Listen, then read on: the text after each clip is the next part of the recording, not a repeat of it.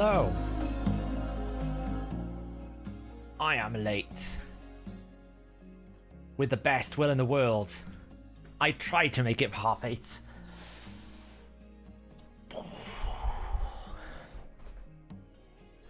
But I'm here. Hello.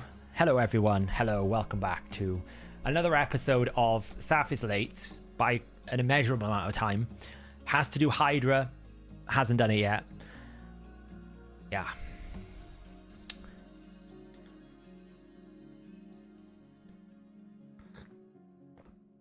We are basically, let's see. I woke up at 7 in the morning. I worked from about 8 until midday. Then from about midday until about 10 minutes ago, I was in meetings. And now we're streaming for 4 hours. So if I suddenly nod off halfway through a Hydra run, you know why. What is your ask tonight, Jessica? 16 months, brother. Thank you so much. Thank you so much.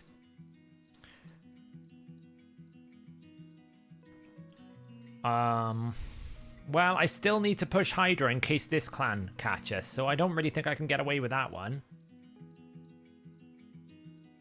But I still want to push third because we could lose third, so I still have to push.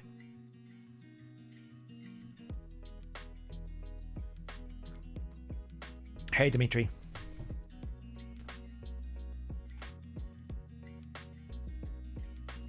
Fortunately, we're kind of finished on Curse City. I can't bother to do these 4 stages.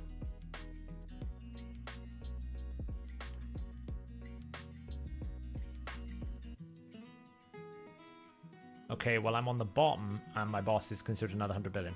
All right. The new chicken hit 180 million. What's this? He's messaging me.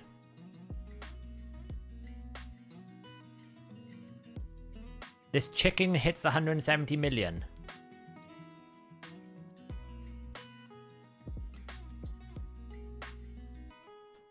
I can't really see what's going on. I'm streaming now.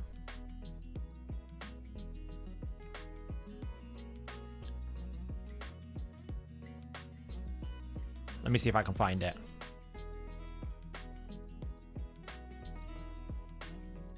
Whoa, advert.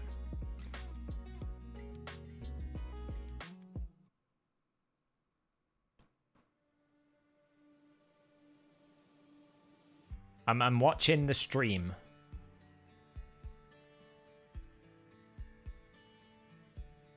Hang on a second, guys. We could go stream Inception here. I don't really want to do that. I'm trying to see what he's on about this chicken's hitting for 100 million.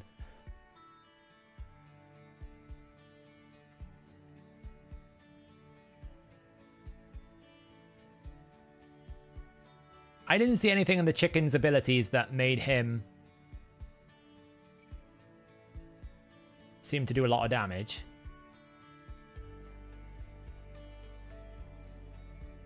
Hang on a second, hang on a second. Let's do this properly. Hang on. We're going to do stream Inception here, guys, a second. I need to find out what this chicken is doing that's doing crazy damage.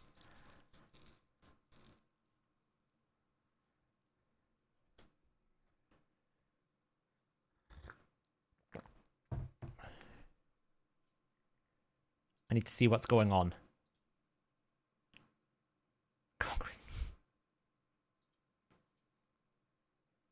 Is it counterattack, is it?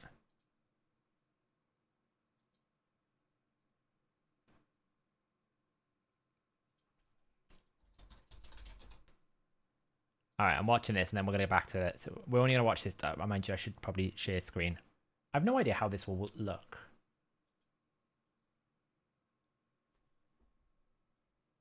Let's have a look. We'll watch YST a second. Wait, I need to cycle it again. What's he doing?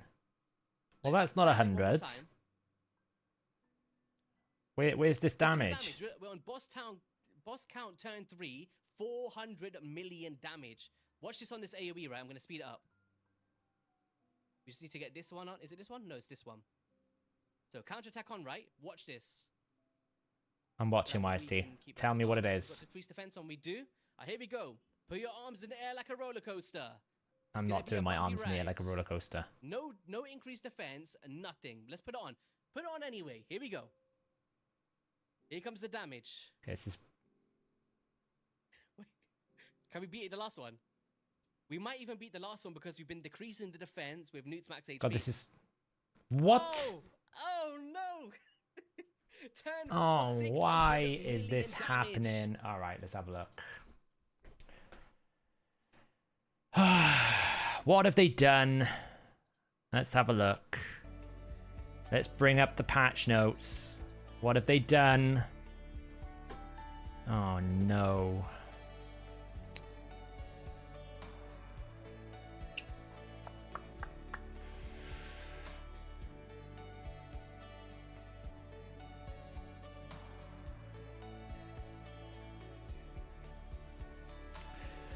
So it must be how it's coded. So just to give you guys an idea of how Clan Boss works.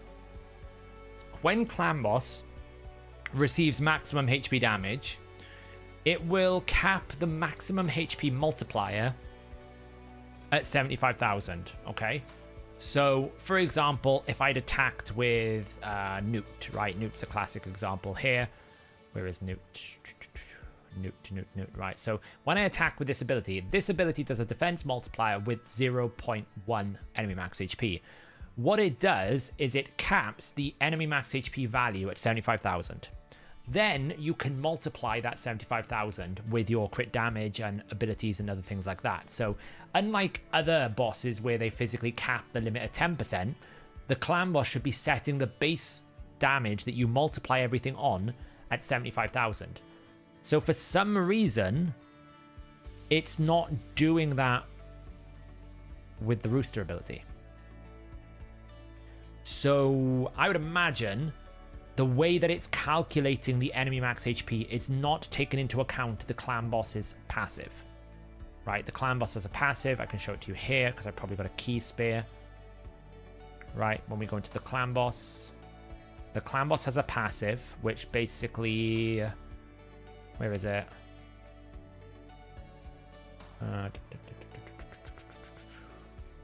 Decreases this infernal presence. Decreases the damage the Demon Lord receives from HP burn, poison, as well as skills that inflict damage based on enemy max HP. This caps to 75,000. No, because it's different in Hydra. In Hydra, it physically caps the damage at 10% of the boss's HP. So whatever you do above 10% is just deleted. Clan Boss doesn't do this. Clan Boss essentially just sets a flat multiplier. It basically sets... imagine you have like attack times 2 and you've got 1,000 attack. Well, the base damage is 2,000. So what it's doing is it's changing that 2,000 value to 75,000, whether it's big or little. So the only thing I can think of is the way that it's saying this skill is based on this champion's defense and the enemy max HP is it is not reflecting as an enemy max HP properly, which means that it's not capping the enemy max HP by 75,000. Yeah, poisons are capped at 50,000, HP burn is capped at 75, max HP is capped at 75. So it means, for example, Acrisia can do more than 75,000 damage because she can multiply it based on her crit damage, her mastery bonuses, her book damage bonuses, but it will always make the base damage at 75,000. Same as Calvalax would be the same. That's how it works in Clan Boss. The only thing I can think of is it's not respecting that 75,000. It seems to be just using the enemy enemy boss's max HP somehow. They'll fix it before it goes live, don't worry. They'll fix it before it goes live. That will not get through to live. I can't imagine it will. They'll go in and they'll do a quick hot fix before they push it live. Because the build's not released probably until tomorrow morning anyway. They'll release the build ready for distribution to iOS tomorrow. And they won't put the features live in the champion in the game yet until Thursday. So they'll probably be able to fix it in time. Hey, Richie. Yeah, Jessica, do you want to DM me what team you've been using and where you struggle with it? And we'll have a look at it after live arena, yeah? Because We've got to do this hellish experience, which is live arena. Yeah, it's a bit like that, Meeks, yeah.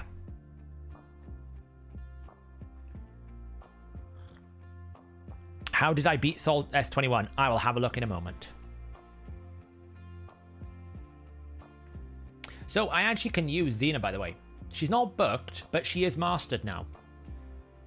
So Xena is up for a usage now. Hey, Chris. The problem with Clan Boss, the moment they added instant Clan Boss, the Clan Boss died. I said it would happen, and I wasn't wrong. The moment they did it, Clan Boss died. Because now all anyone cares about is the instant Clan Boss. You don't see many Clan Boss videos anymore, do you? No, Rhonda's in here, look. Rhonda gets used quite a lot now, Alex. You'd be surprised. Everyone, like, people will be surprised as well. Look, Ancora and Armanz are level 60. I've been busy. In my downtime, not doing any sort of Mikage Titan event points. I've been doing masteries. I've been grinding some levels. Check me out.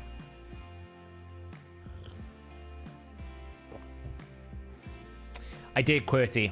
That's one of those situations where I tried to resist the inevitable.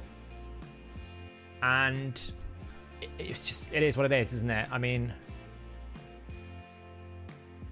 I tried to resist the inevitable, but it does make me a little bit sad, though, because Clan Boss used to be the really fun part of the game, and now it's kind of just become an auto-bot. Well, I guess we're not using Rhonda this battle, because the enemy's got a Rhonda.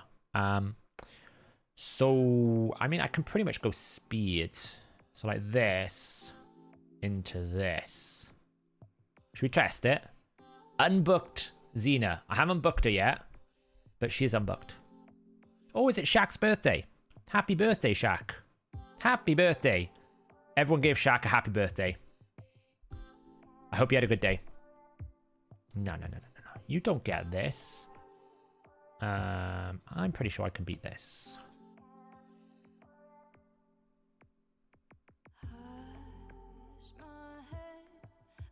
I'm glad the Riho video was helpful. Would I do Slayer or Savage Cruel on Ethos? For Ethos, I would probably do whatever's the best build, but maybe Slayer is better on someone else, you know? Go on, buff. I probably should have A2'd, but it's fine. Oh, he's thinking about it. He's thinking about it. Oh, he didn't.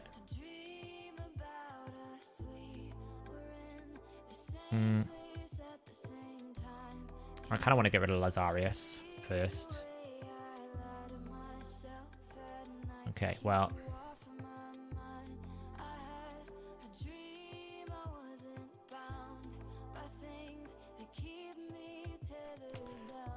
We like to say...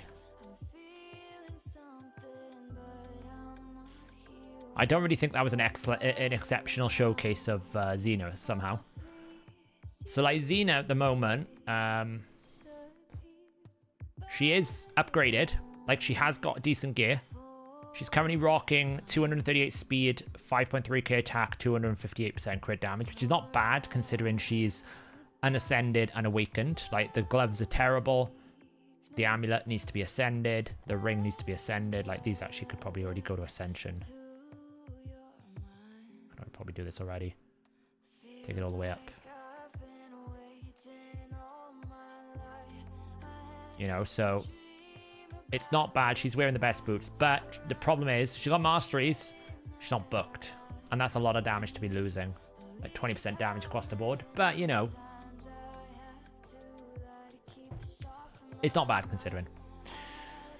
Someone asked me about S21 quickly. I'll have a look. How would I beat S21? I'm gonna say I RNG'd it with Michinaki Kimi. I think, if I remember correctly, I just RNG'd trying to stay alive using the Ugo healing and just out-sped and out-heal them. Like, my Michinaki is very fast in terms of... Oh, he's not actually. Which one's fast? One of them is fast. Is Kimi fast? Yeah, Kimi's like 346 speed. One of the Ugos, I think, is like 298 speed as well. Or 290 odd speed. That's 209. Yeah, like 267. So just build them fast and just That's how I did it. So when's the +4 Whisper? I gotta get +4 Whispers. I don't know about you guys, but I have no storage. So, like, I have no storage for these champions. So I'm gonna have to go reacquire them.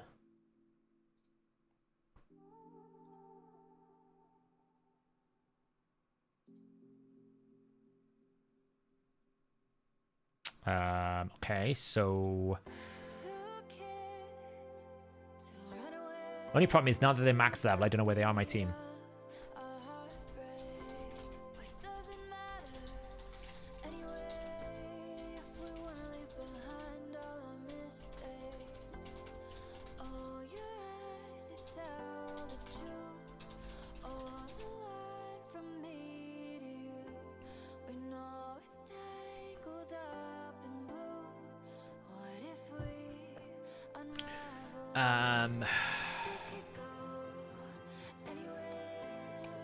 What are we fighting here? Siphi. Okay. Well, Wukong's my answer to that and this. But if I pick that right away, I'm at risk of probably just getting countered by Ultimate Death Knight, so we'll wait. I mean, the thing is, Michael, if you know Armanz is going to be first picked if you don't first pick him, well, surely that's easy, because now you just build a team specifically to just always counter Armanz. Isn't that better? Isn't that easier? Because it should be.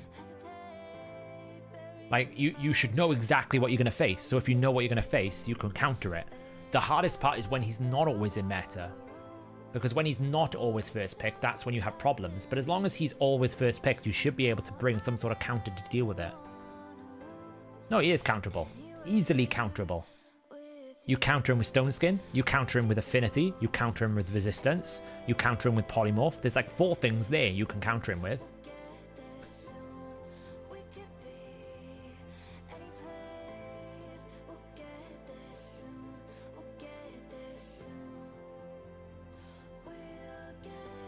It was probably a mistake that. I needed to see if I could like pump enough damage, but he's going to lock me out now. I didn't get an A1. That sucked.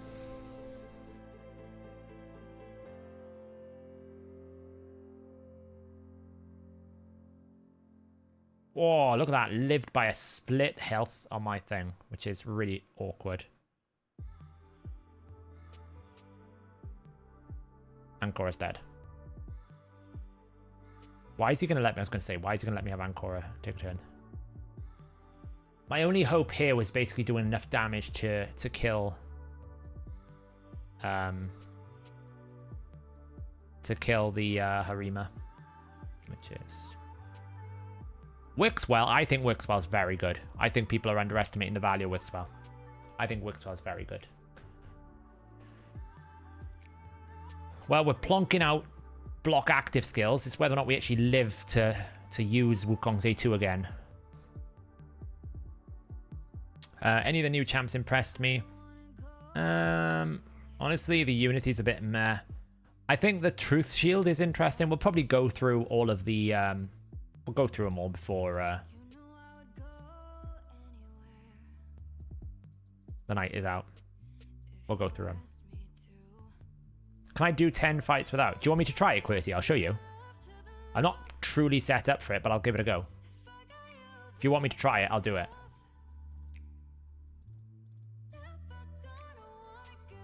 He's going to shield, I think. No, that's fine.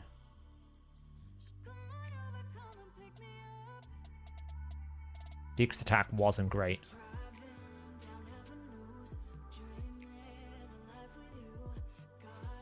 Unfortunately, the decreased attack I had cost me the win. That was a loss.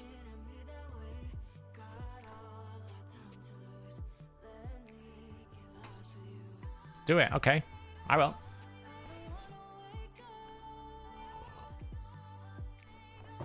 We'll see how it goes.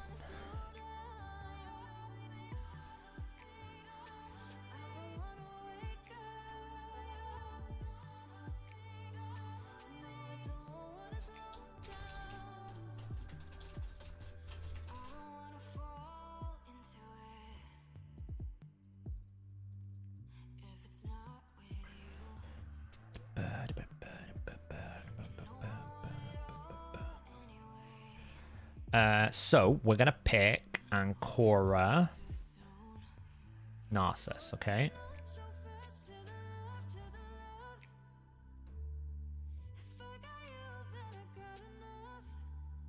I don't really know, actually. I could pick that. Let's do that.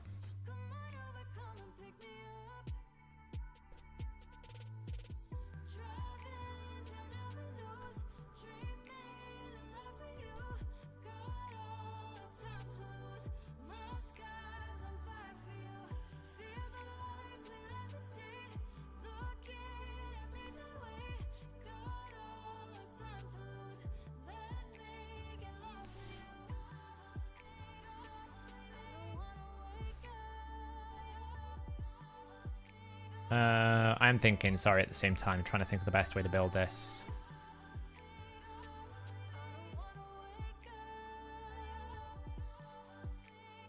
Really don't want to have to fight Lazarius.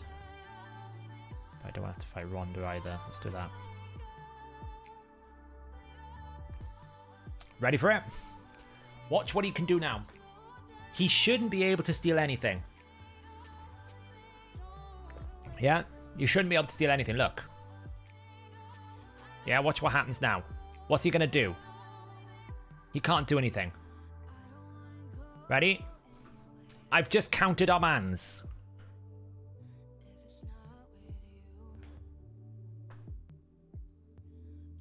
The only downside is I haven't got really a solution for many people, but...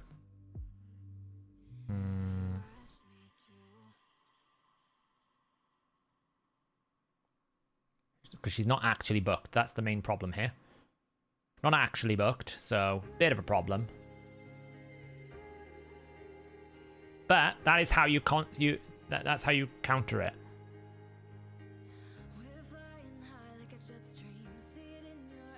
It's just unfortunate that you know, I haven't got a team like to work around it.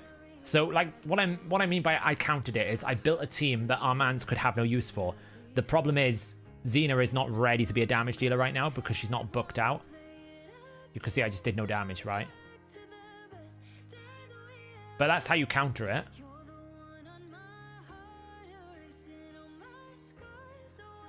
Yeah, you can't do anything about the sheep, but the Lazarius just one-shot me. There's nothing I can do about that, you know? So, you know, that's not an issue with the counter. It's just like Xena did no damage.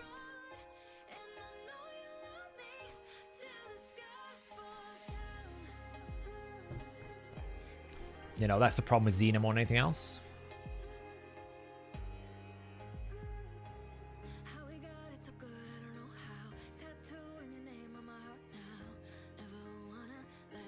Six-star monkey, crushing rend. Unless you're using them in arena, then I would go polymorph.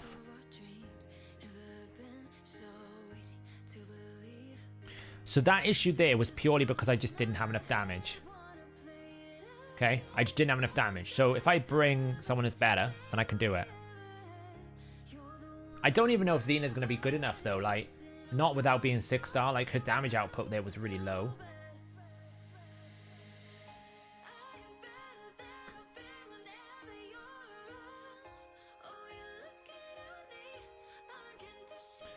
Answer number 2 for dealing with the problem. Just kill it.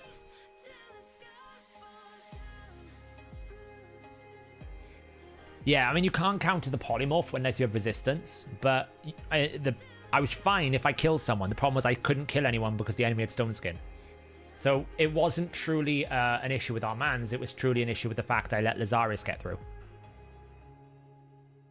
Like now I can basically pick this, guarantee I get to go first, and then pick pick that, right? If he picks Ultimate Death Knight, I'll win the speed race.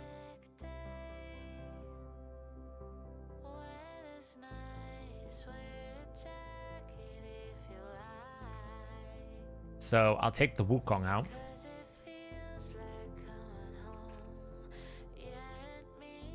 Now, the Shuzhen would have been the one I would have preferred to keep, unfortunately.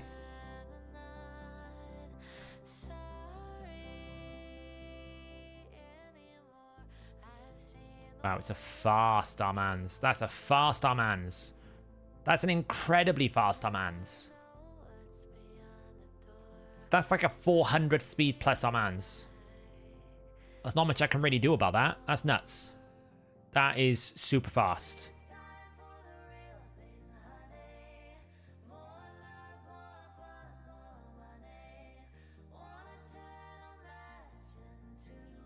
I mean, my Arbiter's like 397 speed. And I had an aura bonus on him.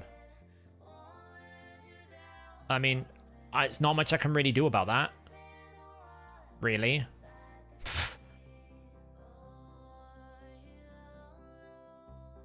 You guys are acting like that. I would have lost that whether that was Siffy or not. I lost the speed race. Like, that's irrelevant. Like, he beat me when I had an aura advantage. Yeah, I had an aura advantage over him. Oh, I'm gonna have to wait 3 minutes now. Great. Fun. We're doing a hypothetical concept of can you beat Armanz without banning him. So far, the first one I lost because of Stone Skin Lazarus. The second one, he was just faster than me anyway.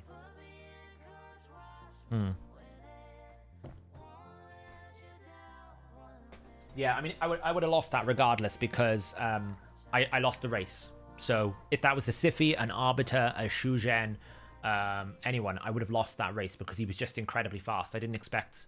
Most people don't have a 400 speed Armanz on a 1-star.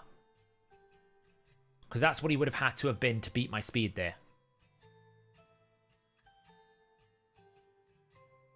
I don't know if someone else in the team had Aura Blessing. But my Arbiter is fast. She is super fast. She's like 390, 395. And I had an Aura advantage because he was of 2%. So it doesn't sound like an awful lot, but 2% is significant, right? I can't really tell whether... I don't think Jorgid had Aura. And the 5-star doesn't... The 4-star wouldn't give him much. So he just simply outsped me. That's all it was. He just simply outsped me. Yeah, he did. He just simply outsped me. Like 2%, for context, is... You know, that's 2.2 speed on my Arbiter. So I would have had an advantage over him.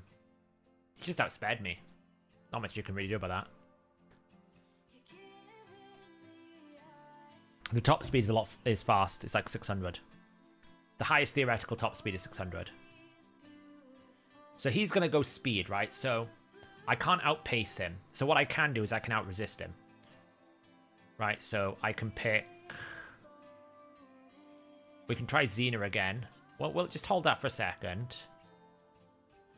And we'll pick... this.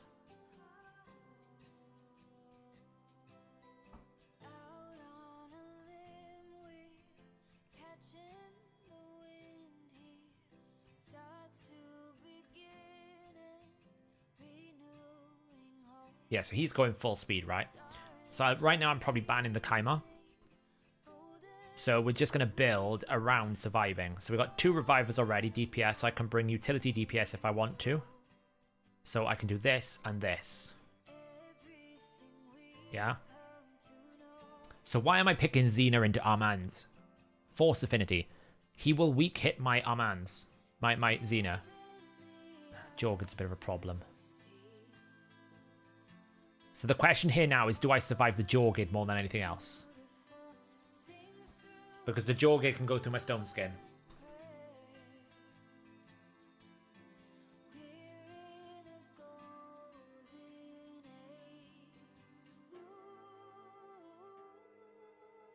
So watch this now.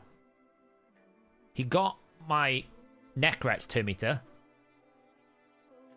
Now, the only thing is, this is the problem, is do I survive to the Jorgid? No, not at the moment. But actually, that was probably the best thing that could happen. Because he can't polymorph my Xena right now. As long as I get a turn, it'll be fine. He can probably try to sheep my Elva.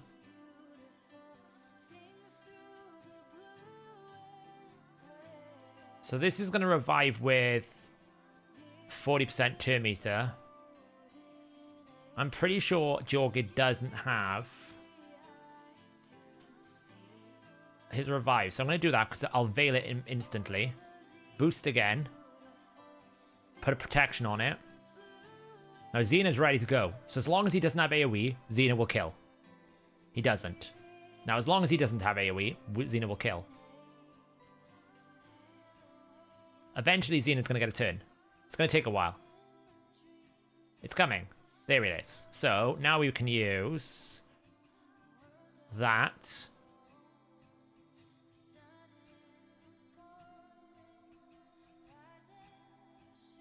I've still got one more revive, remember. They've got a revive, but it's not a problem. Because my revive is stronger. And hopefully he hasn't got A3. No, good. Now I can do this again. Probably re-kill. And there, my friends, is how you counter Armanz. All you naysayers. All you naysayers were like, you can't counter Armanz. I showed you can.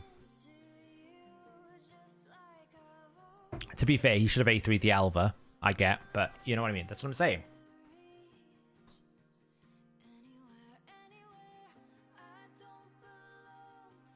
Yeah, you have to bring... There's 3 ways you beat him. Well, 4. You either outspeed him, you out-stone skin him, you out-resist him, or you out-affinity him. There's plenty of ways you can deal with it. So if you know you're going to be facing Armanz, which we know we're going to be facing Armanz, we'll just build to counter Armanz. If he's facing 4 stone skin, he's just sacrificed one of his positions because he might be able to sheep one of your stone skins. That doesn't really matter because it's still a 50-50 chance that he's going to strip a stone skin. He doesn't always strip the stone skin. So if you just build your teams to fight Armanz, then it's, if anything, advantageous because you buy yourself a free ban. Because if you know you've already countered the Armanz, then you can ban someone else. So now you only have to deal with 3 problems, not 4. So there's always a positive to always seeing the same champion. The issue when we had Tarichka was you couldn't beat it with anything but Tarichka. Armanz, you can beat Armanz with many things. But you don't need all the stars aligned. You need to build a team around it. Build yourself in 4 stone skin.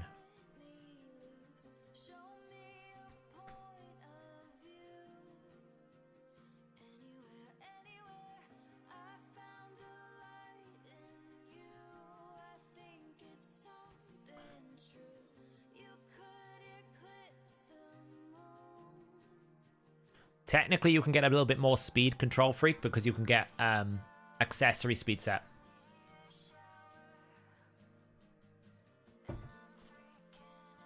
So he's going speed again. Lockout here is a bit unfortunate. That's going to be a bit frustrating. So I'm going to go into Lockout Central.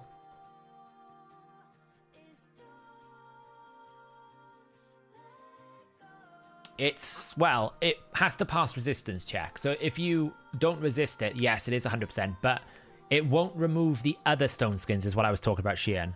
So if you've got 4 people in stone skin, he can at best stone skin 1 champion. He can't stone skin them all, right? There's only so many things he can stone skin. The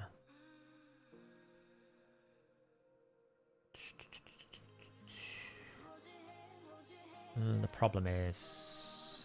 I need to do that. I need to take out that. I'm probably going to lose this one just because I don't have a team built to counter the Ronda. He's going to punish me because of the Ronda. I'm expecting him to ban my Rotus. I'm expecting him to ban Rotus. That's why I've banned his Leo.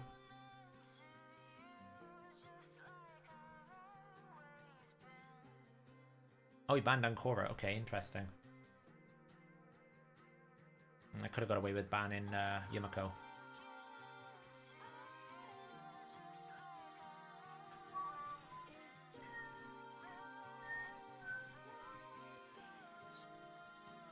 Yeah, of course. I mean, there's still things, you know, that can go wrong. Like, he can probably polymorph my Rotus here. There's not much I can do about that. Like, I should have banned the Yumiko here. That was a mistake.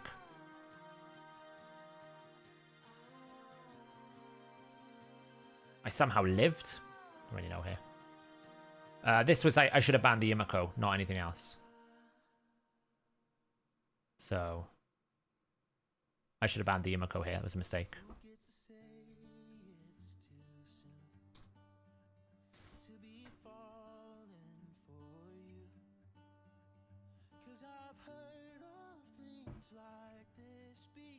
Now, to be fair, I'm showcasing this in a not set up example. I'm giving the examples of the teams that you would use to counter it. Like, Harima right now is a very, very strong counter to Armanz. So if you have Harima, obviously he goes in.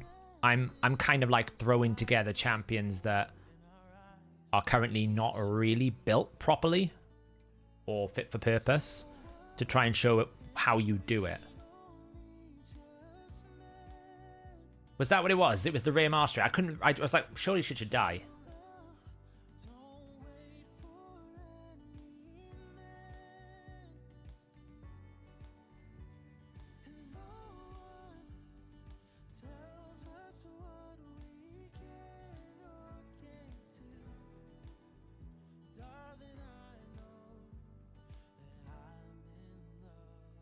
Yeah, Mithrala should resist everyone. Mithrala should never get debuffed. No, the only time Mithrala should get debuffed is if they have increased accuracy. Oof, look at this. I mean, this should be fine as long as I have an absolute godly nuker, which... They've kind of taken all the godly nukers, which is kind of annoying. So I could take Rhonda or Rhodas. I'm going to take Rhonda. I'm going to ban Crixia.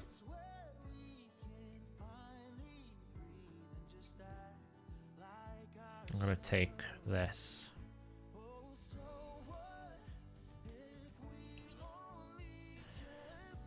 Well, Rhonda's got the A2, which is really good into Wukong, and I was always going to have to ban the Crixia.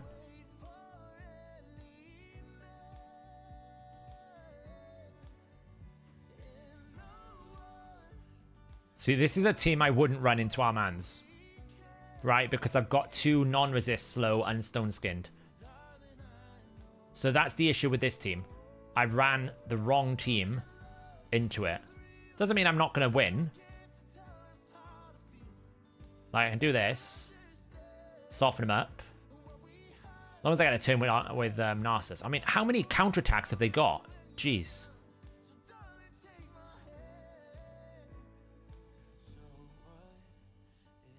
It just depends how much Wukong damage there is and how much Garrel damage there is. I'll probably get smashed.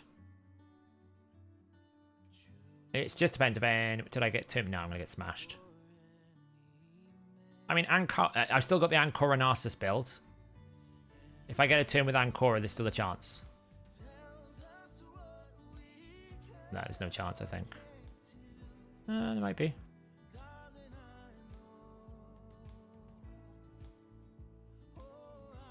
Very slim chance.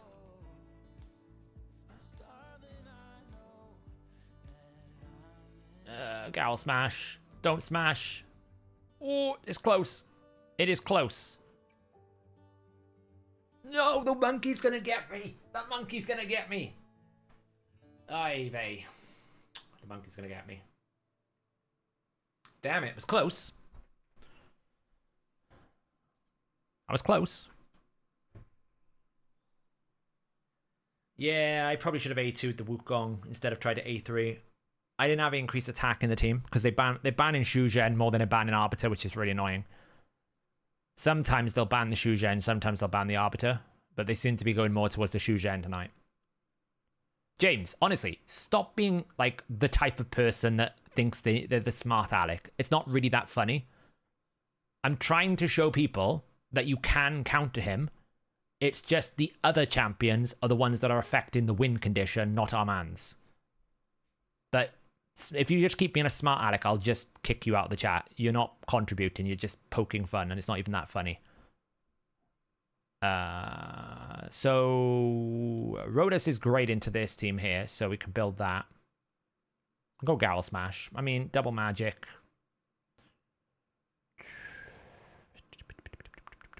I mean, I do want to take this. They'll probably ban the Shugen if I pick anything other than Arbiter.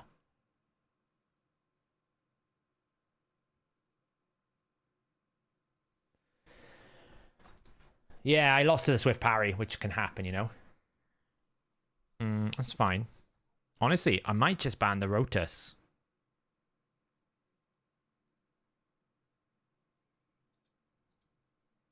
Honestly, I might just do that. That feels like a good move. He'll ban the Shugen. He might ban the Ankora because I only have one I only have one reviver. He might ban the Ankora. Oh, he didn't. Cool, he gave me Shugen. Hey, Green Virus. We're trying to counter Armanz. That's the fun tonight.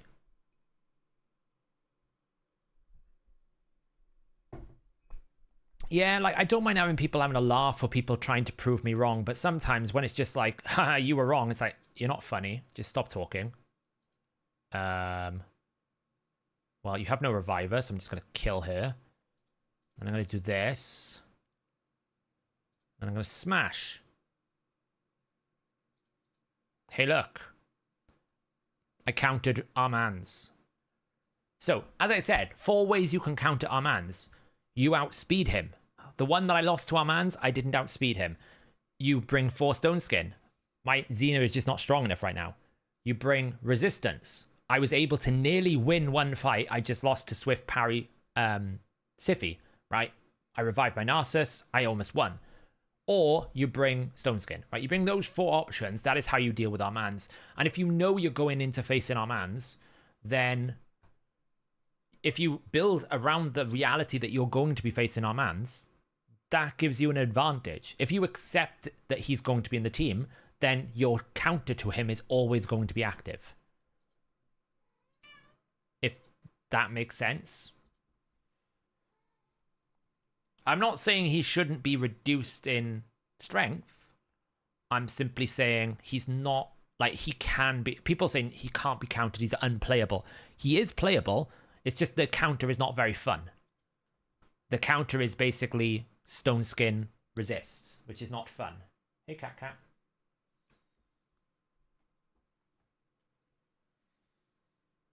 Ooh, Gizmac. I've not seen a Gizmac before. That's fun. Well, look, he's bringing mythicals. I better bring a mythical, right? It's only fair that if he brings a mythical, I bring a mythical. Now, Galathir, I've got no goddamn idea how to beat Galathir. Probably, what the hell is this team? Well, I don't want to fight the Crixia. It's probably going to be like a one-shot Grisor. Hey guys, look, there's a fight without an Armanz. No Armanz. Not a single one in sight. Not an absolute single one in sight. Let's all rejoice in the moment. Let's all take 10 seconds to look at the beautiful thing that is a non-Armanz fight. We didn't even have to ban it. I mean, that is I don't even know what's going to happen here. Is it going to be a Gizzy Smack? Kaboom! Oh, well, he killed my Shugen. Has he got an extra turn? I don't know what's happening. Gizmac is doing stuff. Oh, he's got unkillable now. I don't even know what I can do.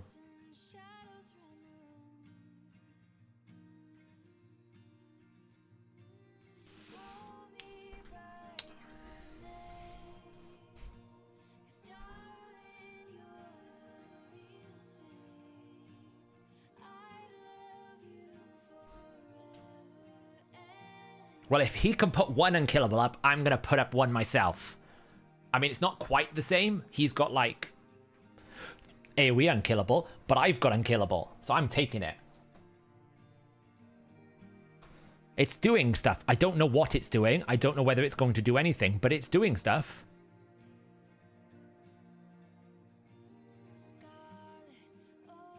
I mean, we might as well just ally attack, I guess.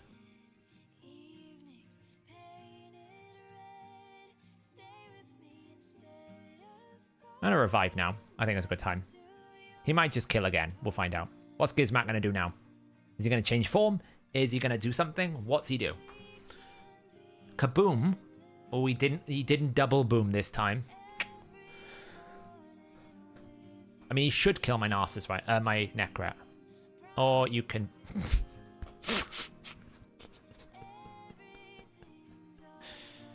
Well, it's been long time waiting, but let's do some smashing. It was fun while it lasted. I mean, I don't really know what he was doing. He was doing stuff. He's still doing stuff. I mean, she's going to revive. I'm just going to kill everyone. It's Garrel. I've like 99%. Like, you can't sleep me. You're going to die. Okay, well, maybe you're not going to die just yet. Go on, revive. Revive for me. Oh. Well. After all that, we're left with just 2 revivers. You know what I mean? I mean, if he revives, it's like Grizzle, it's kind of annoying. I don't think he's got a revive yet. I think he's got an A1 sleep. Oh, no, he's got a revive. AoE. No, okay. Smash. Well, I applaud his effort. I don't particularly know what the goal was. I don't if I'm being honestly, sure, I've absolutely no idea what happened in the fight. As I would imagine, 99% of you people in chat right now who've played many mythical fights have absolutely no idea what these mythical champions do. I don't know. All I know is Garrel smashed. That's about the only thing that I know what happened was Garrel smashed. Well, he probably revived Arbiter to try and revive everyone. I just don't know what the plan was. The thing with Gizmak, what you should do with Gizmak is not mark the DPS. That was the mistake he made. The life barrier is very good at taking down the Ancora. It's a cheap way of killing a tank. You're going to kill the damage dealer anyway, so don't pick on the damage dealer, pick on the tank. That's who you life barrier. The Duchess, the Siffies. You don't life barrier the damage dealer.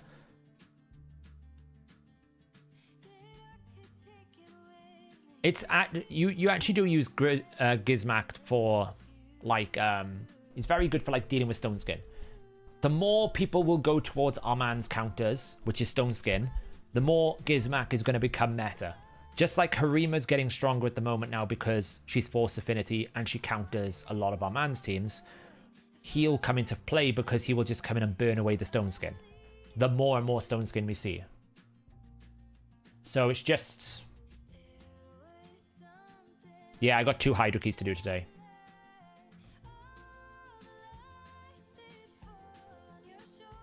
To be honest, Chris, by the time the next patch comes around, I've just about figured out what the last mythical does, and then they give us more mythical champions. Like a chicken that can deal 1.2 billion to clan boss for no reason whatsoever.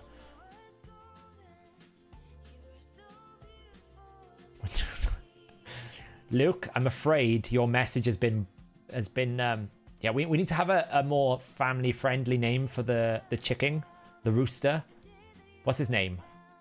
Gallius Bloodcrest. We need to have a more family-friendly name. You're getting blocked by YouTube, guys. Like, you're getting blocked by YouTube. I can't do anything about it.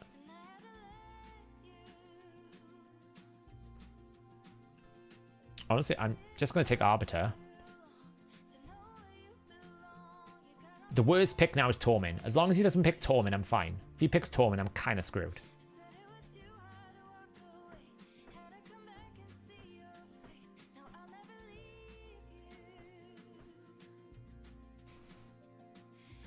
Some people aren't. Like, Jacob didn't get spammed, but Luke got spammed. I think it's probably because it was very, very not family friendly. Like, a Mortu Macabre? Well, that's an interesting counter. That's an interesting counter because Garrel is mostly AoE, but he made a mistake because I'm just going to wait it out. Why would you pick Mortu Macabre and then ban it? What? Guys. Why would you pick Morty Macabre as a counter to Garrel and then ban the Garrel? I don't understand it. Like, you pick Morty Macabre to counter the AoE.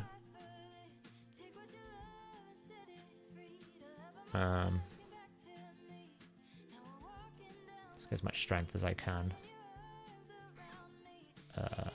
Kill that.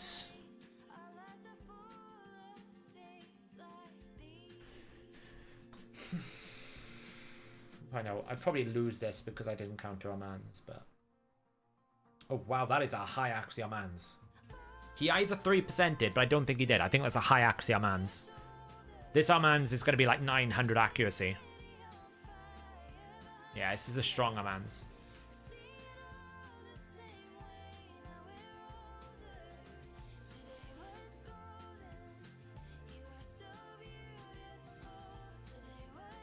It's a strong Armanz, this.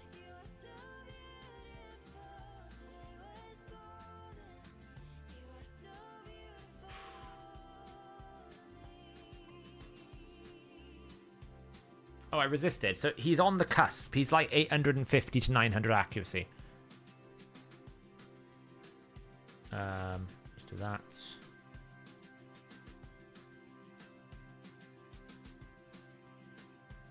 Please don't proc his passive. Please don't proc his passive. Please don't proc his passive. Please don't proc peril. Oh, thank God. Now, so the only risk of death is the monkey. And eventually I'm going to win. No, I think YouTube did. Das Universum, no, you can't. It won't get banned. It's just your message will not get through. I'm seeing many flagged messages. It's like, how many times do I have to kill this monkey before he dies? It's just too much of a risk. Unfortunately, it's too much of a risk. I have to kill him every time.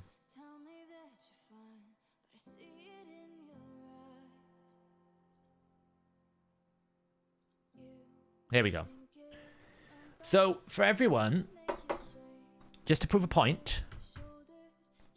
It must have been 3%, yeah, QWERTY. The only reason why I wasn't sure was the decreased turn meter also got dropped, QWERTY, at the same time. So I thought they'd be two different things. So... but yeah, so for everyone who said that you can't counter Armanz, you absolutely can if you build your team properly. Is it fun to counter Armanz? No. Is it easier just to ban him? Yes. But he's not... I don't think he's as bad as Tarichka, personally. Because I think it costs you a lot to actually have him. In the sense that... oh, she may have done QWERTY. Yeah, you're correct. That's a fair point, yeah. Thing about Armanz is he's not a reviver. So he's going to take one of your support teams, right? So this team here can't run with a reviver. If Armanz wasn't in this team, you could have run with a Siphi. So the moment I kill all of his team, he's lost. So he can be quite difficult to fit into your team because you have to sacrifice like the Shu Zhen role or a reviver role to get him in. So I don't think he's as bad as Taras Marichka meta. I think Taras Marichka meta was harder to beat than this because you can't actually kill Taras because most of the ways to kill him is blocked by the Marichka. But I think Narcissus pushed Taras out. Like, Narcissus countered the Tarichka more than anything else. And now Armanz is coming in to try and counter the Narcissus. And I think you can counter him with Stone Skin. No, it'll just eat the stun. It's checked on the target that she absorbs it from. How do I think it compares to Ultimate Death Knight? Oh, he's so much better for the meta than Ultimate Death Knight. Ultimate Death Knight is the literal worst thing to happen to Raid Shadow Legends. If they literally deleted Ultimate Death Knight from the game tomorrow, it will probably make the game 10 times better.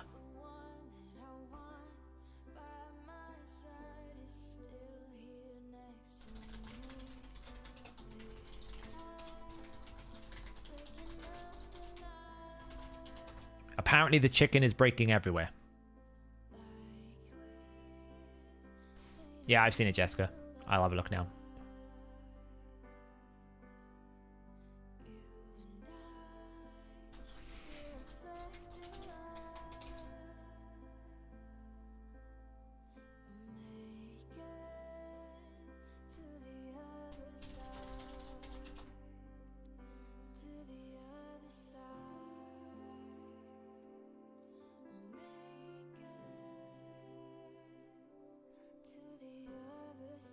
Yeah, exactly. Like, you're not waiting 2 minutes to either win or 2 minutes to either lose with Armanz.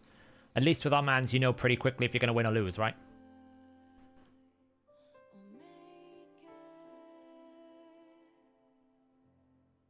Well, no, the easy fix for Ultimate Death Knight is you make him have a 1-turn cooldown on his passive. That's the easy fix for Ultimate Death Knight. Or it only transfers 50%. Or it doesn't transfer debuffs and effects. There's ways you can make it better. Yeah, he's falling out of meta because there's too much sheep, Michael. Both Wukong and Armanz can get rid of Ultimate Death Knight now. That's why he's falling out of meta, so it's no longer worth stalling. But I would not be, like, upset if they deleted Ultimate Death Knight tomorrow. I think it would be one of the best things they ever did in the game. I know a lot of people will say, well, you can solo stuff with Ultimate Death Knight. You can, but I can also solo stuff with any epic, especially when Empowerment comes. Well, no, because the problem is, Das Universum, he's actually worse in PvE, because bosses, it only works 50% of the time on bosses. If anything, you'd want the other way around, 50% in arena, 100% in bosses. It's actually worse. You can't use him as a viable counter for, like, Hydra and stuff, because it's not consistent.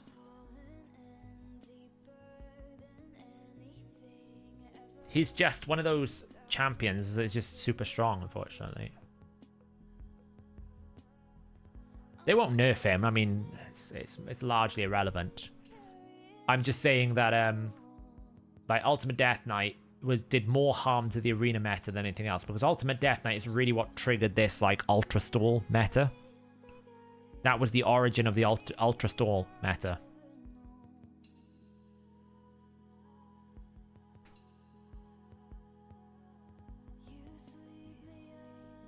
Venomage, Orogrim, quite a lot of things. I can solo everything with Akimtum. There's actually quite a lot of epics that can solo everything. Akimtum is one of those +4s, I think. I'll probably +4 in Akimtum. He's one of the ones that I would say is +4able.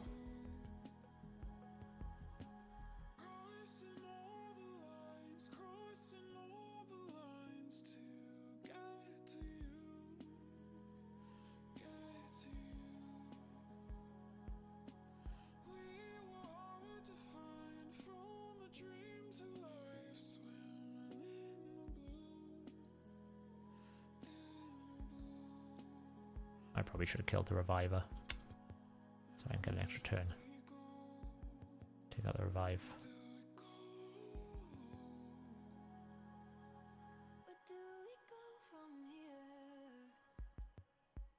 I think worse than a protection emic, I'm not gonna lie.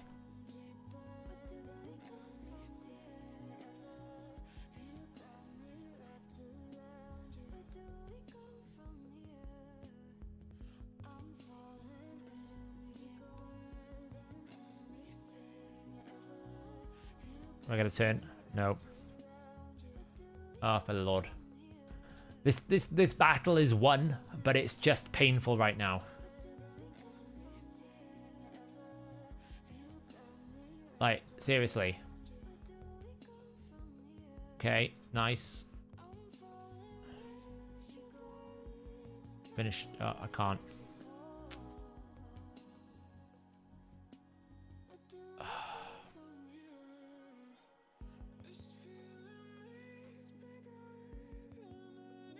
Hey, I can take a turn. Oh my god. Ha! Sheep to death. Alright. There we go.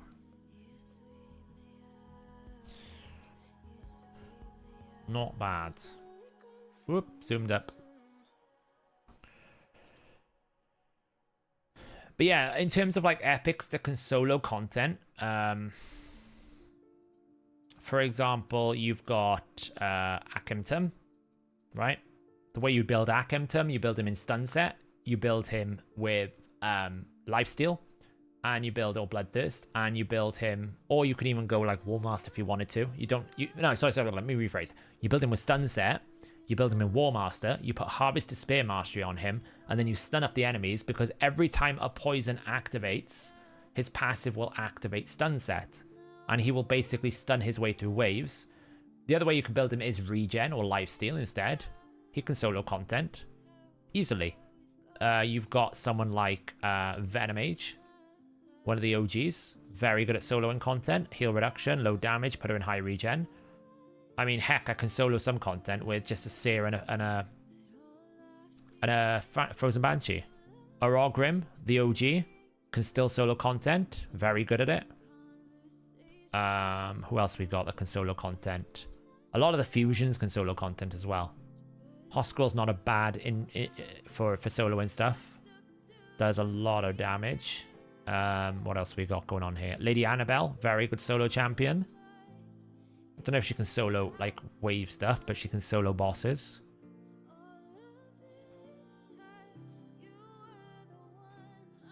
Fenax will be a very good pick for empowerment. Basilisk is pretty good at soloing stuff if you build him right.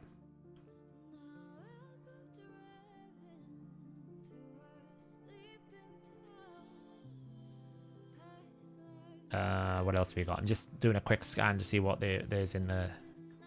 What epics are available. I've not really thought about Kafru. Can he do it? Probably not.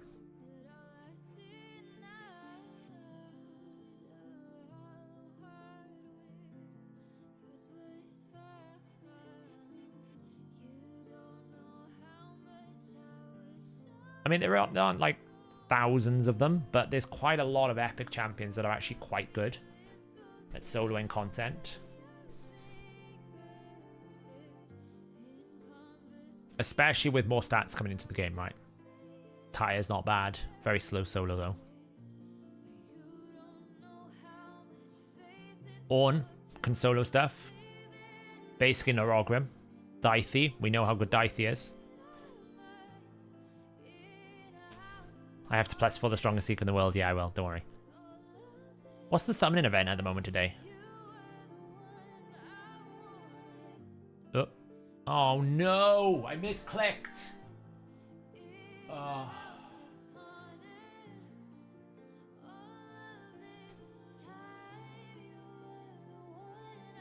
No! Alright.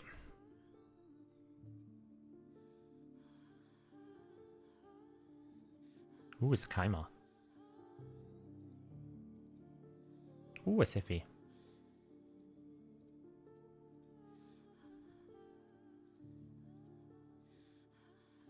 Well, we got 900 CvC points. Jeez. No, I just bought 10 upgrades for 480 gems. Was it 480 gems I just bought it for? Probably. I need those gems for the Iron Twins grind. Should we eat a Primal Shard? Oh, it was epic. Oh well, I only wanted to eat one. Oh man. How much was that? How much gems did I just waste? 180. Oh, that's like... How many days is that? I've just destroyed 3 days of Iron Twins farming. God damn it.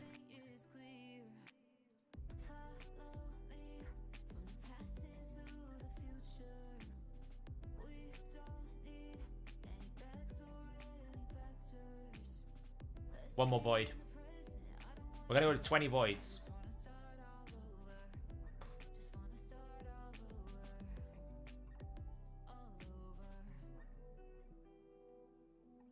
Oh, well, that's the end of that.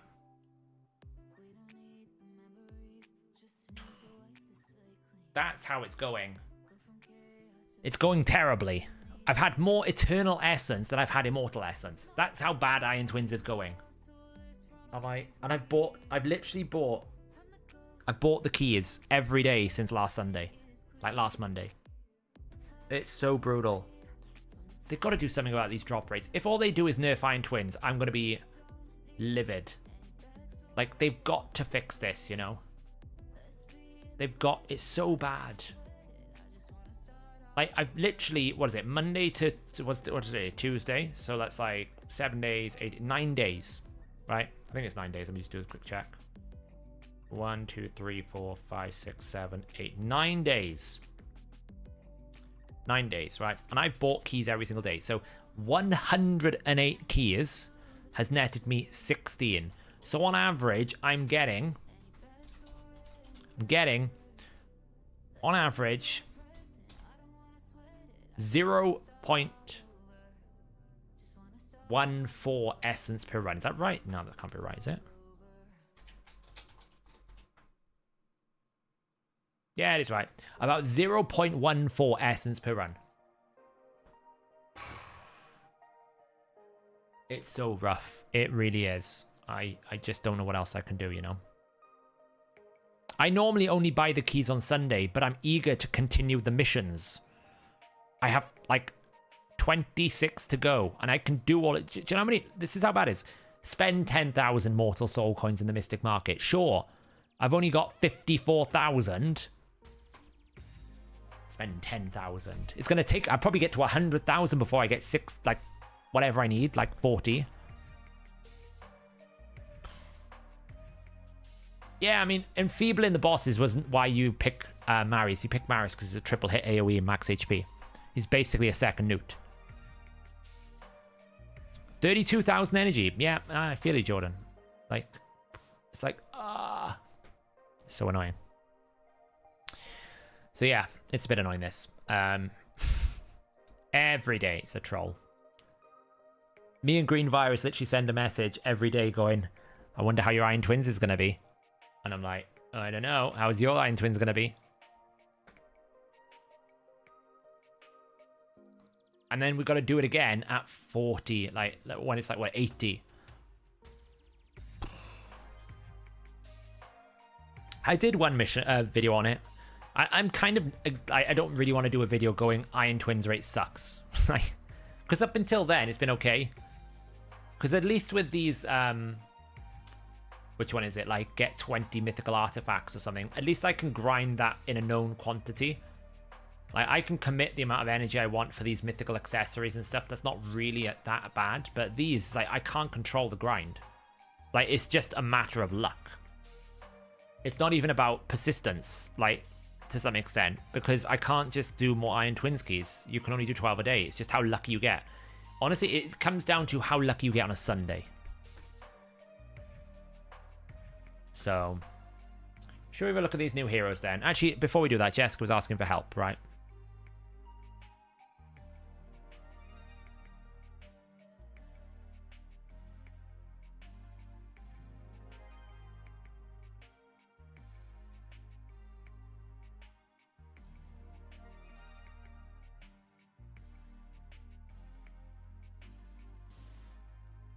How are you, Jessica, how are you targeting on Iragoth?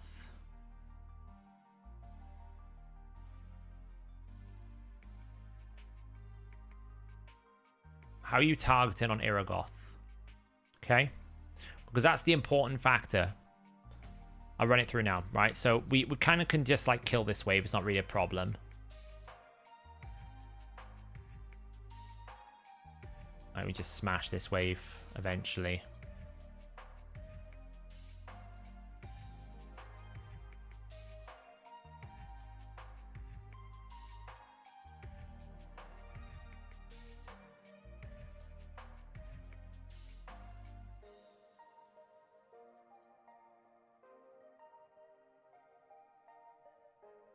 Hey, Darky.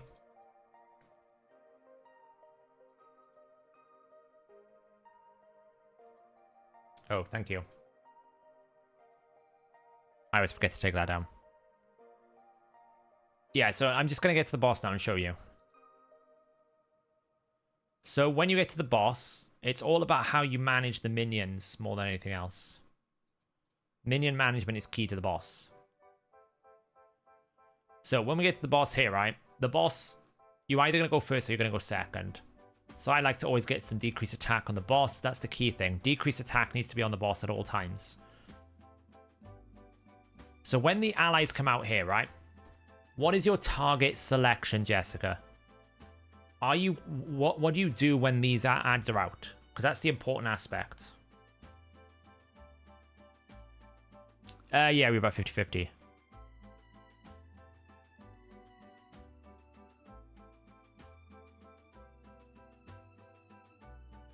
I haven't seen it. The Dortmund won, did they?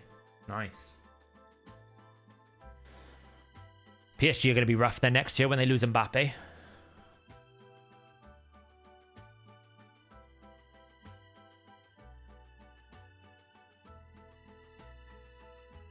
Yeah, Michael, exactly. I mean, and also put into context, I lost to a swift parry, and I lost to a very, very fast Armanz. I got very fast. Funny if it's an all-German final. But honestly, Real Madrid, Champions League, there's a special thing about that. And this Real Madrid team looks unbeatable at the moment. Okay, so, Jessica, what you need to do first is kill the priest. Okay, the priest is the one you kill first. Because the priest, when you kill it, will reset your abilities. Okay? So now that I've reset my abilities, I can start damaging the boss. So the priest is who you need to prioritize. Then you can do some damage to the boss. Then what you need to do next turn is kill this side guy here on the left. Okay, you need to kill one of the guardians.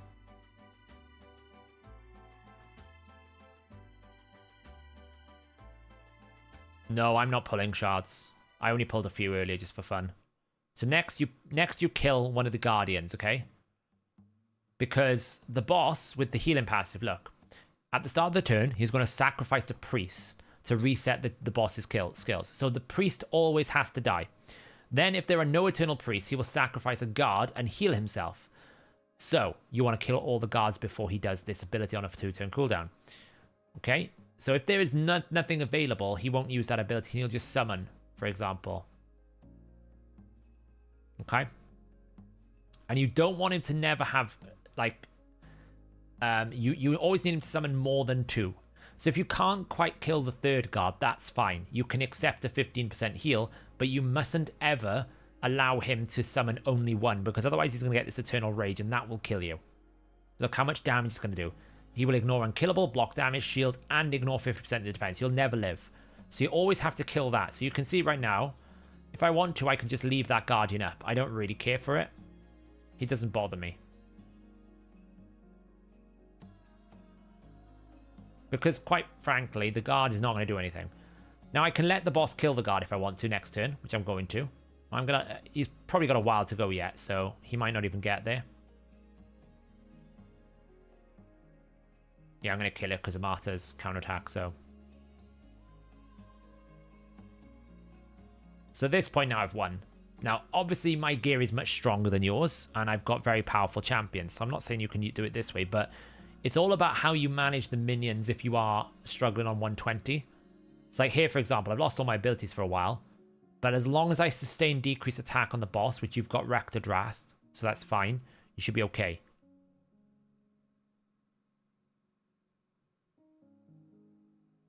I haven't done S20. I've skipped it. I'm not doing it. It's awful.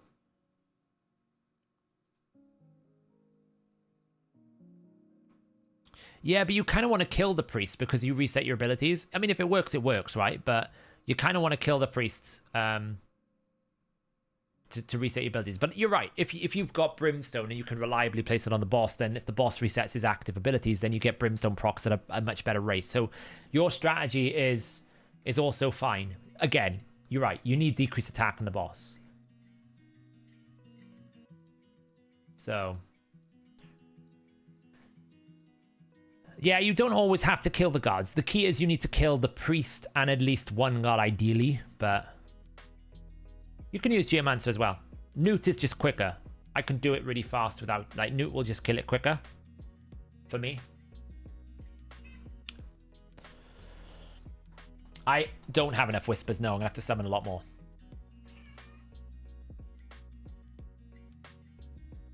Yeah, you can use Geo for it as well if you've got it.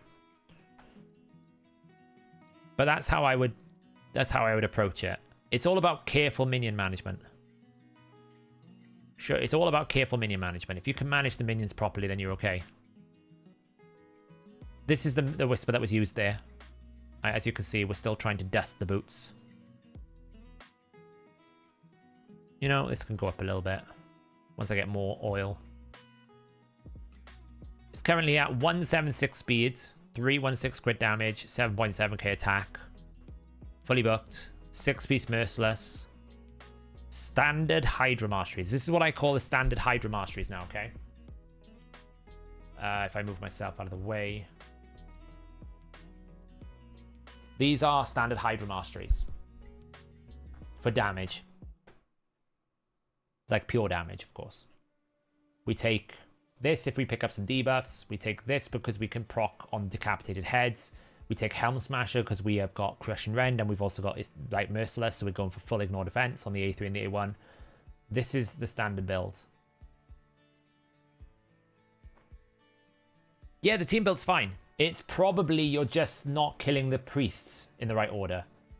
You're probably just not managing the minions. So kill the priest, then kill one of the Eternal Guards, then focus the boss, and then if you want to, kill one of the Eternal Guards.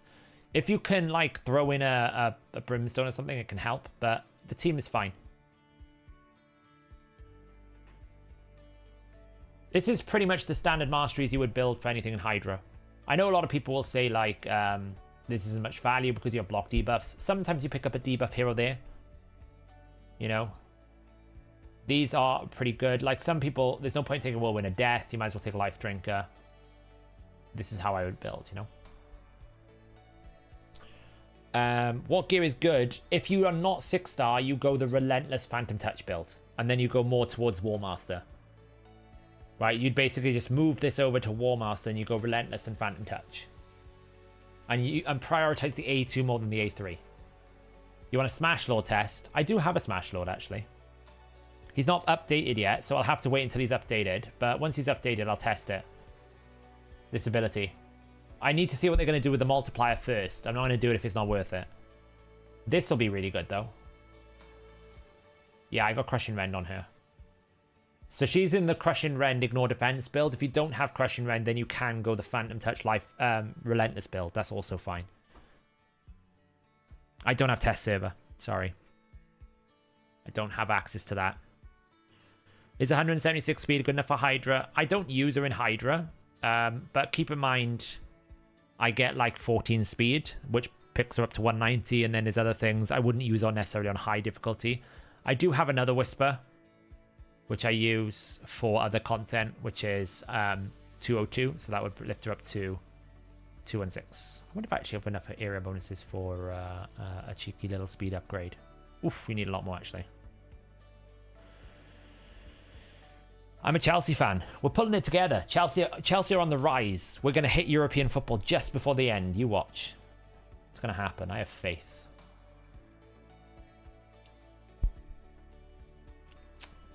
Now, Playroom doesn't even know I exist. I'm invisible to Playroom. Absolutely invisible I am. Log into HH account. Yeah, that went well last time. That went great last time. Darky gifting 5 memberships. Thank you so much. Really appreciate it. Still no test server.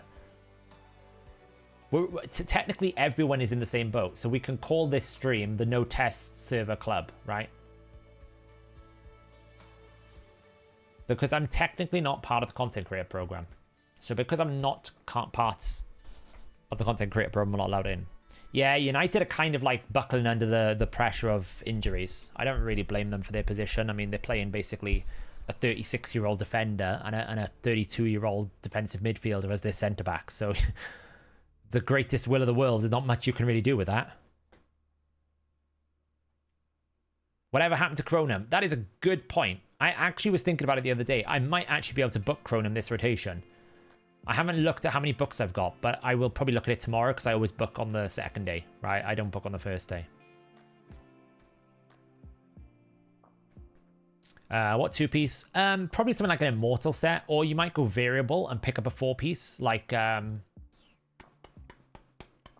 Stone Skin, just so you can survive the first hits, maybe? Probably not. I'm trying to think. You might go Slayer.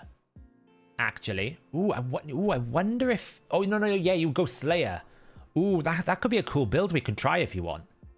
Do you want to see if that works? We go 4 Slayer, 4 Stun set, War Master Akimtum, solo build. That could be fun. Should we try that? That could be fun, right? Yeah, Xena needs books. Drogba. Come on now. Palmer's having a good season, but Drogba's a legend. We still need to do a Hydra run, though, so we'll have a look. Oh, did it count, Jordan? Don't tell anyone. Just take it and run. It's probably bugged. I don't know what the nerfs are going to be, Reaper, so I couldn't tell you. That's like asking me to declare world peace happen before they've actually signed the declaration. Well, I don't know what the declaration consists of, so I don't know if it'll work. Kind of the same problem. So, Akimtum, right? Akimtum. Let's find Akimtum here. One of them, I need the one that's not used. One of them is being used in my team, one of them is not. I think this one's fine, right? So, I'm pretty sure this is not the one I'm using in my Spider 10 hard team. Yeah, cool. Okay, so Akimtum, right? Akimtum. What is cool about Akimtum is this passive is coded as AoE, which means if you put him in a 4-piece Slayer set, you get this bonus every time a poison activates. So what we do is we go in here and we look for Slayer pieces, okay? So that's the first goal. Do we have any Slayer? Look, there's a ring there. Great. It doesn't really matter what it's got. We don't really care about the stats, right? All we care about... Ooh, that's technically reworkable, that. Well, it didn't really get much better, but it didn't get much worse, so we'll take it. Sometimes these things work in your favor. So we need one, and ideally another Slayer piece. Look, there we go, look. There's an attack. Could take that one.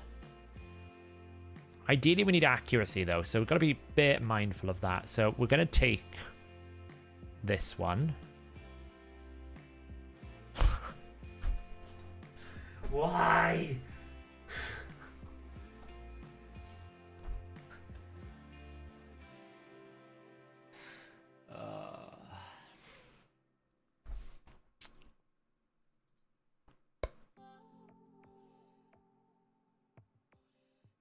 Do I re-roll it?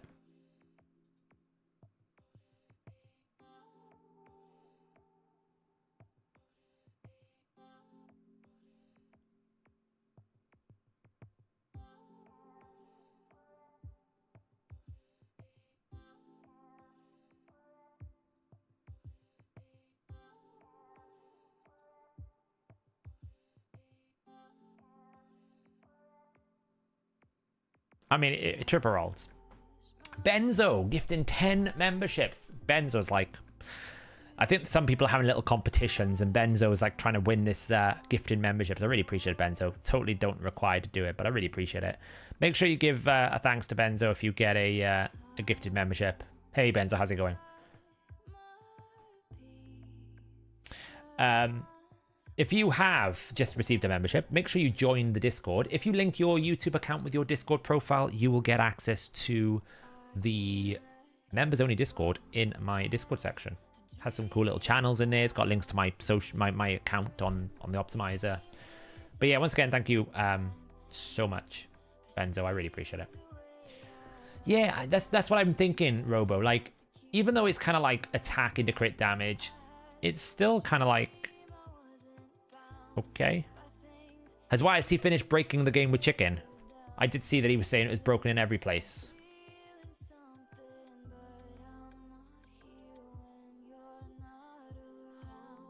Oh, it's not broken in every place. Okay.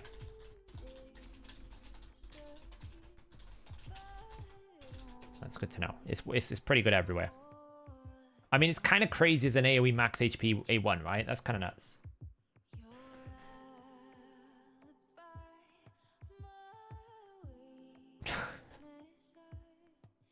All right, well, Akimtum, congratulations. You've just inherited a very crazy attack one, right? So we do that, and then we need accuracy speed, okay?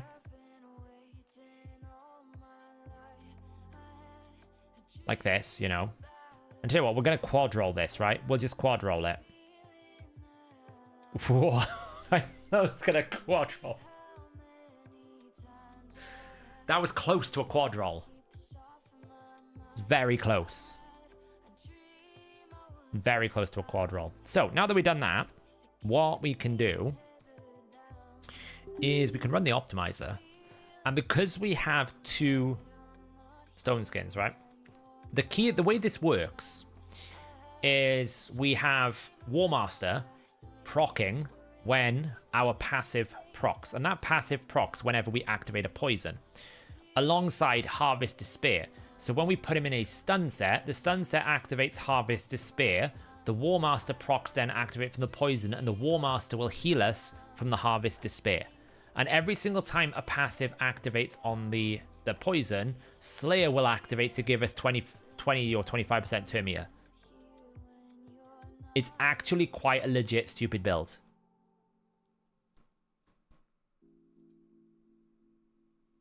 Yeah, I need to farm some silver up again. I absolutely have no idea, Reaper, right now. I'm waiting to see how they're going to implement the code. I'm waiting to see what happens when this rotation ends, and then we're going to look at it.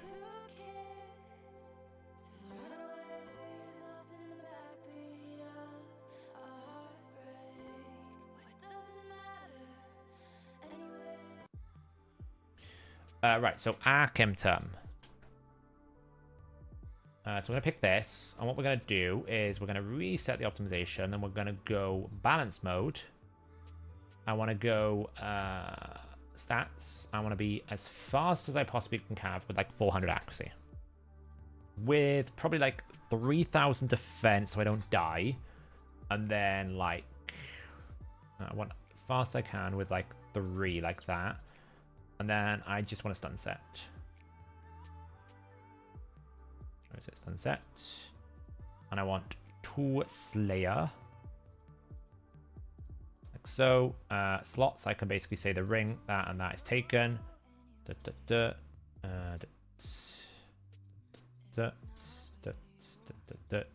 I don't really care about defense. Yeah, I don't really care about defense. Sorry, attack. Get the right words. I don't really care about doing damage right now. I just want to live, basically. See what we get here.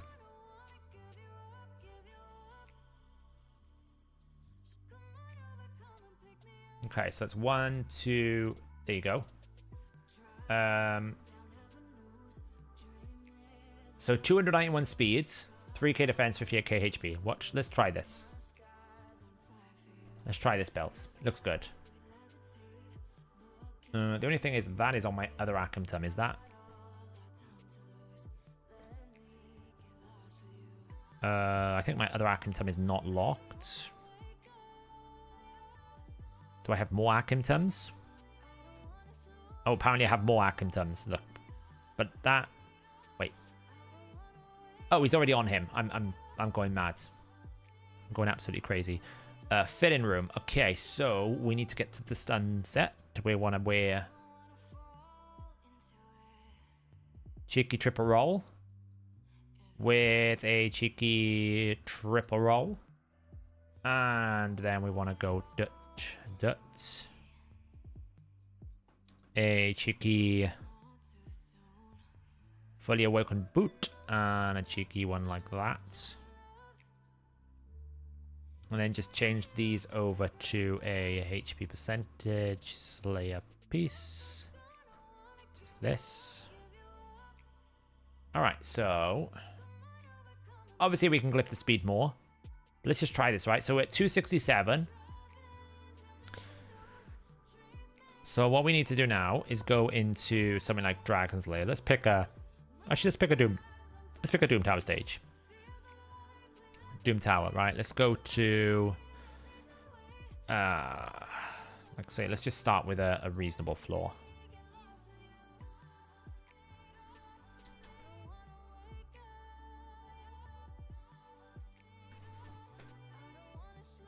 Oh, he's dumb. Look. He's dumb.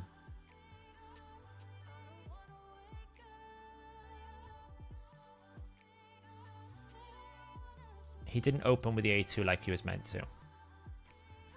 This floor is going to be awkward, actually, because that's really fast turn me to manipulators.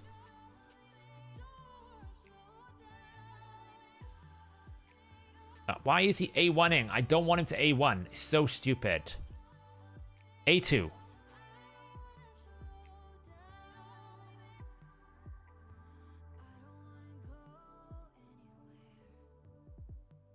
Hard Doomtown might just be too difficult to do here. Because the speeds are really high, let me just throw him in something a bit better, like... he might not survive a normal boss, we'll find out.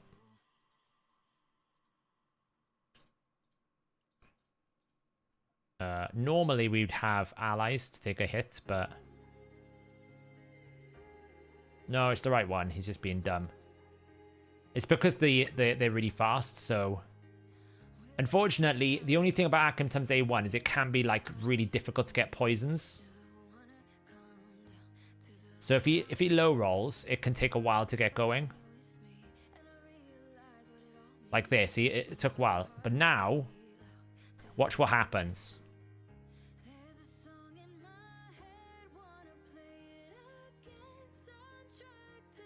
Watch the healing.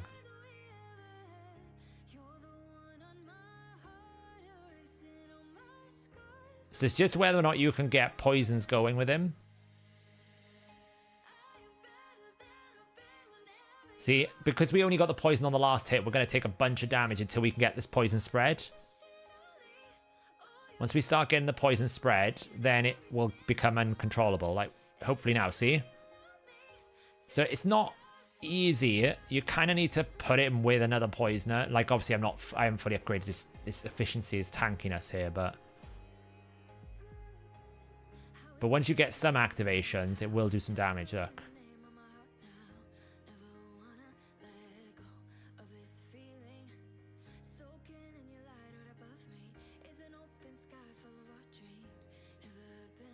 Yeah, you need to pair him with poisons, basically. Yeah, actually, I've got Calvalax now that you think about it. Like, he'll die here because it's just too much damage. There's nothing to heal off. Because he's not in regen, right? But I actually do have a Calvalax now. Let's see. I think he needs to be ascended.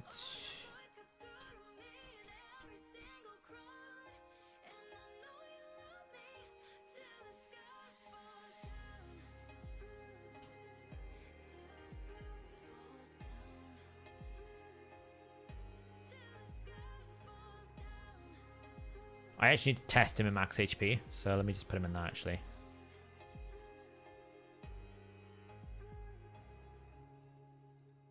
There's a Slayer ring here. That'll do.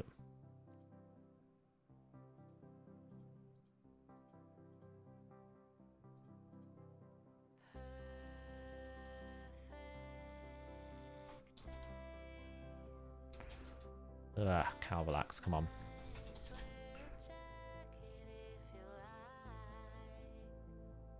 So, what we need that, and then you basically do this, right?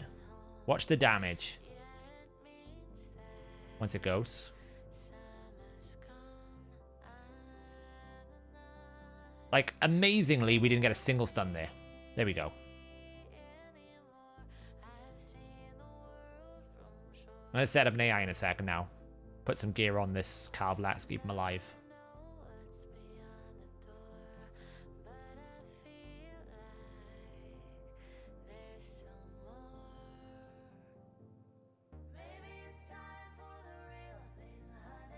She's got poisons. Look how much healing that you get out of this, though. Look, it's crazy amount of healing he does.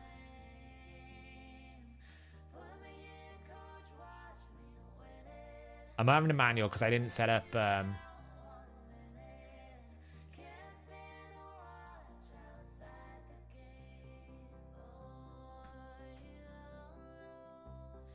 I don't know if he can survive on his own. Like, he's dumb enough. Like, the AI on the Arkham is just painful, honestly. Like, he'll A1 against waves when you want him to hex, and then he hexes on boss when you want him to A1. Like, he's so dumb. So dumb. Okay, let's set up a team AI. Yes, I know. Let's set up a team AI because I'm fed up of this stupid AI. Let's go to this. So we do that, and we basically say Akimtum, open, but don't use. Open, but don't use. Don't use. He leeches, right?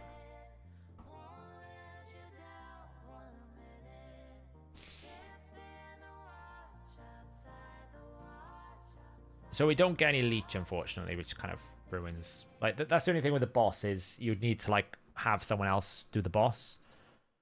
Like you can have open, don't use, open, don't use, open, don't use, save. Champions recently used, Calvalax.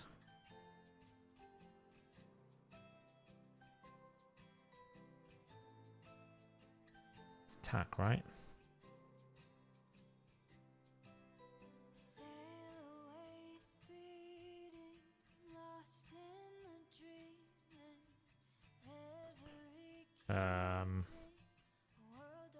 Let's give him that.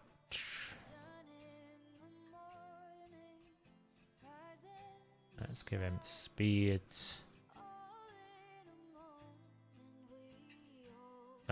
Who do we have? One with accuracy? No, well, we'll try that one.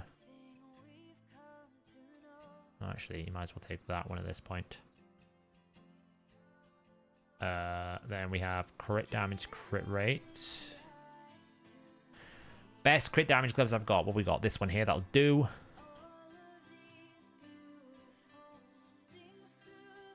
Crit rate. How much do we need? Fair bit. What do we got going on here? That one's pretty good. So we need like 20%. That's 30%. That's way too much. That one.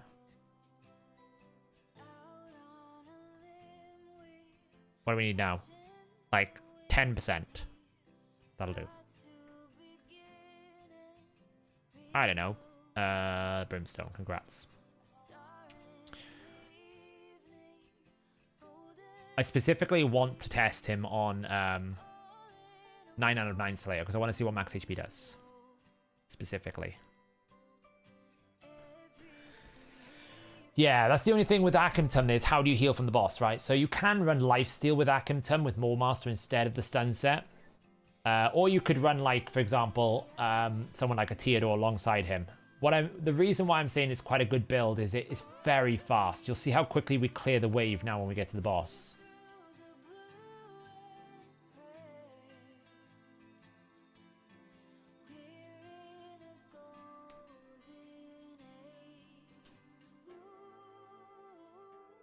Recently used.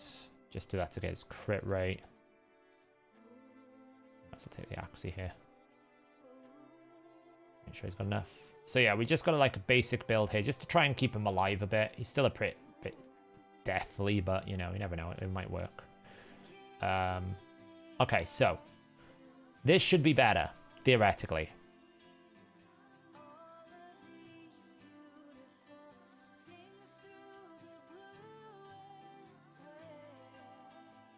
Somehow, we still haven't stunned anyone. Oh. What do we have to do to test this? Like, why is it not using the AI? I told him not to use A2 again. It's not using the AI again. Why is it not using the AI? Because it didn't actually use the AI. Great. Really, really wonderful. Stupid. Stupid. Okay. Yes, it does, Jordan.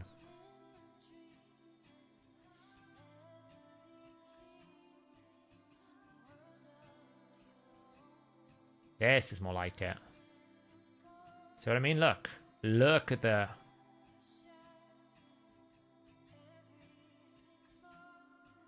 How much turn meter Akimtum just got there? Rinse the wave. 27 seconds. Poisons out. Hex.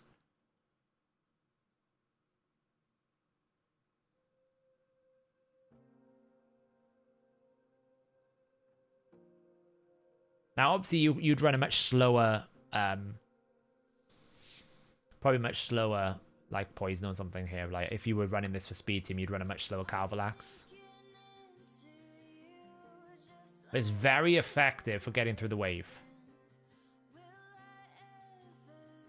It's now whether or not we actually can survive this, which we probably can't.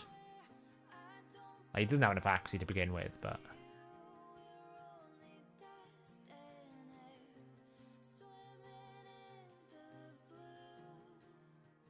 I mean, to some extent, it might be okay because we got continuous heal here. And we have loads of poisons on the boss. Like, I don't know if we can get another poison on the boss. Okay, never mind. So, yeah, I mean... It's a fun build, right? It's more fun for, like, Cintranos areas when you can build up a team around it. You can also, like, go down the support tree a little bit on some other champions, but... Yeah, it's kind of fun. All right, it's kind of fun. In the right floor, it could be very powerful, I think. Yeah, we do. They announced it on Twitter. I can show you this now.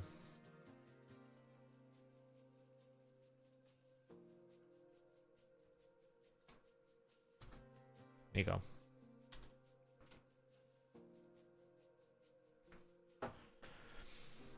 Those are the ones.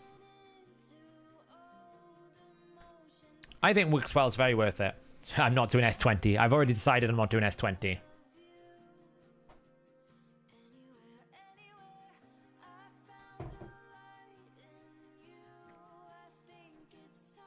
I think Gwyneth and Darkale are worth empowering, by the way. Gwyneth and Darkale out of this list are the ones that I would get more than anything else. I would be more inclined to empower the Basilisk than Ziichi. But definitely Caitlyn to Gwyneth is worth. I don't really think it's worth it for Akoth. Archmage, maybe. Does Zeal increase the damage of Atkinson's passive since it's no longer poison damage? I don't think so, because I think it's fixed damage, Geek. I think it's exactly the poison that gets procced. The difference is things that activate on hit, like Slayer and stuff like that, can activate because it's a normal damage, but you can't actually modify the damage. Rian, maybe. Yeah, maybe. I'm going to do a video, by the way, probably tomorrow on all the best epics for all the best content areas. Like a full deep dive. I'll have an analytical approach to like Cintrano, so you can find like the epics which appear in all the epic only stages, the epics you'll use in Clan Boss, the epics you'll use in different bosses on Doom Tower, epics for Hydra, epics for Sand Devil, epics for Shogun, epics for dungeons like Fire Knight, Ice Golem. I'm going to go on it content by content. It's probably easier. So...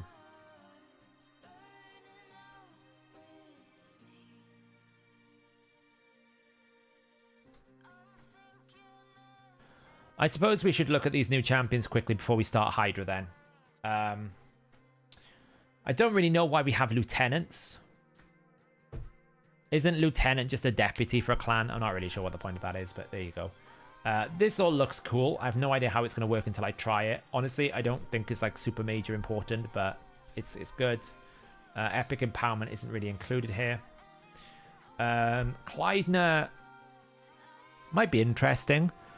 She is another Siphi that I am pretty sure she's got books on the A1, right? I think she has.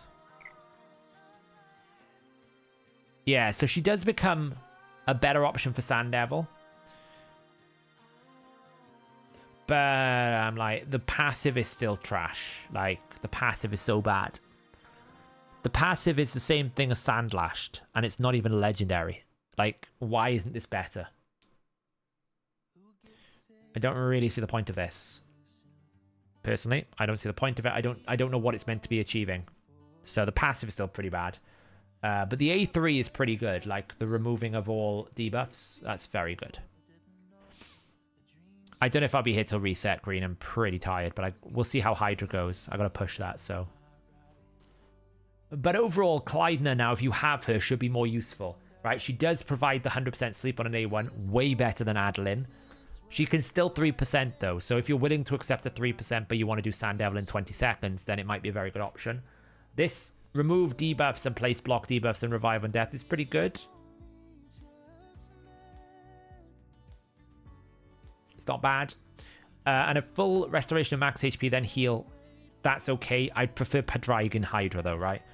So it's kind of like... she's like a budget Padraigan Hydra. Pretty good in... so I think all they've done is just made her a little bit better for Sand Devil. I don't really think they've made her like that much better. Now, Hakon. Hakon, lots of changes here. This A2 is now actually one of the best A2s in the game. Because it's a full cleanse, unbooked, on a 3-turn cooldown that also places block debuffs on all allies for 2 turns, and you get a pretty good heal. Just making it a 2-turn, a 3-turn is actually super good, because now if you ever need a cleanse, you have a completely unbooked 3-turn full cleanse with block debuffs and a heal. Actually very good. Very, very good. This A3 is going to depend on the multiplier, because it's decreased the damage multiplier. So I'm very curious to know what this multiplier is going to be. Will it allow a crit? It looks like it will. If they've decreased it, it's probably going to be a 30% multiplier. And if that's the case, it's probably going to be pretty trash. Because the typical AoE multiplier is 0.3 on a HP. And that is basically a 50% damage reduction, give or take. And if that's the case, it's not going to be very good. I mean, it didn't do good damage before. It's just that if it doesn't do enough damage now, then the shield isn't big enough. What does it benefit you? Because it's still a very long cooldown, right? That's the thing with Hakon. It's a long cooldown. And I think you can only book it to 4 turns. So it's a 4-turn shield that's not that big. So it's going to have to do a lot of damage. Yeah, his A2 is 3 turns unbooked now. His A2 is really good. You've got to book Mithrala, though. Right, Mithrala's a 5-turn cooldown, Das. What I'm saying is he's 3-turn unbooked. That's why he's good. He also does a very strong heal and places block debuffs as well. So it's different champions. It's not like I'm saying Mithrala's bad because of that. They're different roles. What I'm saying for his A2 is he's probably now one of the best cleansers in the game. Because it's unbooked, full cleanse, with block debuffs, and a chunky heal on top. You gotta remember, like, you get 10% extra heal per poison. So if you cleanse poisons in Hydra, for example, that's 55% heal you get. It's very good. That's on the same tier as Riho Bone Spear for a heal. The Black Bear got me through Faction Wars, Philip. Marius will be good everywhere. Marius is basically second Newt. If you have Newt, you can basically speedrun the game with Marius. Okay, so first up is the... I'm guessing this is going to be the Fusion Epic. Yeah, exactly, Robo Ninja. I think the Hakon Smash All change is good. I'd just be interested to see what the multiplier is. This Arwydd... I'm going to speak Welsh right now. Arwydd Quivergrass. That's how you say her name. Arwydd Quivergrass. I don't know why it's got a Welsh first bit. Or Welsh sounding first one. Okay, what do we got? Attacks one enemy has a 50% chance to do one random buff. Fine. Attacks one enemy before attack removes all debuffs on its champion. Has 75% chance to remove a random buff. Boring. Damage increases by 30% if this champion has no active debuffs. Will also ignore unkillable if this champion has no active buffs. I mean, it could be an interesting Leorius counter.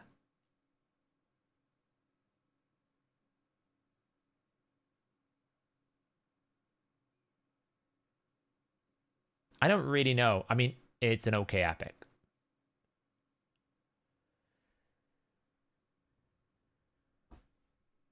No, but what you got to remember, Acrobat, is sometimes you, like, imagine you're doing Agreth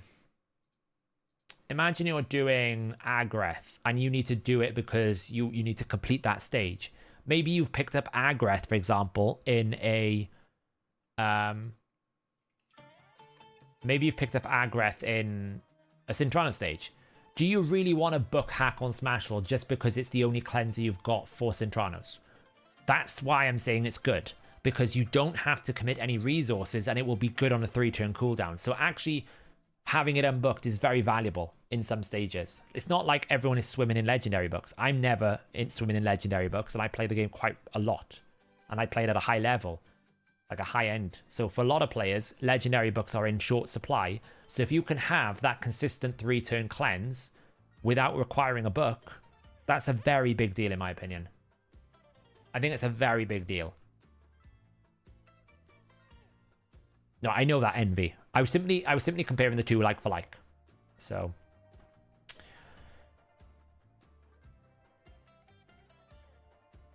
well, I mean, okay, Acrobat. Tell me a better cleanser. Except for Marichka. That's cheating. It's a void legendary. Tell me a better non-void cleanser in the game. I'd love to know.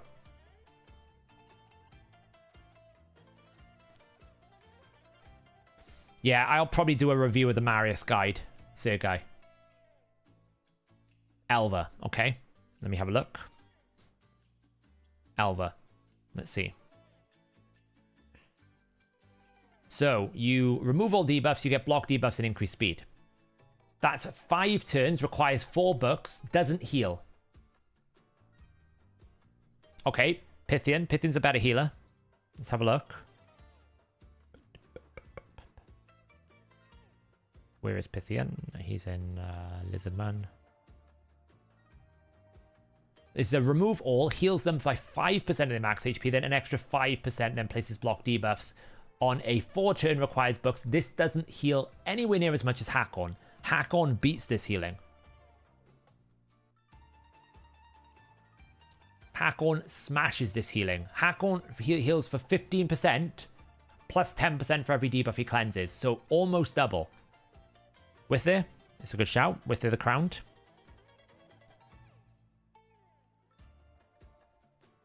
Let's see. Removes all debuffs and heals by 30%. No block debuffs. And you need to book her twice. Not as good. And technically, the moment you get 3 debuffs, Hakon heals stronger than her.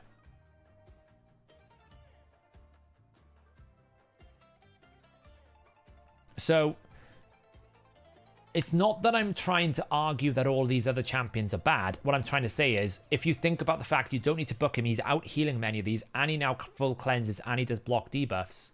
That's very powerful. Okay, Hakon removes all block buffs and heal reduction, then places continuous heal, also has a chance of removing 1 random debuff. That is nowhere near anywhere near it. No block debuffs, no full cleanse.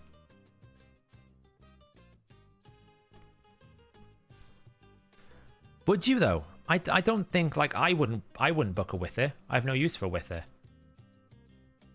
I wouldn't book a Wither. I have no use for one. I'm simply trying to suggest that for the average player, not having to book a champion is pretty good. That's my argument. That's why I'm saying it's a good change, because they've actually created a very friendly player so someone can pick up and use without necessarily having to invest resources into it.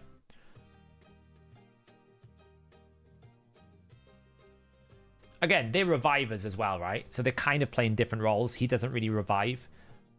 So yeah, it's probably Marichka and Riho the only ones that can compete with that ability. As in, like for like, pound for pound. So yeah, so Arwith might be an interesting counter for Leorius. Honestly, I think it's a bit of a faction filler. Terex the Restless. Okay, well, it's a rare, so whatever. I mean, what can it do? Like, provoke, but they're better champions.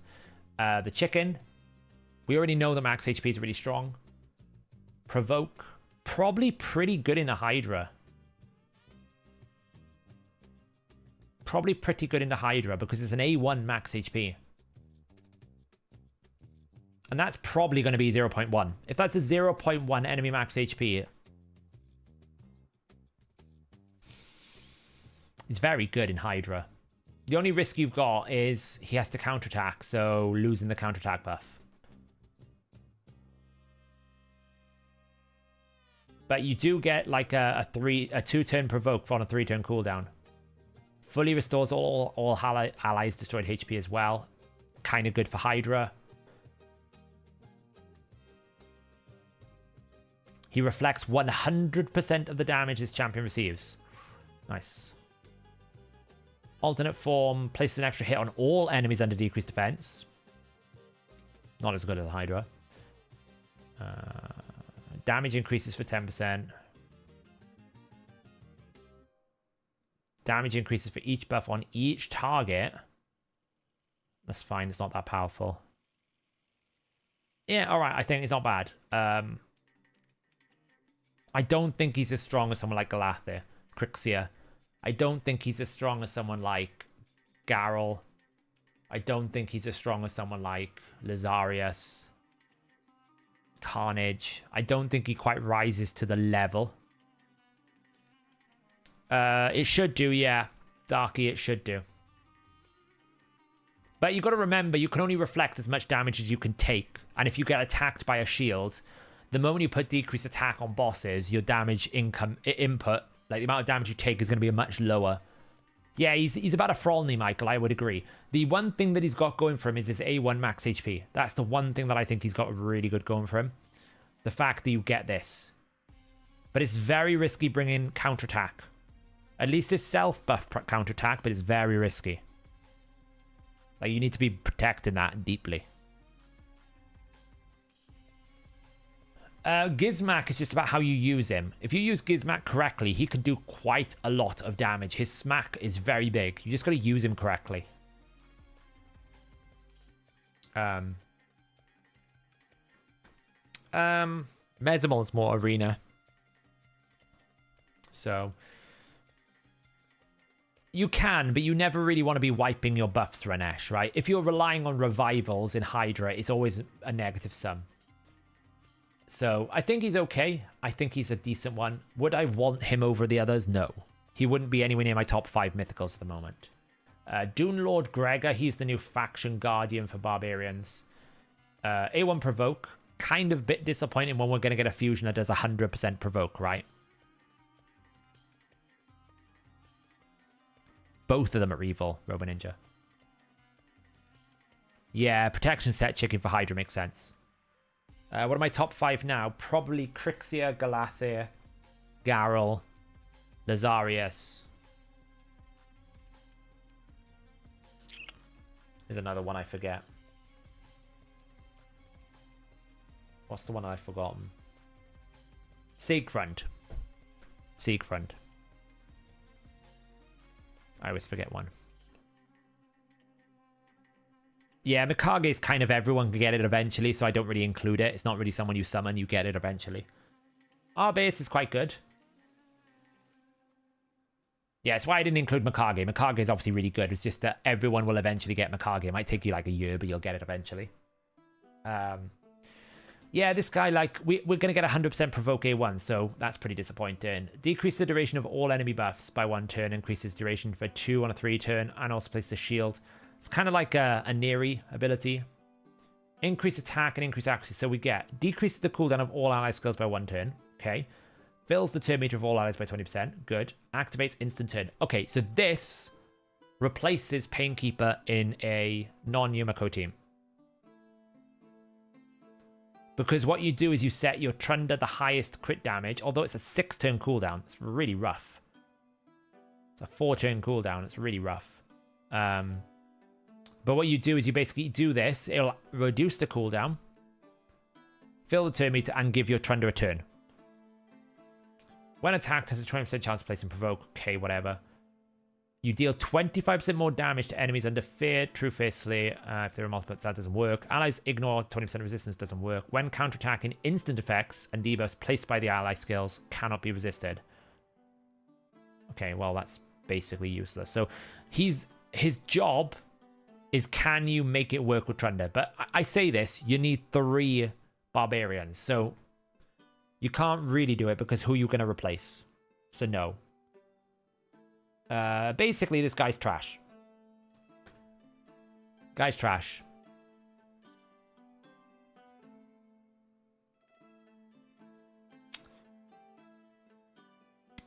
Yeah. It's pretty trash. You get 40 accuracy for barbarians. 40.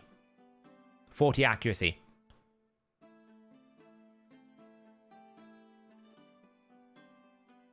I mean, yeah, maybe. I mean, I don't really know. I don't really know who you'd put him in with. Like, Armanz, Archer, maybe. I'm thinking Arena, Armanz. Let's have a look at the Barbarian faction. Let's have a quick look at the Barbarian faction here. I mean, Xena. Xena's an option. If you use him with Xena, it's just like, what does he bring to the fight? Like, increased attack? You know what I mean? It's like, he doesn't bring... He just doesn't bring much of much value. Because his other bonuses are just not that strong. Like, people are right. Finer is so much better. I don't really see... Like... Because it's not like his 3 faction bonus means that you no longer need accuracy, because you still do. It's not very good into bosses, because if you can't CC that you do, like, okay, you get 25% more damage. Well, that's nothing really. Like, if it was like 20%, like 25% more damage, it's like, oh, everyone's got weaken. It's not scary. Mahandri, thank you so much for the 20 knock. How would you build Razzle for Hydra? Normally with Razzlevarg, you go for speed more than anything else. Ideally, you want ignore defense sets with Crushing Rend. If you don't have Crushing Rend, you can still go Warmaster. You can still go Helm Smasher with ignore defense sets. Build for damage, but remember his multipliers are based on speed. So ideally, you want like 300 speed build for damage in ignore defense sets. But you also need to keep in mind survivability. He will be squishy, so if you can't kill heads reliably and consistently, he needs a bit of survival around him. You can either do that in stats, by actually having more health, defense, or you can do it in effects, having someone in the team that can do strengthen, shield, increase defense, that sort of thing. But speed, crit damage, crit rate, attack, ignore defense sets, Helm Smasher, and go all in that way. And obviously try to get area bonuses up as well. Yeah, I don't know, guys. I just don't see... I just don't see why you would use him. Like, for example, I could literally just use Armanz Valkyrie, and it would be more valuable to me than this guy. If I was trying to build a barbarian team, I could just use Valkyrie and it'll add more value to me. I think he's trash, honestly. I think he's terrible. I think he's terrible. So then we got Senna Amberheart, Avoid Legendary. Okay, so Avoid Legendary. We want this chick to be good. Attacks one enemy, has a 50% chance to instantly activate any continuous heal. Fine, okay. Places increased speed and 2 continuous heals and fills for 20% on a 3-turn cooldown. AoE Revive, then teams up with allies revived by this skill to attack the enemy with the lowest HP. That's a bit meh.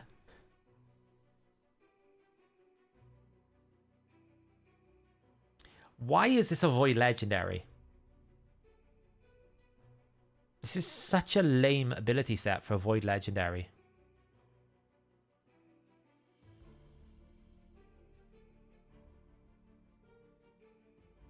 It's just such a lame...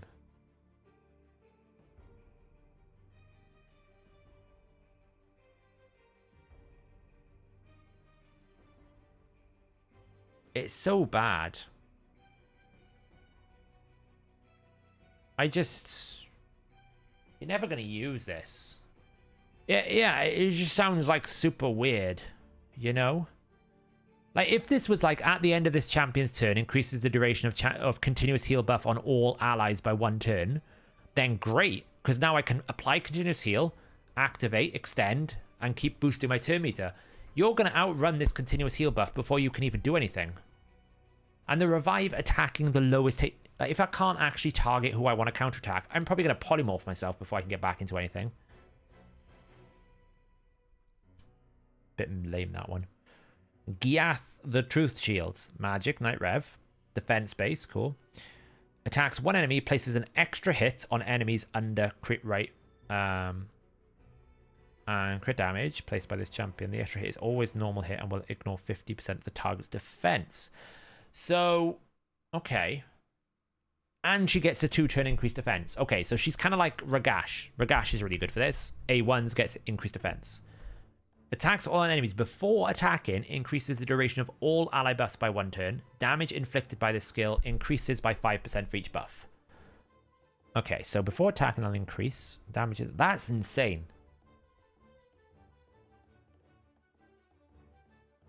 Would I build a second Necmo for Hydra? Not if I had an Earstrid. If I had Necmo and Earstrid, I would build the Earstrid, not the second Necmo.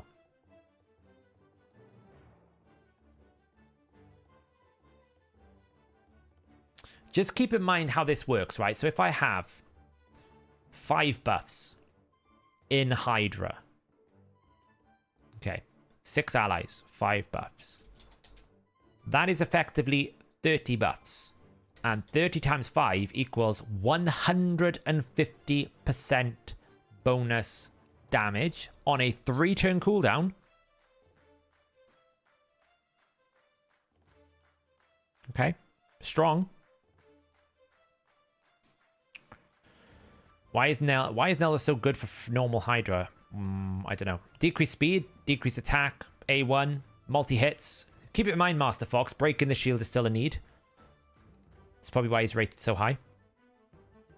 Places a reflect damage buff on all allies for 2 turns and a 50% ally protection. Also places a strengthen and an increased resistance on her. Okay, so she's going to put a lot of buffs up on the team and herself. Whenever an ally under reflect is attacked, places decreased crit rate. This effect cannot be resisted. Okay, so that's really good, actually. It's really well thought out. So whenever I use A3 to protect my team, when my team gets attacked, I place the decreased crit rate. And then when I A1, I'm going to AoE, essentially, because all the enemies will always have decreased crit rate and decreased crit damage because it's an unresistible 100% 2-turn. I'm going to AoE. I wouldn't be surprised if this AoE does a lot of damage. Because it's going to ignore 50% of the target's defense. Don't be surprised if this extra A1 AoE hit does a reasonable amount of damage. And then we have a big nuke. I like her. She's the best one so far. Glycad of the Meltwater. Okay. Force. Attacks one enemy. Each hit has a 35% chance. Up to 50%. If the target's 50%, this debuff can be resisted. Okay, so it's like a Fire Knight A1. Increased attack on all allies. Also has a 100% chance of placing Veil. Then fills the turn meter. Okay, so we have another Veil champion. Then we have a Revive. Also places increased accuracy on allies for 3 turns. That will place if not. And if it doesn't, it gets an extra turn. Which makes it a 3-turn cooldown. Increased accuracy, increased defense. And allies under Perfect Veil deal damage by 10%. Allies under a Perfect Veil placed by this champion deal an extra 10% damage to enemies under Veil or Perfect Veil. Well, that's not really going to work in most cases. So it's, what, Baby Feral? Is it like I Am Groot Baby for Feral? Instead of actually like adult I Am Groot, this is like Baby Groot. Because we get Veil, increased attack, and more damage from when we're under Veil. Increased accuracy, increased defense. It's kind of like Baby Groot, right? Baby Feral. I haven't built Ultima Garlic yet.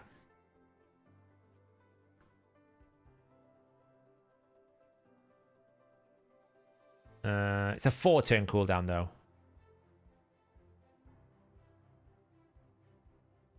It's somewhat of a 3-turn. Yeah, I know what you're trying to say, Aethelred. It somewhat is. I'm going to call him Baby I Am Groot.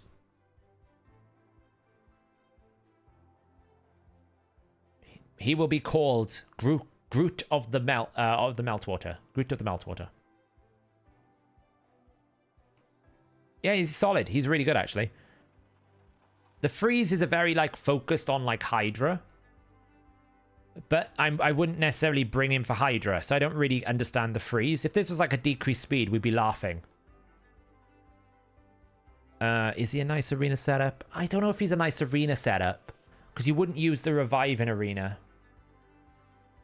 That's the only thing, Darky. Would you really want to commit the revive early on? Probably not.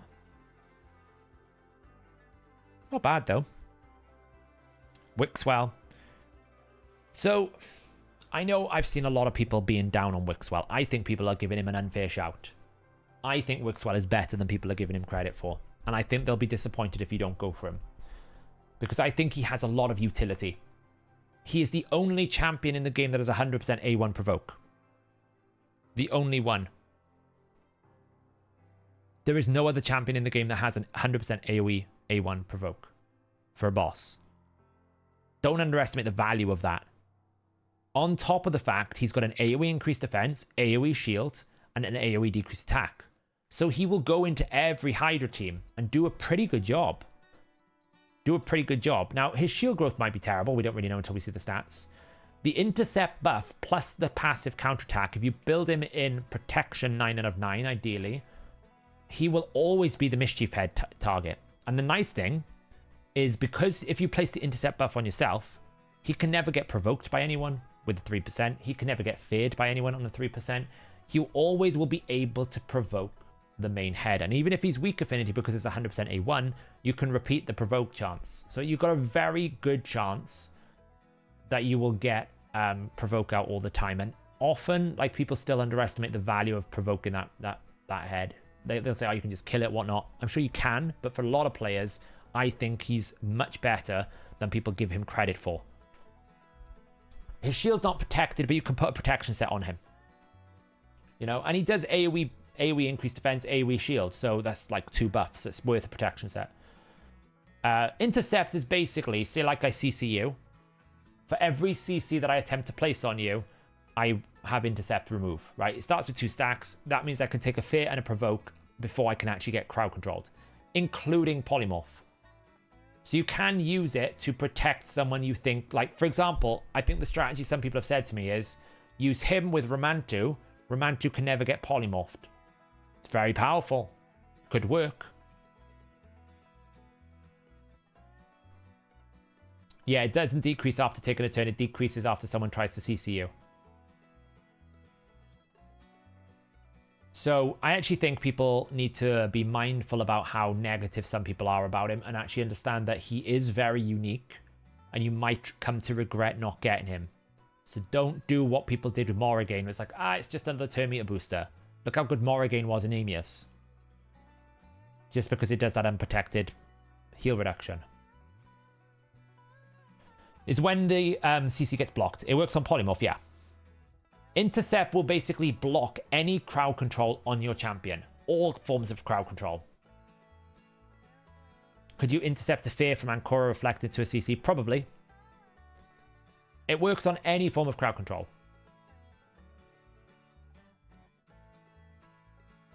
Yeah, so that's all I would say is don't... I'm going to do a video on it probably, but don't read all into the negativity. I think he's better than people give him credit for. He's got pretty good rotational. 2 3-turn cooldowns, 100% A1 provoke. He's got a shield, AoE decreased attack. Also increases the duration of all ally buffs. You can put him next to a Veil champion, extend the Veil buffs, and have decreased attack, and have increased defense. When people were having to go at me about Krisk, these are the type of champions that Krisk just can't compete with anymore. Because it's a buff extension, plus an AoE decreased attack that you can control, plus an increased defense on everyone, plus a shield, plus a provoke that's on an A1 100%. That's why I'm saying Krisk is losing a bit of his power, because these champions coming in have just more of what Krisk has, but just more reliable and more, you can control it. You can make it do what you want it to do.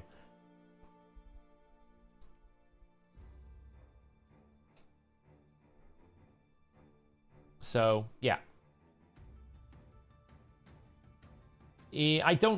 Probably for clan boss, Chano. Probably for clan boss. They won't fix it for everything else. It's working as intended there. So yeah, those are the champions. They're pretty good, I think.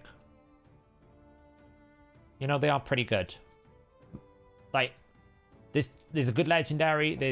I think the reworks are great for Smash Lord. I'm not so sure about Clyden, but it's better, more aligned to what you want. We've got a pretty good fusion. I think we've got a pretty good. I think the tree guy's pretty good. I think the Night Rev is good. I think the rest are pretty rough. The faction Guardian particularly is very disappointing. I'm a big fan of Wixwell, yeah. How excited am I to +4 Whisper? I don't know when I'm going to get enough Whispers. We'll see. Because the thing is, I've got a +4 2 Whispers. So I've got to go on a very long Whisper grind. Do we know if Blizzard will get gutted for Sand won't be solo anymore? I've no idea. Sand Devil should be fine though, Green Virus. They're not going to affect any pre-existing Sand Devil teams. If they worked before, they'll work now. Right then, where are we at? Let me do a call out to the clan. Gotta make sure we're pumping the...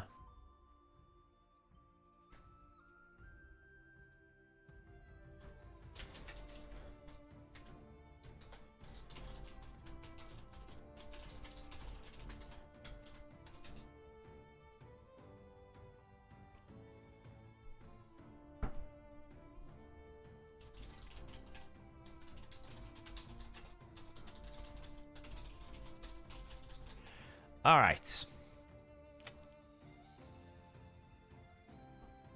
Yeah, of course I do, Shaq. Yeah. Not just one, but two. Yeah, I'm not saying that Krisk is bad for Hydra. I think probably people mischaracterized me, or maybe I mischaracterized myself when I said that before. It's just that these new champions that are coming through, you're starting to see that they have more regularity than Krisk, where Krisk is kind of still living in 2020 in terms of like how strong he was back then. So,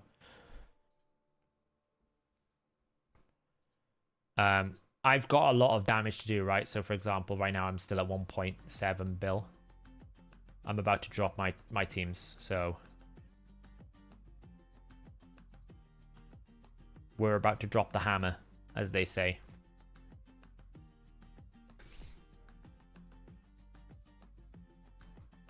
Are we ready for it? Are we ready for the hammer slam? The Trunder team. I don't actually know how well this will do on hard. I normally do it on normal, but we're gonna give it a go. I'm gonna give it a go. And a 1, and a 2, and a 1, 2, 3. Execute. Yeah, you're going to watch the Trunder craziness. Annoyingly, I need to clear the fear off people. Oh, well, that was one of the... For some reason, we didn't quite kill.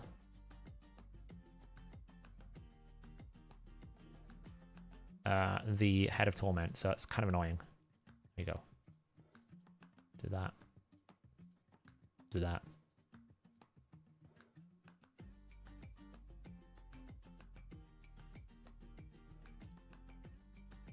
Wasn't the best setup here. I might have to start again. We'll find out. Yeah, you can do this without Shujen. Shujen just makes it a lot more powerful. There's no point doing that just yet.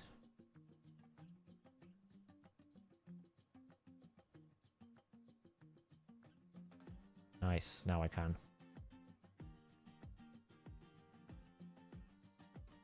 Are you ready for it? In a 1 and a 2 from 36 million to 125 million. Things I have to do for this.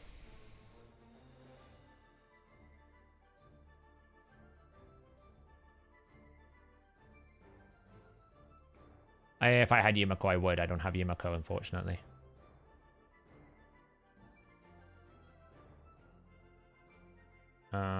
I don't know if I'm going to have enough. Yeah, I don't.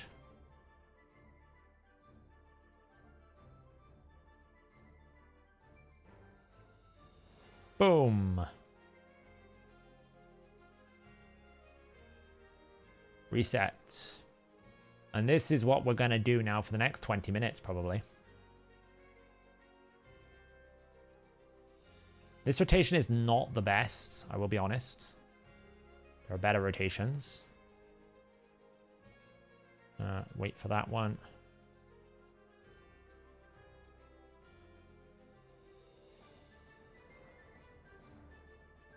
Yeah, it's difficult to build, guys. Oh, look at that. We killed the head again. We keep weak hitting the Suffering Head. That's why the Suffering Head hasn't died yet. We keep weak hitting the Suffering Head. Like, technically, I could optimize this further. I could build Gurptuk in protection. I can build someone with higher crit damage so that Trunder isn't the first one to take the mark. There's loads of optimizations I could do. I just haven't done it yet. Alright. I'm going to do this one again. There we go. Finally killed some heads.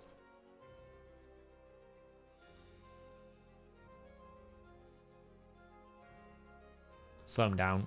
One decrease speed out. Burns. Hex. It's all made possible by the super duper get me back to my ability. That's what I call it. The super duper get me back to my turn. Every time my Painkeeper and Emic take a turn, they have 2 chances to reset their abilities. And it's those chances that makes this powerful. Because every time I'm resetting abilities all the time. See, I just reset it twice. So I can reset this ability now.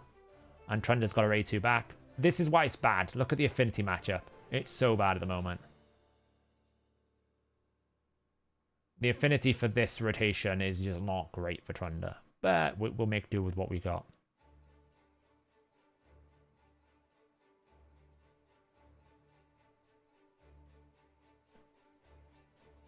See what I mean? I just reset from attacking instead. A3, just to make sure we got it there.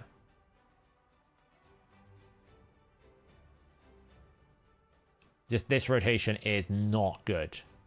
There's a lot of weak hitting going on.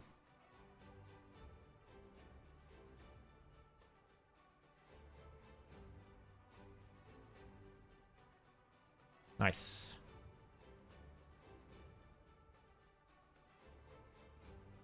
Yeah, it's just really awkward. Like, normally I'm at like 400 million by now. But because of the affinity, I keep weak hitting. There's not really much I can do about that. Just give her a turn just to get her going.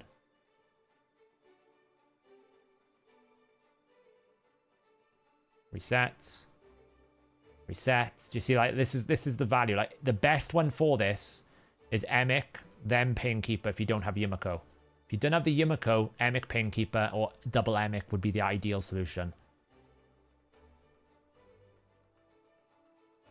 Go again. That should give her a turn.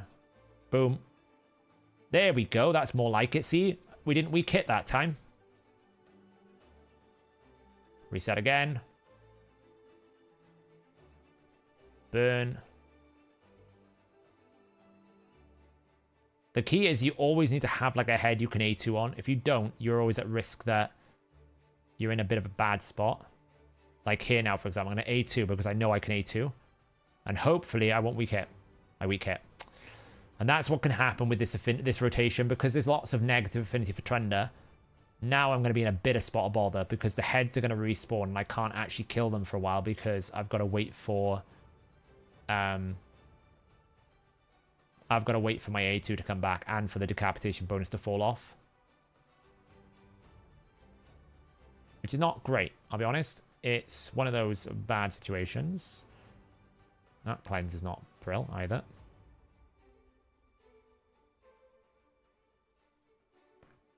See, this is where this team can go badly wrong. So I'm going to put protection up for the time being. Because I need to basically survive for a minute until I can get my debuffs back out. Now we've got Poison Cloud. This probably is going to end the run. I'm not going to be on it. I'll be honest, this is probably a run over.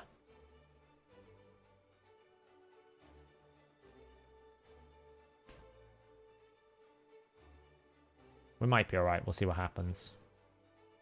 Shield is very powerful, at least. The block buff's out. Damn, I didn't get it. Reset.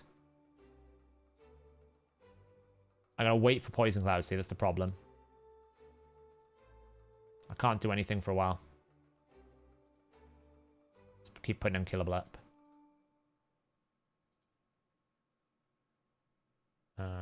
We can probably heal.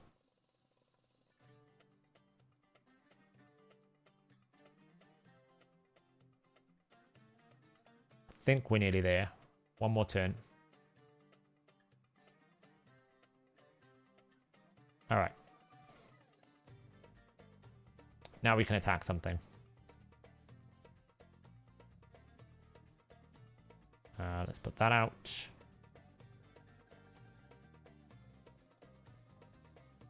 We have Unkillable. I don't know. Oh well. If we lose GURPS, we'll have to start again. So we didn't. We're fine. Keep the Unkillable going. We need to wait for a turn. I should be able to clear it right now. Heal up. Give a turn. Execute. Okay, well, we got rid of one head. Let's get some continuous heals going. Burn. Not the best. This is really awkward.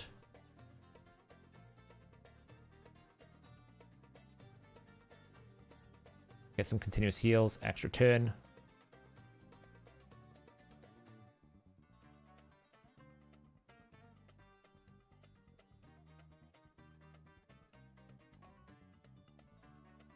Heal up. Slow him down. Block buffs. Burn him up.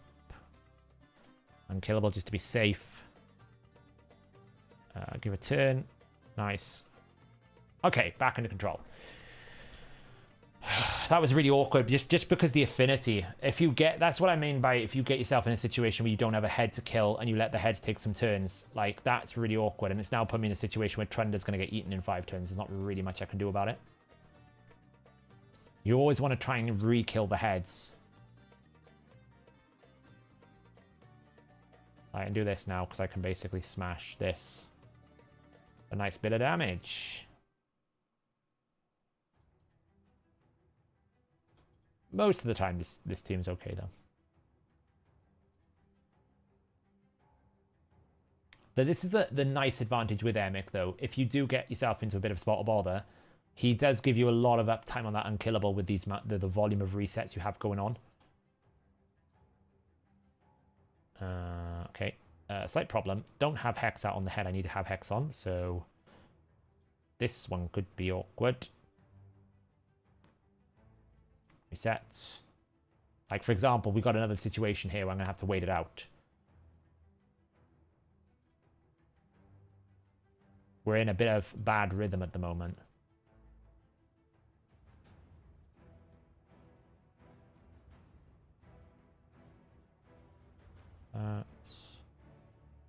Oh, we're okay now, actually. We can attack this head. If we can actually get a turn. Block buffs. Gerbtuck is great to stop the poison cloud, so should be able to whack the head here. Man. Affinity sucks this rotation. It really does. It really does suck, doesn't it? She's gonna get consumed now.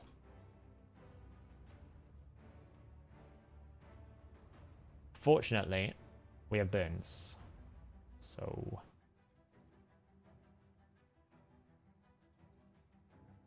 it's annoying.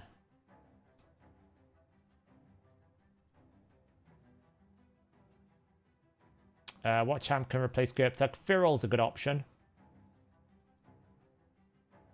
Would be on the Suffering Head as well, wouldn't it?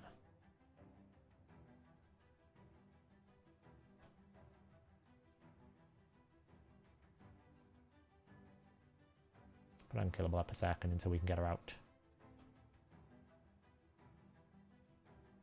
Give me my Trunder. Oh, man. Give me Trunder. Thank you. Trunder.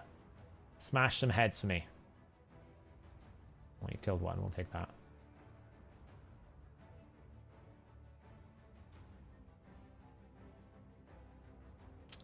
Really?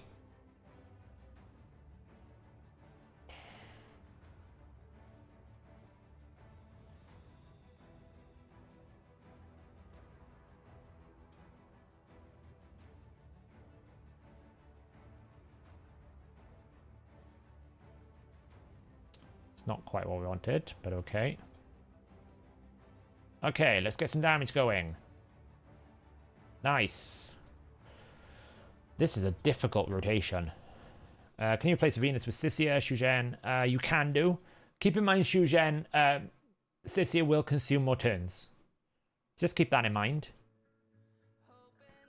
You know, every turn that Shuzhen is taking is not turns that your Trunder could be taking.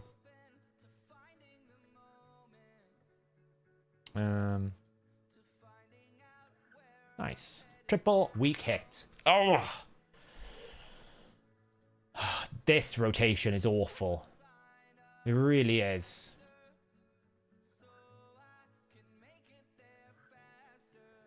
It really is so bad, this rotation. Everything is weak hitting. Set.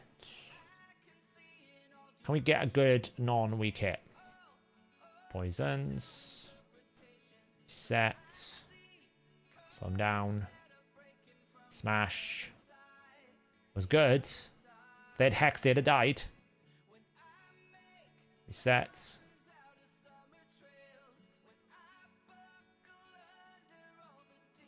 Reset.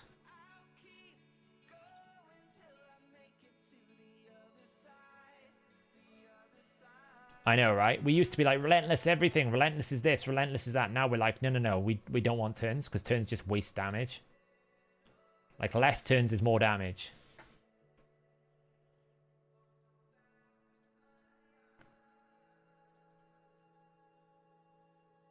Okay, so this should be a good setup. Pump some damage over here.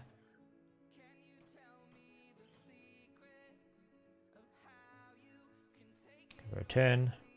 Execute. There we go. It's crazy that I can literally sit here for like 5 minutes doing no damage and then one ability does like 120 million.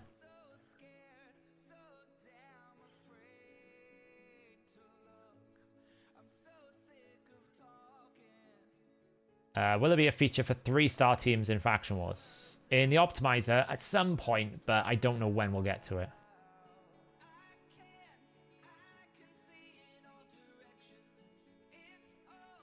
Yeah, they should just fix it, but they won't. Because what you've got to remember, everyone, this is very hard to build. I worked really hard to build this, honestly. To be fair, you do need the gear, right? So it's not like it's super easy to build, but... I mean, you know. You do need the right gear, but... It's not exactly min-max this, and look how well it's doing. It's just abusing the Merciless and Reflex setup. It's so strong. The other thing is as well, very cool fun fact, I currently have 6-star Survival Instinct on my on my Pinkeeper. So every single time Gerptuck uses A3, I basically get 30% turn meter fill, right? Watch this now. When I use the A3 next. Watch this now. I need to reset this. I've got Torment Head, that's kind of awkward. Reset. Watch the turn meter on I'll slow it down. Watch the turn meter on the Pinkeeper. 1, 2, 3. Every single time I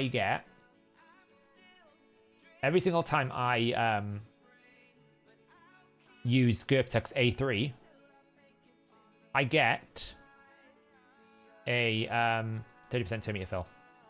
Every time. Nice, didn't weak hit, good. It's fun, right? But it only works at 6-star, because at 6-star you lose the turn restriction, right? At 6-star you lose the turn restriction.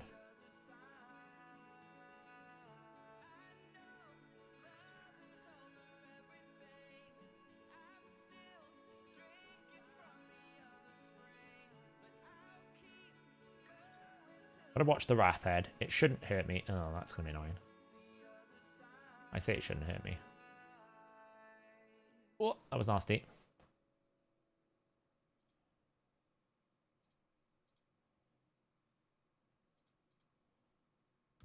Died that time. Reset. Wait. Reset. Post. Slow everyone down. This. Reset. Heal up. Oh, I didn't have increased attack. I'm an idiot. Never mind. I made a mistake. It's fine. It happens. I was not paying attention and I accidentally messed up. But it's okay. 1 is not going to be the end of the world. Sets. Boom. Okay, well, you're not dying for a while.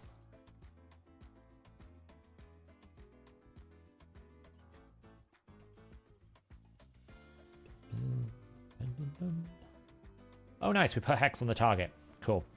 Are we ready for it? That one. Are we ready for it? 3 and a 2 and a execute. Boom, boom. It's fun, wasn't it? Poison Clown ain't got nothing on me when you got a Hex procking for 200 billion. You know, we'll probably get like, I don't know, 1 billion, maybe 1.5 billion. Not bad. If I can get 1.5 billion, that's the goal.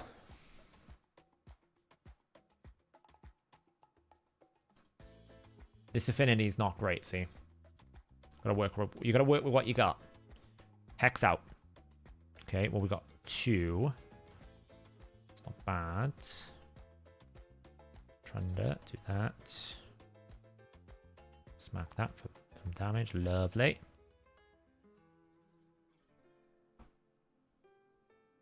Oh, probably. I sell a lot of my Stone Skig, you know. Unless it's like 6-star really good rolls to begin with. I just sell it. It's not worth keeping. I haven't got storage for it. Okay, so we've got another one of these situations where we have nothing up, which is pretty problematic. But at least we don't have a cleanse head. So as long as we don't take like giga damage from like the torment head, we should be okay. We just gotta wait out one of these decapitation bonuses. Right, just do that to us to be safe.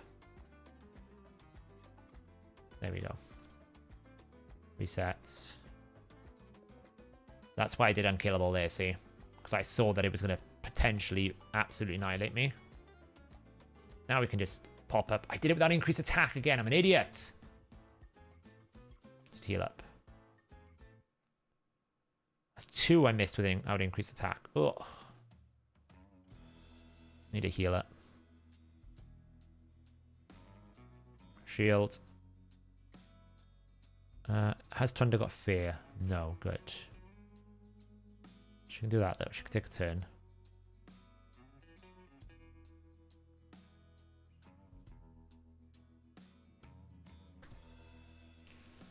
That's twice I missed. How about the additional stats for Epic? Yeah, they will be. I feel like they kind of did us dirty a little bit on the crit rate and crit damage. They were a little bit harsh on that, but I think in the grand scheme of things, we're pretty happy with it, right? Like, they could have been a lot worse with the Epic Empowerment stats. But I do feel like they kind of undercooked a little bit the decrease, the crit rate and the crit damage. They could have gone like a third rather than 50%.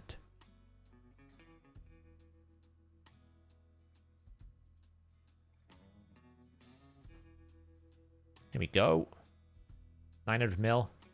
We're fast approaching the billion.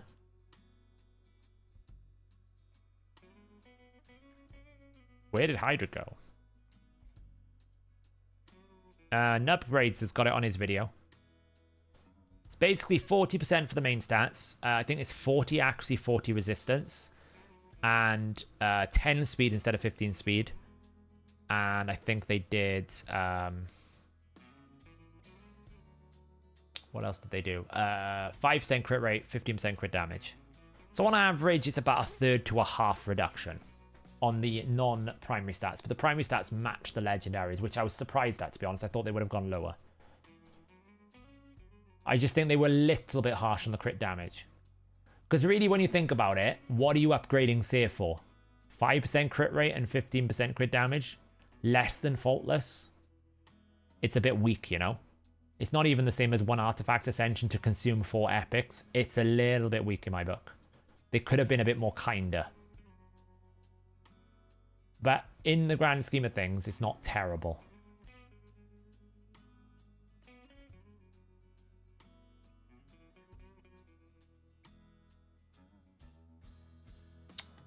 You little monster. It's fine, I'm going to give her a turn anyway. You don't get away with it that easily, mate. Yeah, Eat that. Yeah, they could have gone to like 7% crit rate. I suppose it's a weird number. It's not so much the crit rate that I'm disappointed in, it's the crit damage. Like 20% is less than a mastery. It's okay. It's gonna benefit more primary stat users than it is gonna benefit someone like a seer. Right, someone who basically is just an enemy max HP is not gonna get as much out of it unless they need to survive. Boom. 1 billion. Ding, ding, ding, ding, ding.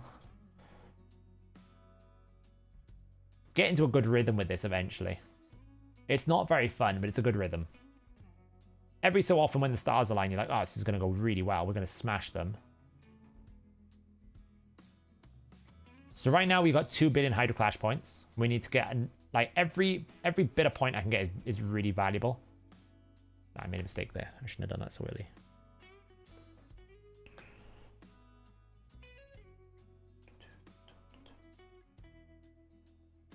Can I get back round? Damn.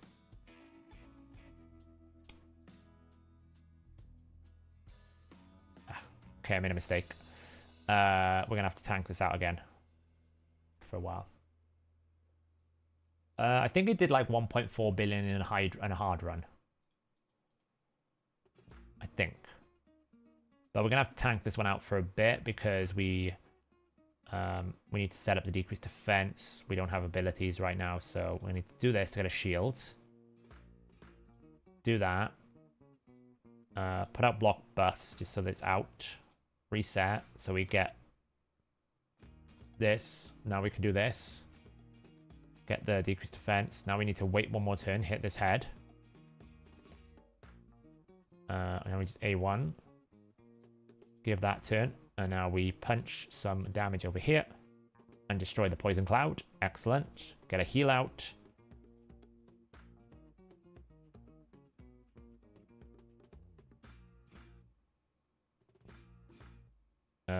Guys, can we not kill my Trunder?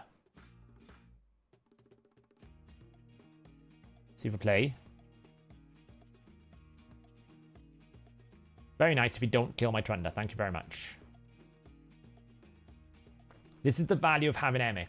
I can emergency, like, just throw an unkillable out if I'm about to lose someone to give me some time to recalibrate. Like, I think it's not quite ready yet, but we can always plonk some damage out just to kill the Torment Head to stop the fears. Reset now. Gerptuck puts poisons back out. It's fine, I don't really mind about that because she'll get an extra turn in a minute. The key thing is getting decreased defense and weaken out on this enemy. Hex out on as many as I can. Excellent. I know, right, Kessel? Do you know what? I was legitimately surprised by how many people had the Togron just chilling. Like, it actually shocked me how many people had Togron just ready to go. Because it's not exactly like it's a very long-standing, you know, it's not like that Void Legendary's been in the game that long. It hasn't. It shocked me with the number of people that actually have it ready to go. Obviously, Yannicka everyone's got because Yannicka was a free, you know, clan gold champion.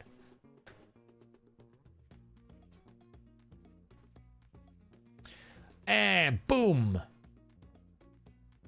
1.2 billion. We're climbing. Wasn't it free cop to sit up? I think it might have been, yeah.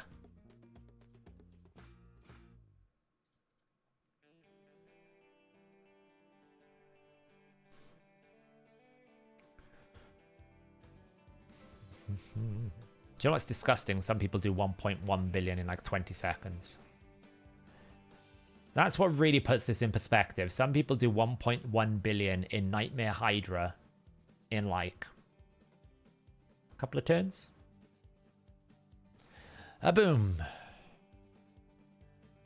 God, I'm weakening so much this rotation. It's actually disgusting. Yeah, I might actually +4 my Fenax. That's probably one I definitely will do.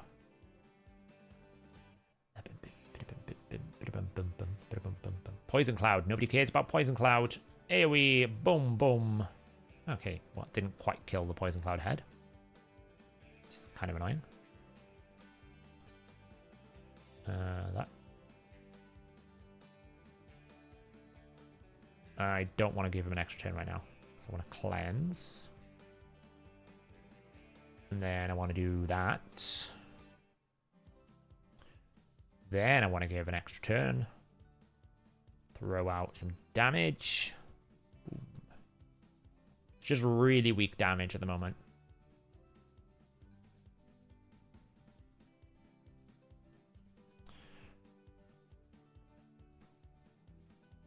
Yeah, in order to do Nightmare, you need Crushing Rend. That's what I lack.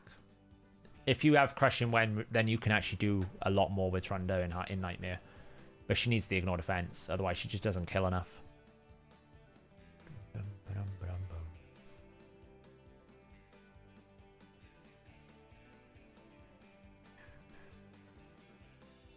Yeah, not surprised.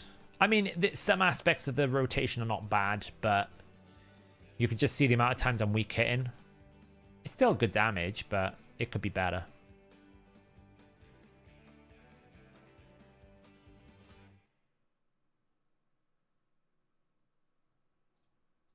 Should be an extra turn. Boom. This one I do for my clan, see? Every single Trunda attack is for my clan. It's not for me. I've done my Hydra Clash at this point. This is all for the clan. Hey, Brissinger. Welcome to Trunda Clash. I don't even know why we call it Hydra Clash anymore. We should just call it Trunda Clash. With the odd sprinkling of Togron, right? I think I need one more reset here. So. Boom.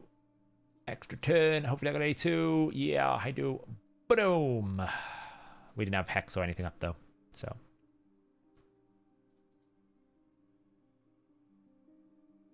It's looking okay. We probably will top at 1.6 bill, I think.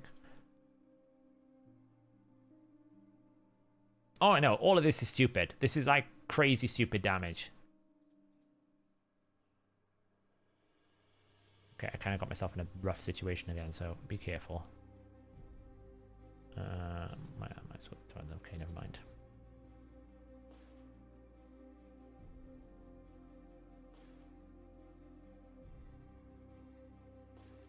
I got lucky then. I think I just one shot. Damn, didn't quite have enough. One more turn. One more turn. So we're going to go unkillable for this phase, just in case. Okay, that was stupid. I just gave him unkillable. Alright, well, that was stupid. Might be able to get back. Just cleanse up. Okay, block buffs is out, thank the Lord. Doom. Now I can do this. And now I can execute that. When Helm Smasher does not proc, it is so depressing.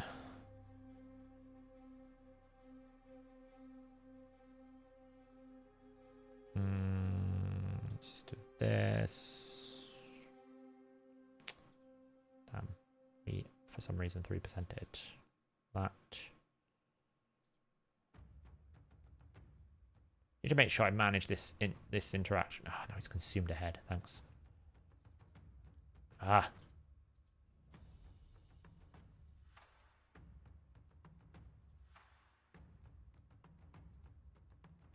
Oh, can we... Right, just kill ahead. Just kill something. Thank you. Get rid of that. Get some poisons up. Get some decreased defense and weaken out. You reset everyone. Get me back to my Trunda. So I can AoE everyone. Oh, will you stop? Right. Kill. Thank you. Honestly. I hate this team. If I had a choice not to build this team, I would never do it. The only reason why I built this team is so that I can help my clan. I have absolutely no enjoyment exploiting this stupid mechanic other than my clan needs me to do it. That is literally the only reason I did it. Because it was too much constantly having to lose to these teams that I had to build it. But I hate it. I hate everything about it. I kind of like the sets I built, right? So I kind of like the ability that I've been able to like reset the cooldowns without Yumiko. If anything, I enjoy more that it's not a Yumiko team. That I actually had to try and work around a lack of champion availability to make it work. I do enjoy that aspect of it. I hate the team. I just think it's such a bad experience. Like, one champion should not define the entire content piece, and it does. One champion is defining the entire content piece, because if you don't have Trunder, you're never likely to win seriously unless you stay in a very low tier clan. It's just never going to happen, because the moment you come up to anywhere in the middle range, you're going to find Trunders. Okay, we're going to RNG it. 3, 2, 1. Oh, we weak hit. Damn. There's always an RNG. That can always happen.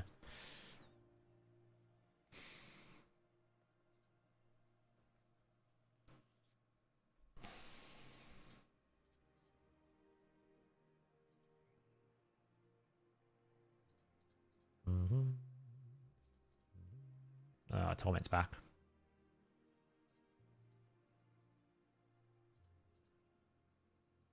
That's a good AoE.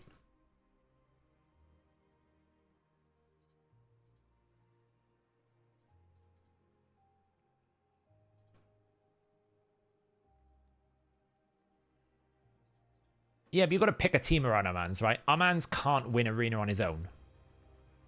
And I suppose you could say the same thing about Trunder, right? Trunder can't win on this on her own. Man, she's weak hit that head twice in a row. That's really great.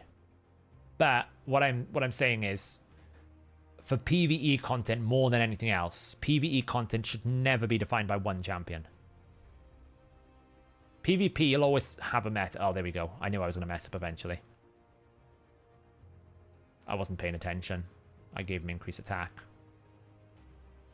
I could probably still be okay without Gerp Tuck.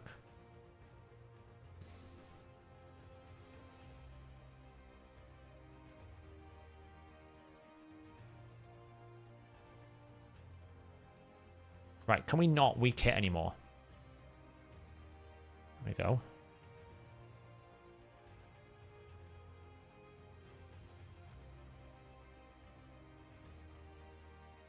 Nice. We could probably still go without Gerptek for a bit. It's just unlikely to keep me alive for long because he's my continuous heal driver.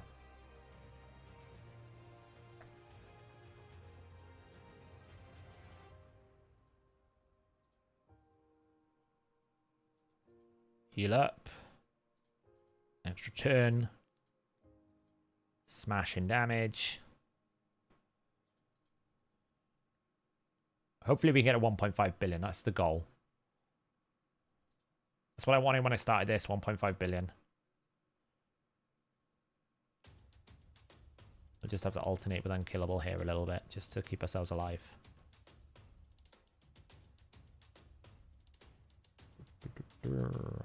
Poison Cloud's going to come out. And there is nothing I can do about it other than to reset.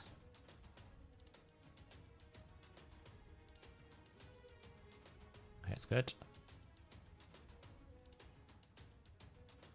It's fine.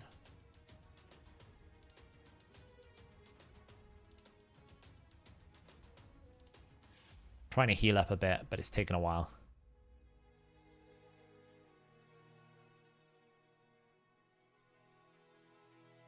Nice reset. Just gotta watch the Wrath Head. As I said, this is the nice thing about having Emic. You can cycle the Unkillable quite a lot, so you keep it up a lot here. It's not great using both abilities, but to try and get the last bit of damage in, I only need like one more attack.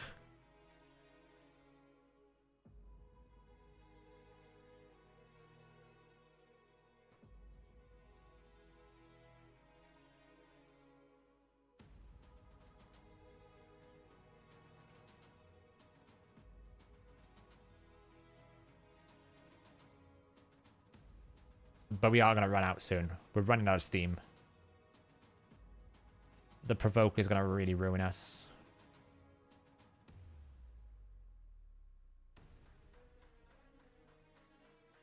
There you go. We're alright so far. Now we got reflect. Oh well. Oh well, 1.5 billion. Oh, we're not over yet, actually. We got unkillable out. That's something. Let's hope yet. It's very slim hope. Shield up. Let's kill him off. Nice. Decrease defense, weaken. I mean, there is a reflect buff out. I'll be honest, that kind of scares me, but we'll give it a go. Don't actually think that did any damage. Somehow.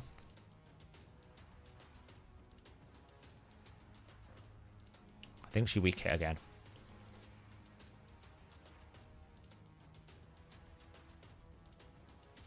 Well, that did a bit more damage. Not much. Reset. Reset.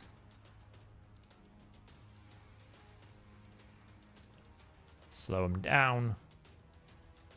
Throw a heal. Well, unkillable. I can do this. It's very risky. I'm just going to save it. Just try and break it out. I just need like one more good AoE. With a decreased defense up, ideally. Like this. Decreased defense, weaken. Nice. Slow him down. Heal it up. Smash it out. Oh, I feared. I feared. I wasn't paying attention to the fear. Ah. God damn it.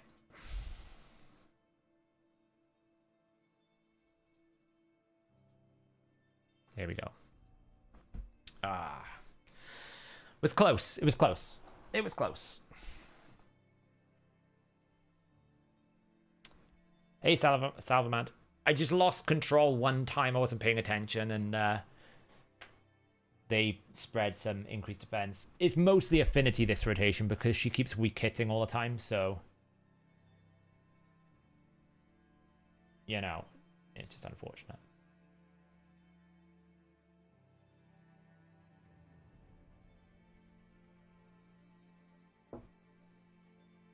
Not bad though.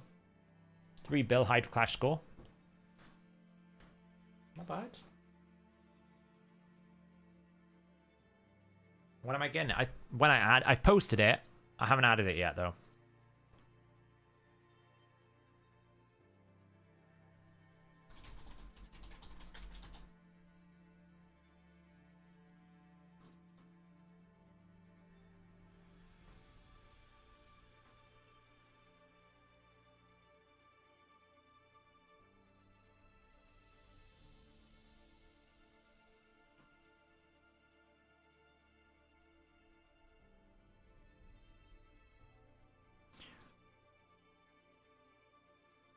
Gerptech probably, because he would make Veil issues, you know, easier.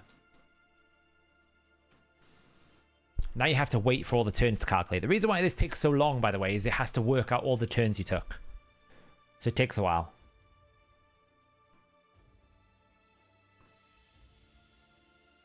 We won't beat Auxiliary because, like, you know, Short on Skills is in here. These guys are really spot on. Like, they're really pushing.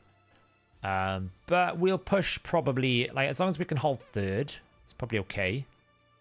A Carnifex popping in a 3.4 bill here. Pretty good. My Hydro Clash hasn't come in yet. I'm waiting for it. I'm not quite at the top here. Pikachu with his Giga team. 240 million nuts. Putting my Michinaki to shame. Where do you get this extra damage from? Don't actually know. Just a newt, is it? I mean, I got 3 damage deals. I don't actually know how I'm that much lower than him. He's got 3 people at 90 plus, and I've got 1 at 107, 1 at 105, and 1 at 76. Interesting. There it is.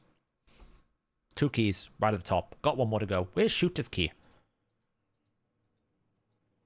Has Shooter done his keys yet? Shooter normally pops in with a nice key.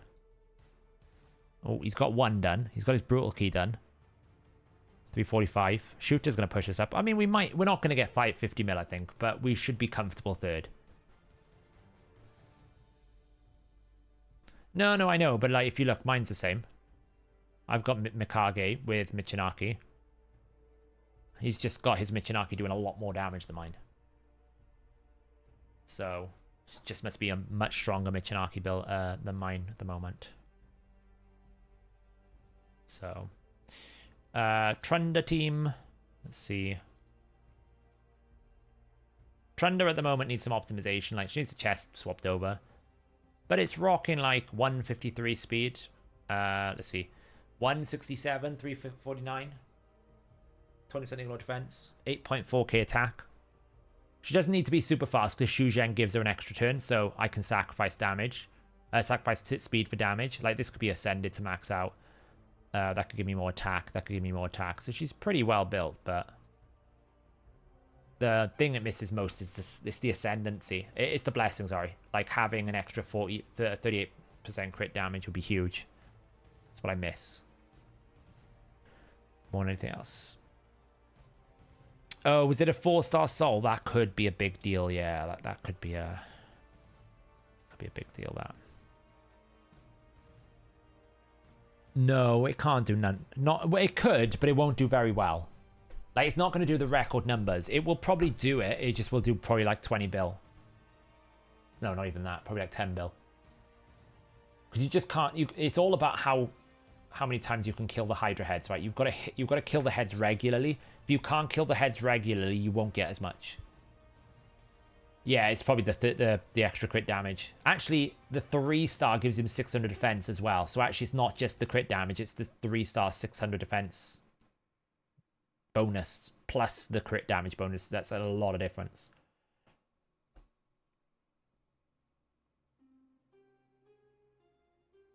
Is my clan full? The cluster's not full, Elixium. The cluster's always looking for members. Don't know if I'll get any more. What am I at points-wise? Oh, 100,000. Not too bad. Nearly at my minimums. I guess we just throw a normal key in, shall we?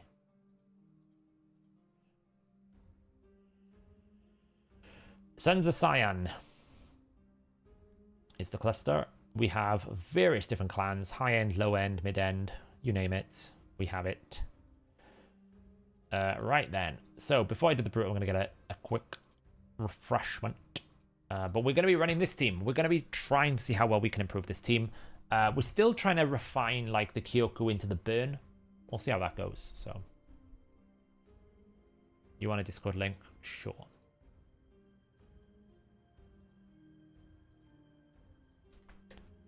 Join away. Join away. When you join, you might get messaged by some recruiters asking to... they'll just ask you what you're looking for.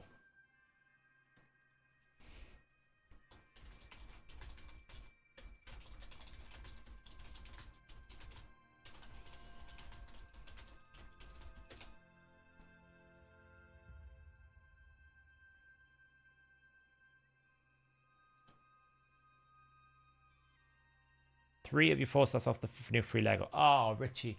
Good thing the free legendary is terrible, so you're okay.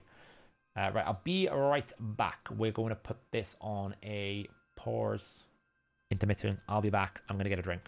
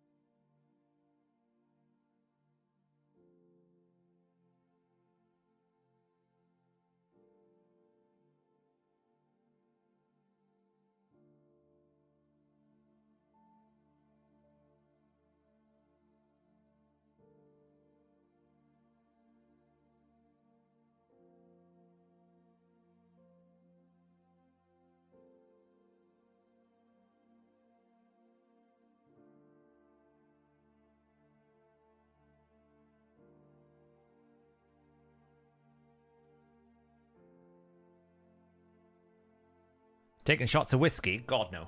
I hate whiskey. Alright. Let's get the last Hydra key done. This one is just a case of as much damage as I can get. I'm not too worried about this one. As much damage as I can get. Let's go. Alright, so we gotta kill the poison cloud head, really. That's the one we want more than anything else.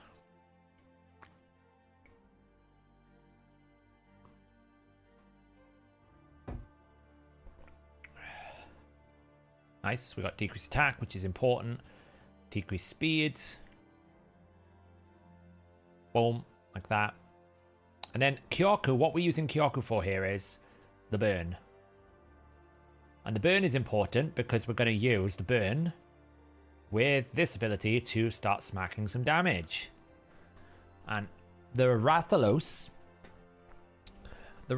is built in reflex and he's built in reflex and merciless. So Rathalos is, it's all about how many A2s can we get Rathalos to perform. That is the goal.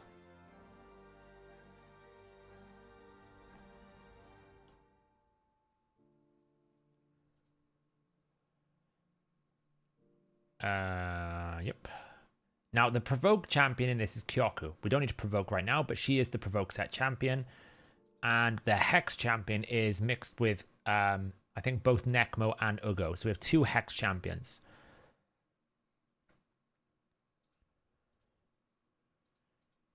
Speed. 4 pieces. Because we don't, see what I mean? We don't need it, so we can just do boom. And the goal is, how many A2s can we cycle? The more A2s we can cycle, the more damage we can do. That's the goal. So the actual difficulty with this team is trying to get the burn up more regularly. That's the challenge. How quickly and how regularly can we get a burn? As you can see right now, we haven't got many because we had a provoke round, so we have to wait. That provoke came at a really poor timing.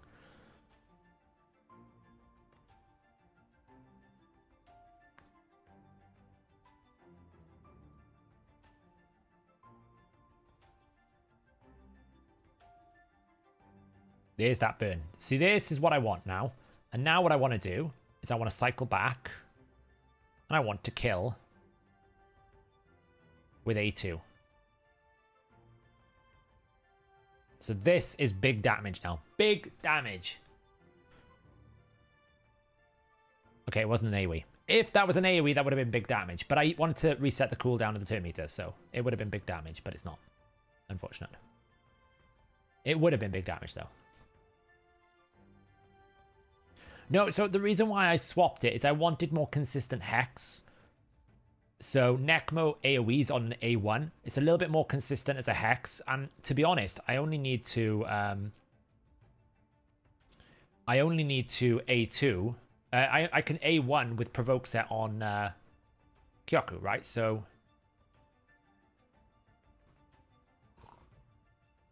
in essence, I could always, because I manual everything, I could always target the head that I wanted to provoke and then use Nekmo for more AoE hex. That's the way I structured it.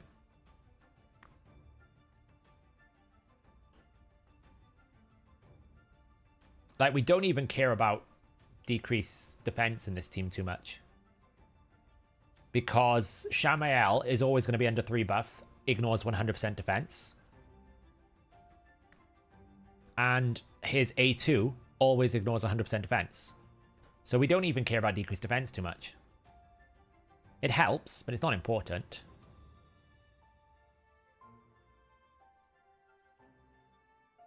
Burns. Block. Boom. And we got it back again. So you see how quickly I can cycle. That was a 1.6 billion that time. You see how quickly this team can cycle back his A2. And that's the value of this team. It's all about sustaining burns and getting his A2 back as quickly as I can get it back. The more I can get it back, the better the team will perform, which is better for everything. 1.46 or 47 billion. 1 million A1. Yeah, it was about 1.4 billion, something like that. Not bad. I made a mistake. I let him have increased attack and it one-shot my Gerp Tuck. So I made a mistake. It happens. Boom, boom, boom. Boom. Do you see what I mean about Shamail's A1? It just did 600,000. Oh, that would have been stars aligned.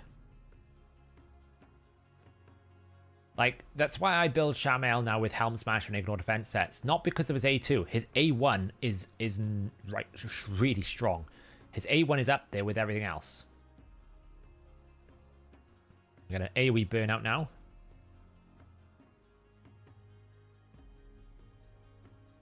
Like, that'll do a fair amount of damage. But that would do that damage anyway. But having the more consistent damage output is really valuable to me.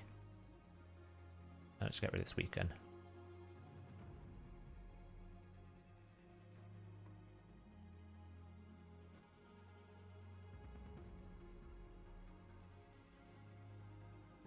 Bum, bum, bum. Oh, I should have been provoking. I'm an idiot. I didn't see the provoke head come out. Sorry. It's fine. Set it back up in a moment.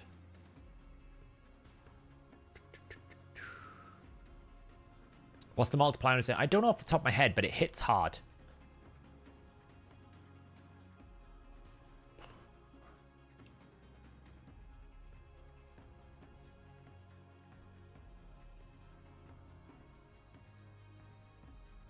That was a mistake.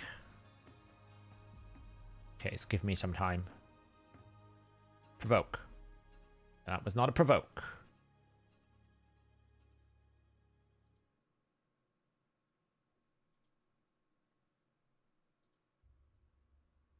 It always sucks when you don't get the Torment Head as well, because the Torment Head with Shamail is so good. So you're always like, always wanting that Torment Head, but... right now I'm not gonna... Oh, I might actually burn. Why not? So this is gonna do like 300,000 to 400,000 A1s, give or take. With Weaken on, it would be a bit more.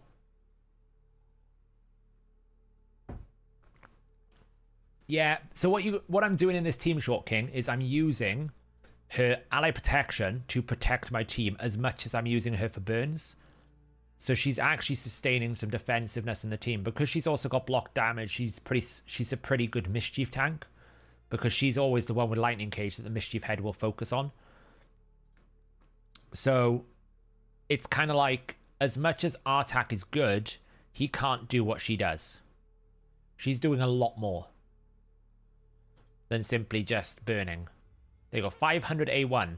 So his A1 is out damaging a single A2, which is quite a lot.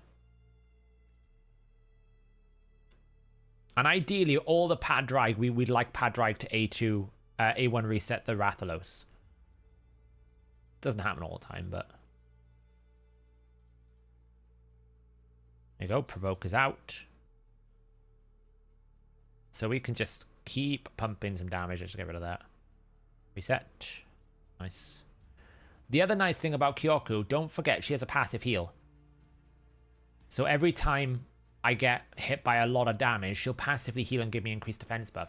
So it's a little bit of more form of sustain.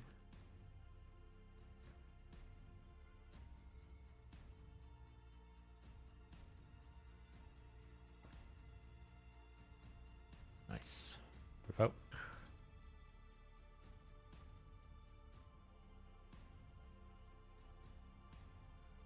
Nice, decapitate that head.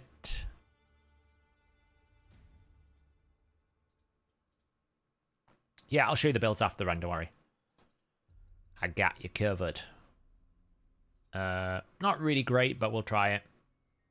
2.7 million. That was a 2.7 million. That was his Stars Align moment. That was a 2.7 million non-burn target.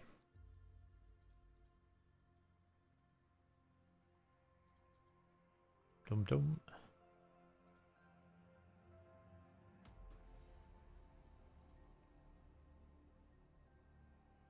How is my Padraig built? He's in Relentless with 1 Impulse. See, this is when you want the stars align moment to happen.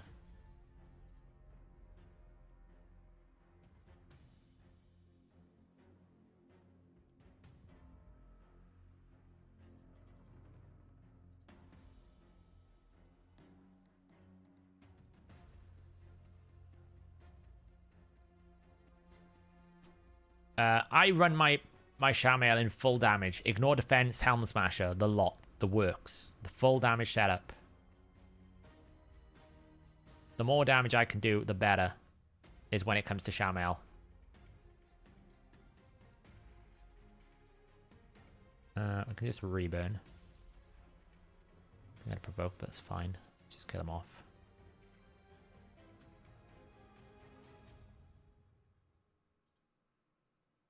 My Padraig is actually built for damage. Well, I need the decreased attack. Remember, Green Virus. Kyoku will place decreased attack over burn. So I need the Necmo to place the decreased attack so Kyoku will burn instead. So it's not as straightforward as you think. Like it's very smart and clever what's happening over here. The way we've got it set up is very, very balanced. The Necmo sets up the decreased attack so that the Kyoku can burn. The Kyoku is a backup decreased attack, but not the primary. Ugo is doing the decreased defense and block buffs. Padraig is then... Whoa! Do you see that? 4.8 million. Do you see that? Hexen is Ugo and Necmo.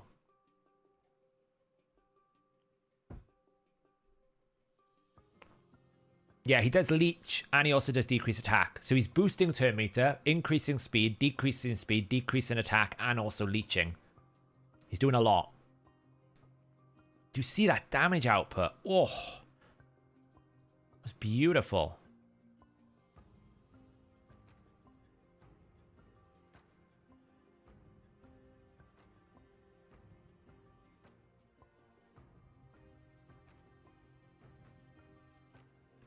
Yeah, but Trunder's like exploiting a mechanic.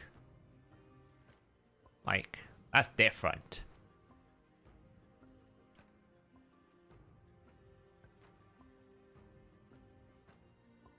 Like, this is how good Shamael can be. Watch his A1 here now. Oh, he didn't Helm Smasher. If he Helm Smashed, that would have been a very big hit. That can go up to like 300,000 on a Head of Suffering when he Helm Smashes. But it's obviously he didn't that time. Okay, let's decrease speed.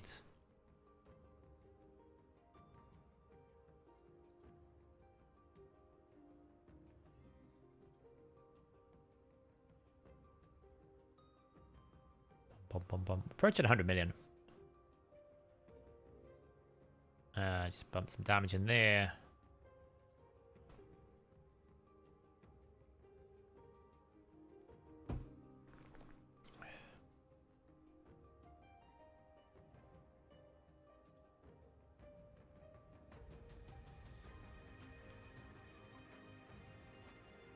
Let's just whack that for some damage over there, whatnot. There you go. See, 470,000. That's what I was talking about.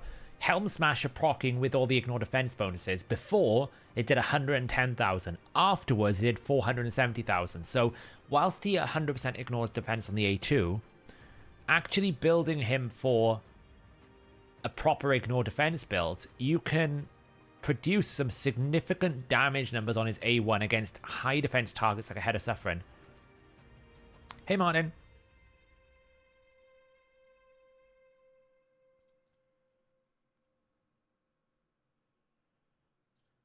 I'll show you the build after, Francis. Now, ideally, I want to kill this Head of Suffering. This Mischief Head. Oh, nearly. I need to kill this Mischief Head.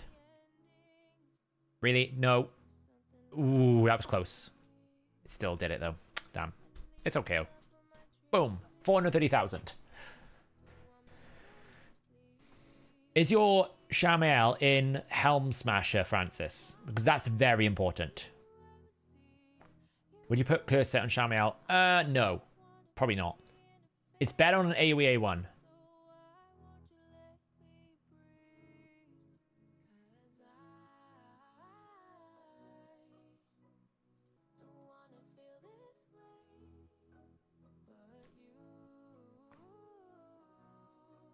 So I have it on Ugo and I have it on Necmo because they AoE a lot. Let's just whack you for some damage.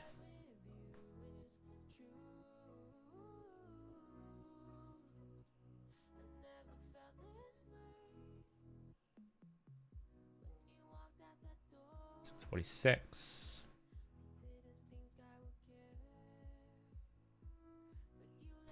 So you can see I'm getting pretty good burn rate up. It's not too bad. It's pretty good. Boom. 442.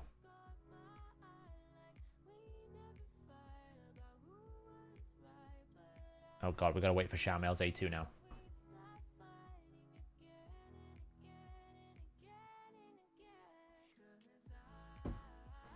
Yeah, exactly.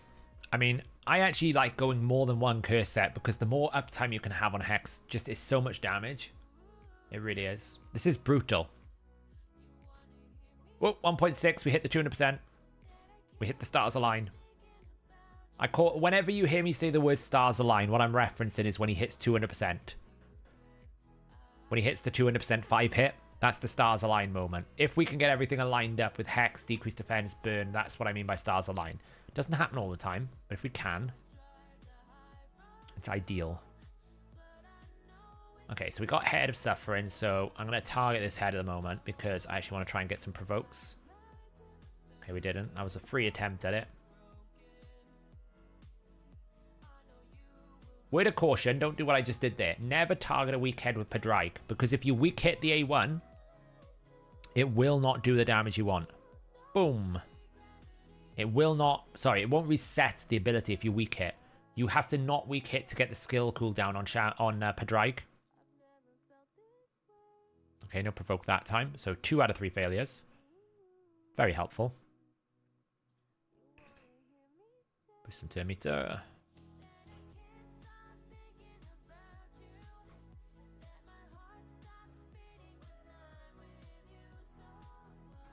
Why am I not using Rathless A3? Because I don't want to use it from a...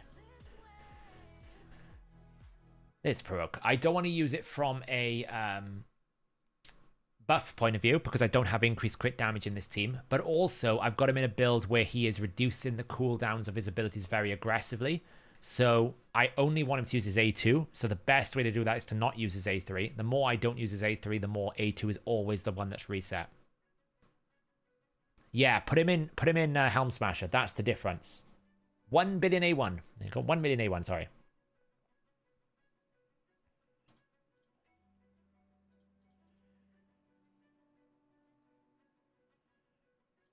Yeah, but your area bonuses, Lucia, are significantly better than mine. Like, I'm nearing completing my speed bonus. I still don't have crit damage anywhere near it or any primary stats. So your area bonuses are going to be much more powerful than mine.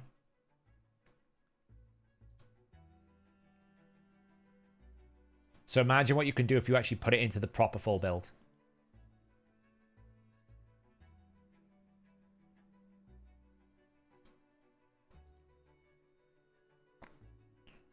I like the new fusion. I think people are underwhelmed, but I actually think the new fusion is pretty good.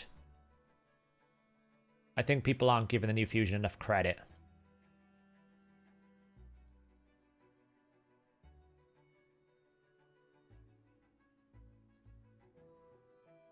Am I going to get cleansed? I think I am.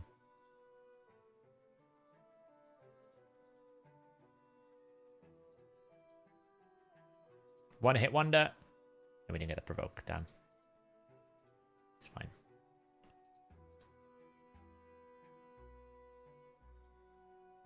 Boom.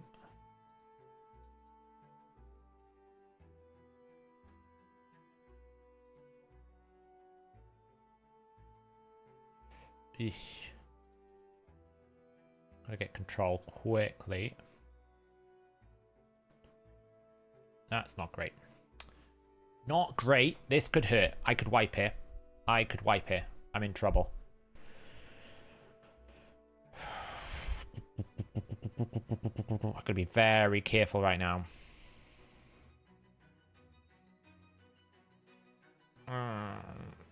No. Freaking RNG.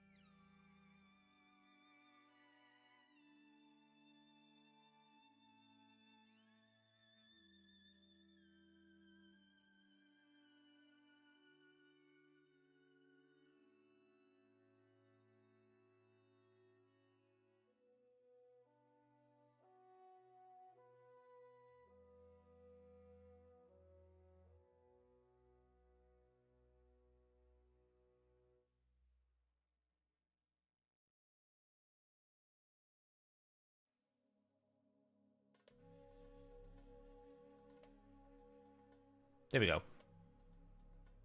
My PC kind of just like did a soft restart. That was very weird. It's very weird. It kind of just did like a soft restart. It like switched off the camera and stuff.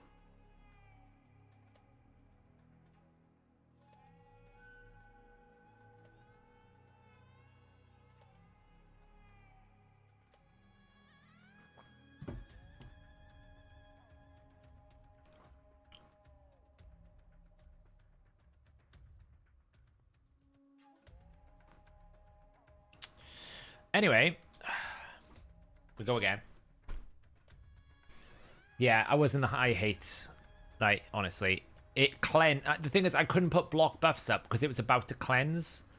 And I couldn't get control of it again. That's just like, it happens sometimes when that does that. Night, Darth. And when it does happen, it's incredibly frustrating.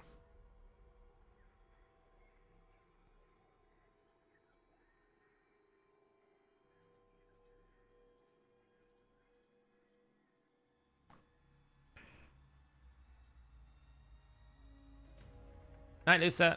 Thanks for hanging out. I'm witnessing my pain. How does soul and how does empowerment and soul stats get collected by calculator? In what do you mean by calculated by gear? Kyok is my provoke. She just failed 3 times in a row. It's just bad luck.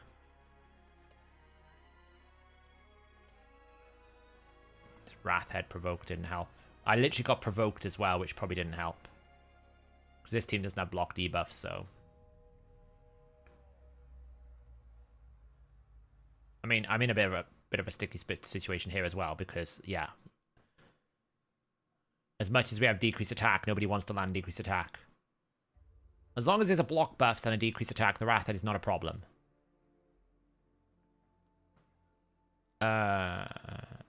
No. It won't.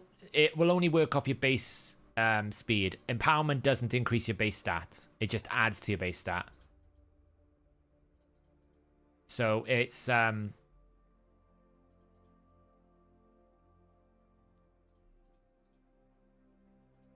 empowerment just adds 10 to your speed. It won't actually add to your base stat.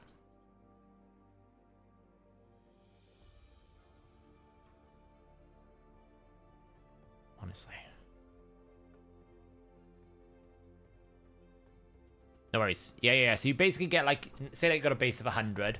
You'll get plus 10 on top of that, but you'll still scale all of your speed sets and everything off of 100. Stupid Wrathhead, honestly.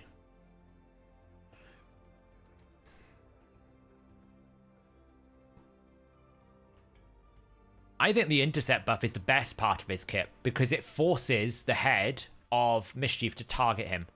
It makes him the easiest Mischief head to like the Mischief tank to use. Of all of them, the easiest one.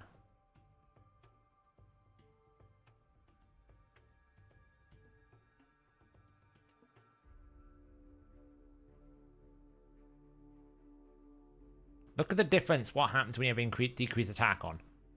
It's absolutely disgusting how much it makes a difference. Because I didn't have decreased attack on last time, Padraig got one shot.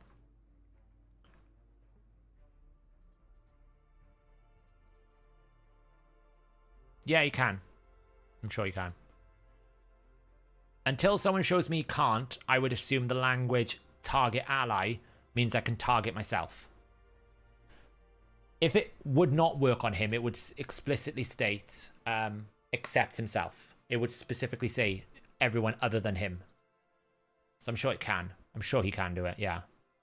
Just the language suggests you couldn't, but target ally definitely means you can.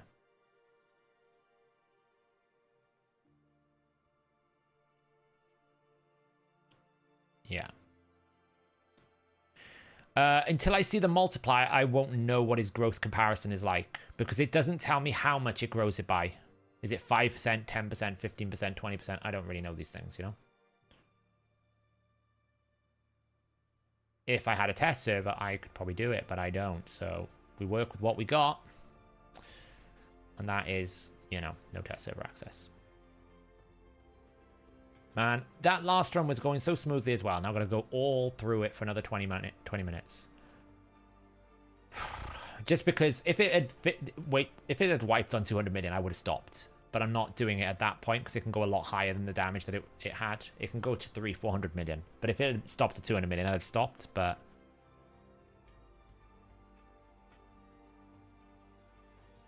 yeah, why don't I just go log into the test server, right? Easy. I can't even get recognition for finding bugs. I mean, I'm pretty sure if you look back on the patch notes and assess the current quantity of bugs that was bug fixed over the last 12 months, at least 40% of those bugs were reported by me. At least. Like the recent Harrier bug. Did some bright spark in Playroom discover that Harrier wasn't doing what he was intended to? No. No, it wasn't. It was, you know, me, myself, and I writing damage multiplier code for the optimizer, not so much for the optimizer, for the website to do damage ratings and going, why is Harrier not working like Harrier is meant to? Oh, it's because Harrier wasn't doing what he was coded to do. Funny that. But hey, you know, I'm not salty. I joke about it. I actually don't care too much. I mean, it is what it is. I do it to help people. No, I don't do it for recognition. I just found it a little bit ironic. I mean, I just found it a little bit ironic that they actually developed an award for reporting bugs, and I still didn't make the cut. It's a very vague award to give out. Here's an award by the developers for someone who reported the most amount of things that we did wrong. The most amount of problems that we created in the game. That's not normally a recognition one provides. Like, you know, maybe like best community member. You know, best moderator. You get those things. But literally to make an award about best bug poster, and I'm like, I couldn't believe it. It was just quite funny. He was sort of broken. He was meant to do 50% ignore defense when Hospitaller was on the team. He wasn't. He was doing 30%. So someone put the wrong number in the spreadsheet. Kind of thing. I swear to God, if there's a Church of Whisper award, I'm going to quit the game. Don't tempt me, Stu. I will. I will.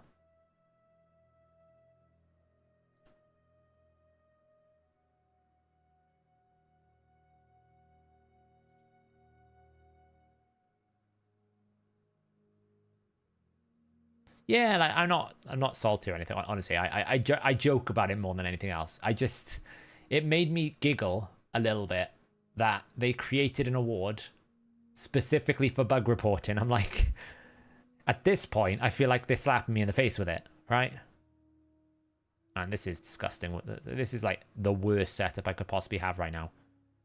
Everything is going wrong against me this run.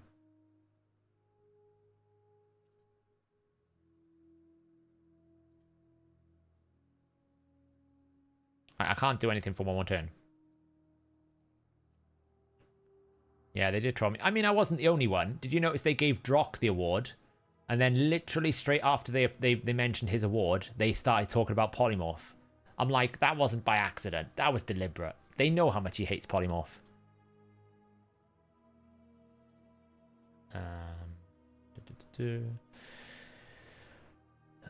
We're waiting out. We're nearly done.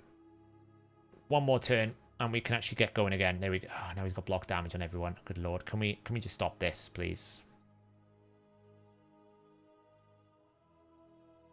Enough of this silly.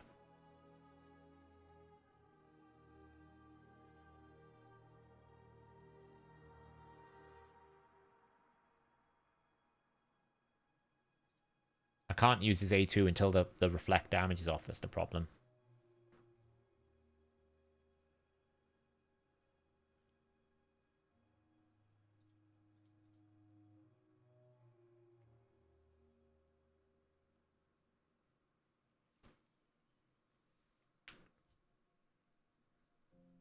I'm not surprised. I'm not surprised Polly didn't like push Drock into oblivion. Right, okay. That's 2 down. I can't do anything until I get rid of... He takes turns, because he's got Reflect, and it will kill me. It's really frustrating, the Reflect buff. There's one. There we go. I should be able to do my abilities now. He's reduced it. Excellent. Right. We can play the game again. Let's go. Play the game time.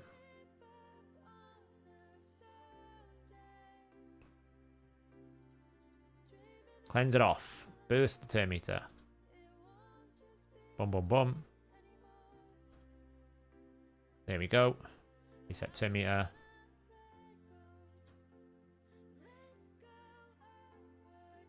That basically just cost us about 20 million damage, that delay. But, you know, it happens.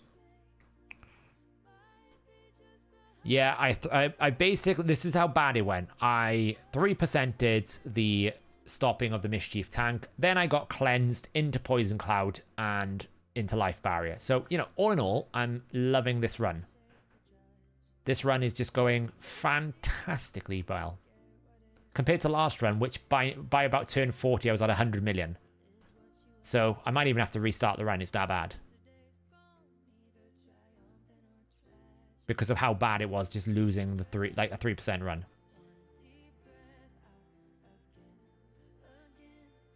I'm just hoping I can catch up.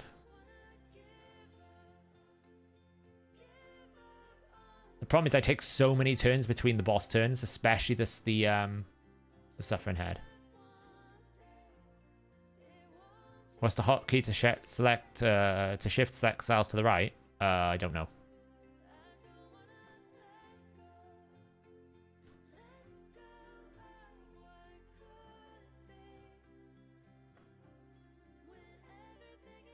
Oh man, can we lose the block damage? Thank you.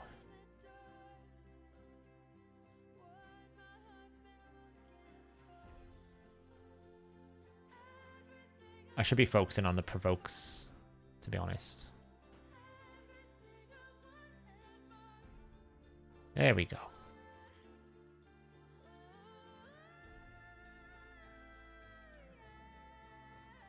Yeah, they sent him a sheep, right?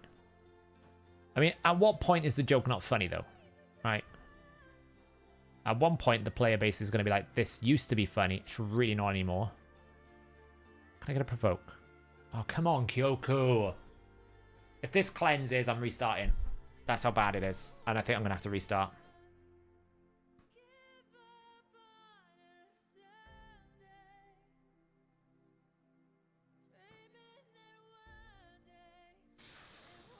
What Pedrag really lacks is a block debuffs.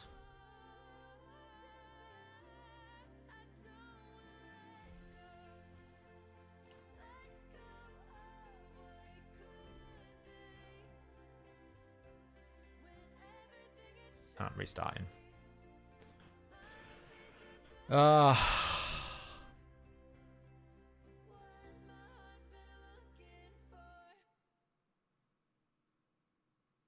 She's in my nightmare team.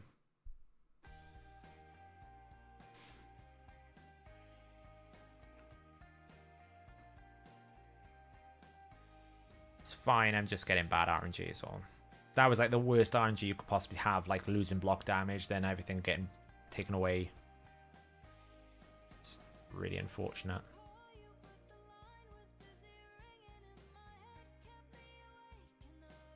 It happens.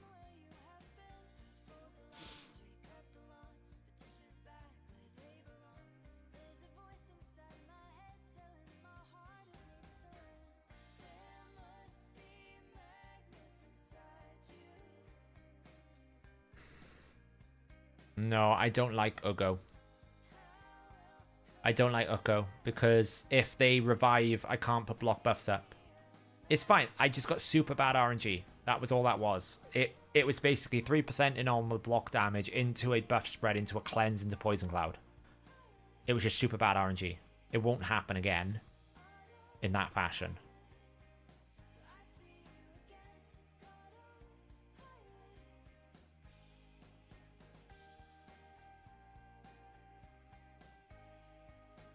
Burn.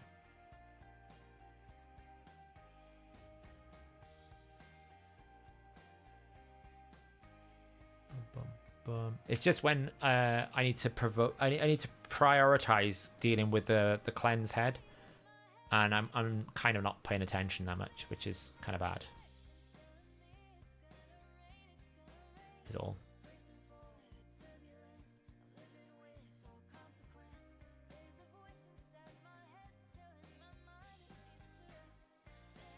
I don't know. Not until it's in the game code. How does Kyoko ever get it? Because Nekmo places the decrease attack here. And once the decrease attack is on, like now, for example, she can't actually place decrease attack. Look, 3 turns. So she places it for 2 turns. So what she will do instead is burn. She can only ever place a decrease attack if it is of a longer length. And she hasn't got Master Hexer. Which means I don't actually have to worry about...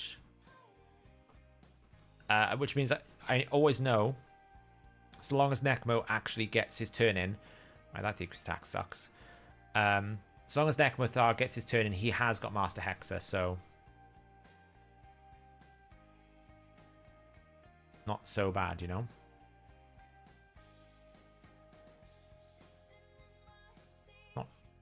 Getting much pump damage here.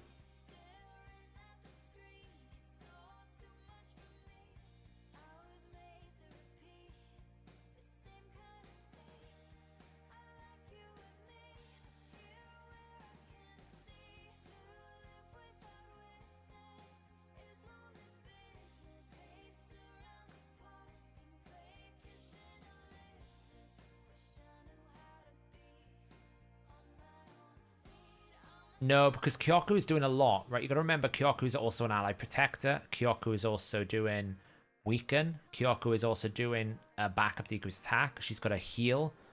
She's also the mischief target. Like, she's doing a hell of a lot in this team. You probably just don't realize it. She's also better damage than Artak. Because the thing is, I don't actually want to be activating the burns. I want the burns to stay on the target as long as I can have them on, so that I'm getting the damage bonus from Rathalos. That's why I have burn. I don't care for the burn damage itself. I need the burn to stay on for Rathalos damage. So if I'm activating the burn, I'm actually reducing my damage efficiency, which I don't want to do. Like right now, for example, I have no burns. Really awkward. So all of this is going to do a lot less damage. But it's still worth doing even without the burn. It's just ideally you want it with the burn, you know? Like, we just had a reset now. Pedrag's reset her A2, so we'll be able to get the burn out, which is great. Like, right now, actually, I don't mind if the head cleanses. I couldn't give two hoots what the... I don't care about provoking that head on the left. It can do whatever the hell it wants right now. Because it can't cleanse decapitations.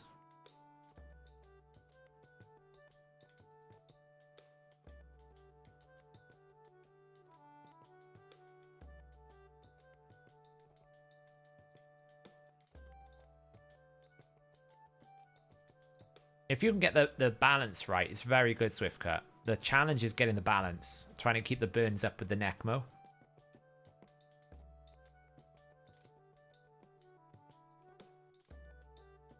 There, see, if that was a burn, that would have been a 4.8 mil or something.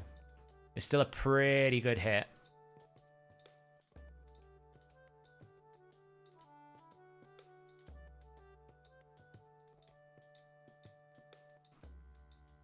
I kind of wasted my block buffs there. It was a bit stupid. I targeted the wrong head there. That should have been another ability. Oof. This one's going better already. Right, now we gotta provoke. Might as well hit this head. This is on brutal. Yeah, they do need to increase his animations, right? They're a bit slow.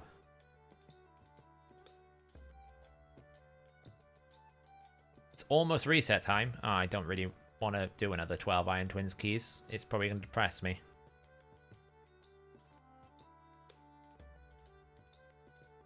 Boom. Can we get a provoke out? Kyoku has forgotten what a provoke set does. It's quite annoying, really.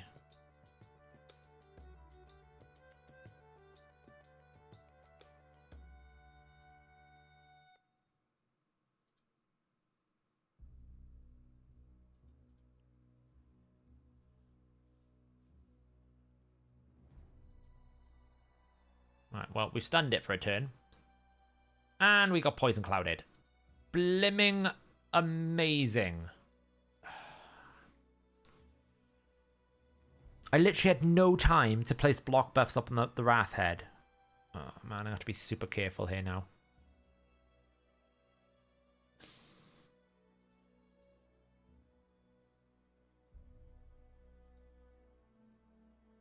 I literally can't do anything for a while now. This might be another wipe. That's how bad this is. This could be another wipe.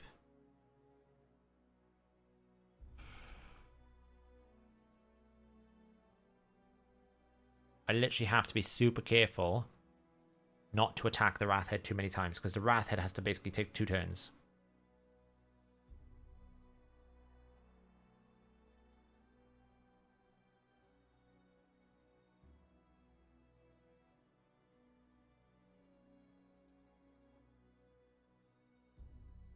Eventually, Kyoku's going to figure out that she can provoke. Might take her a while. Oh, see, this is going to hurt. This is going to hurt. This could be a wipe. There's nothing I can do. This is going to be a wipe. I'm going to wipe again.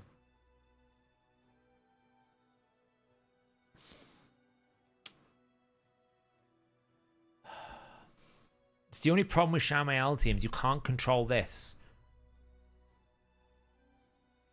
And I'm going to wipe because I haven't got decreased attack. I haven't got block buffs. We're attacking the head constantly. War Master's going to proc on it. At least we can this. Man, she has not provoked 5 times in a row. It's so frustrating at this point. Okay, well, we can cleanse. That's something.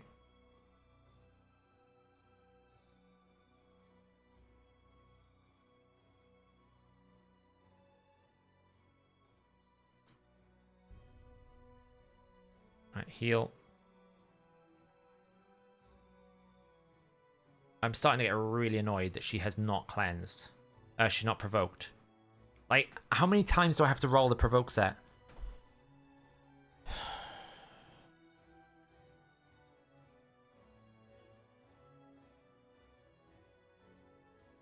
Oh, no.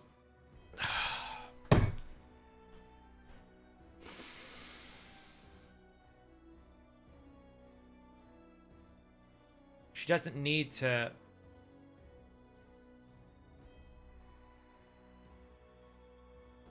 doesn't need to. Weak hit doesn't matter for provoke set. See? Weak hit doesn't matter for provoke set. That doesn't even work with that. Should just kept the 150 mil run. See, she's done provoke set, it doesn't really matter. Uka won't solve the problem. Uka wouldn't have solved that problem. I had 0 time to use the ability. Because it literally respawned and then Poison Cloud came out. There was nothing I could do there. There's literally nothing I can do there. Because of the way that the respawn happened. I'm just getting super bad RNG tonight. Where the respawning is happening just at a time that I can't control it.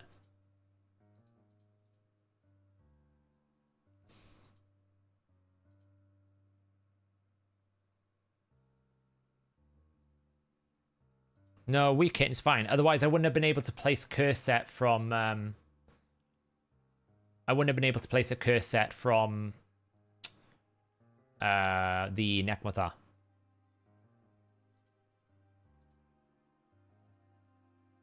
Yeah, Uka wouldn't have solved that problem anyway, because the Wrathhead had the respawn buff, right? So when they respawn, they actually have to take a turn before Uka can place this. It wasn't the problem that Ugo is weak affinity or anything. It was he respawned literally almost like within a few seconds after I had... it's just the way that it respawned. It just respawned at such an awkward time. There's nothing I could do. And I couldn't get decreased attack on it. I couldn't get anything on it. It was too late. That was it. So Ugo would die before we even got to it. Nothing is... Kyoku's too tanky. Kyoku would live. Kyoku's defense based, so... It's fine. It's just... That was just super unlucky. I knew I was dead the moment it happened. There's nothing I can do. It's the Poison Cloud revive into that. There's absolutely nothing you can do if it happens like that. Because you can't strategically build around it. Like, obviously not having block debuffs is a bit of a problem for the provoke. But normally I can just... It doesn't matter. See, I can just override it and just kill it very quickly. I'm just going to start prioritizing the Wrathhead, because that's the only thing. Just get rid of the Wrathhead now. I'm just going to start prioritizing it more often, because that's the only thing that's killing me, is the Wrathhead. It's why a lot of people hate Hydra, because you can have a really good run, and then just get a very nasty moment where it's like 2 heads revive, and then Poison Cloud happens, and then you can't do anything. Because unless you can actually place burn without it, then there's nothing you can do. And it's not like I haven't got a team that has all the right things. Like, I've got a block buffs. I've got a decreased attack. I've got everything you need. It's just unfortunate that the timing, the way that went, I had no time to react.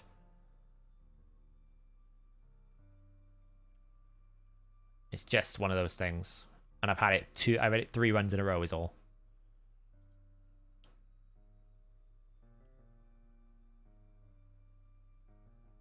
It's another downside to Shamael, for example. Every time you get decreased attack, that's 4 attacks. Every time you get provoked, that's 4 attacks. There's unfortunately just not much you can really do about those situations.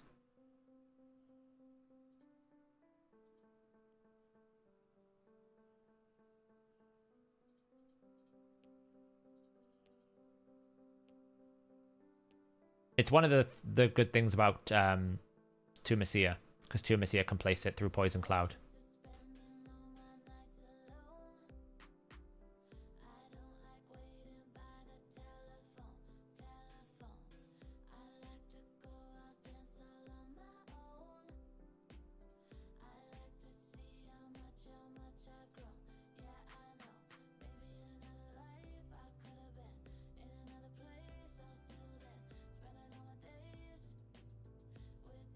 I probably should be paying more attention to how I'm controlling my A2 block buffs anyway, which I'm probably not doing very well. Like, I shouldn't be using it right now because I don't really need it on these, but...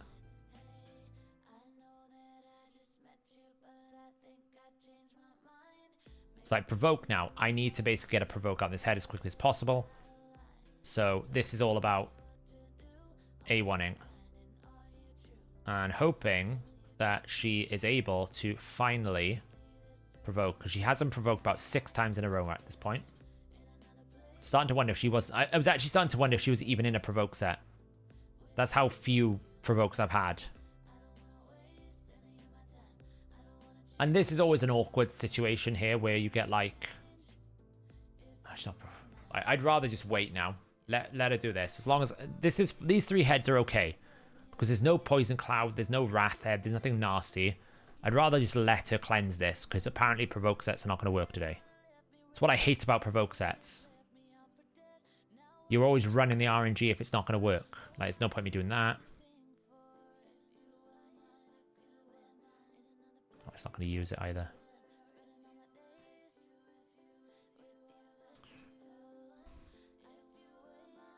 Can we get a provoke? Come on. No. That's 4 in a row.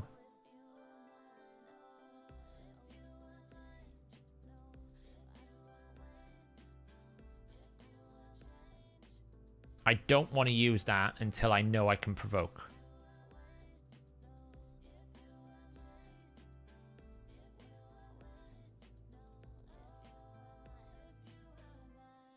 Oh man, that's 4. That's 5 in a row.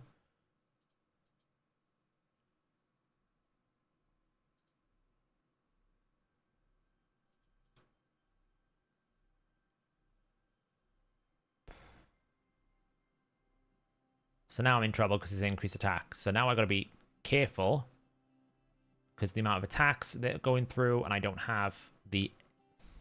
I'm going to wipe again. Because Kyoku cannot freaking provoke. I mean, she's got a provoke set. At this point, I'm starting to question if she's even, like, knows what to do with it. Right, that can do decreased attack. No, it didn't. A weak hit. Okay, block buffs. Okay, that's something at least. I might still die, but we'll find out in today's episode of... Will I die? Probably, because I don't have decreased attack.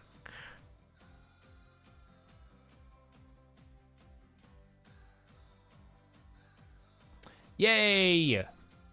Oh, I'm so frustrated right now. She's in provoke set. She's got it.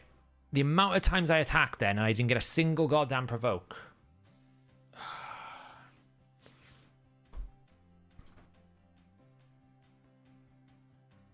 I also weak hit Nekmuthar.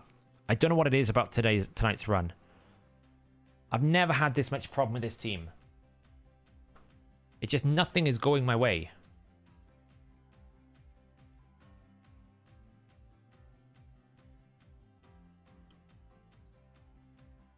It wouldn't make a difference.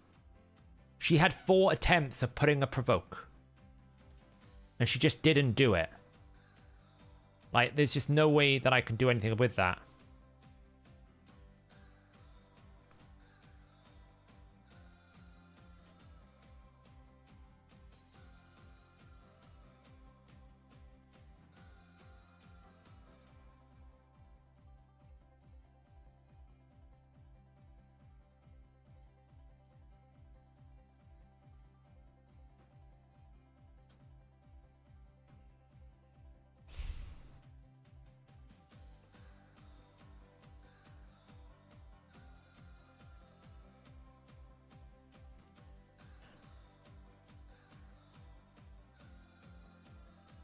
I'm not putting face and presence on it. She can just learn to provoke. I'm just annoyed because I'm kind of tired and I really don't want to be doing this Hydra run.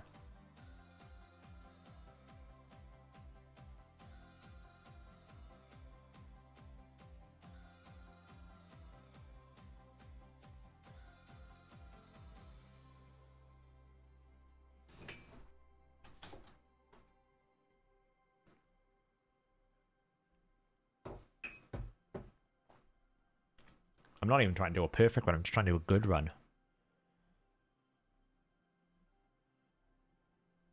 I mean, face and presence is not that important. Like, it's 35%. It's not really going to make a huge difference.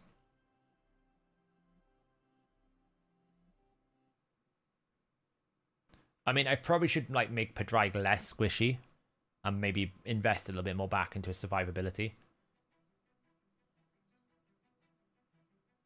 And I should have A2'd there. That would have been a lot of damage. Never mind. But at the same time, I'm sitting there thinking, well, you know, if you have that many attempts to place provoke, like I can't remember the last time she placed a provoke. That's how many times I've tried to do it.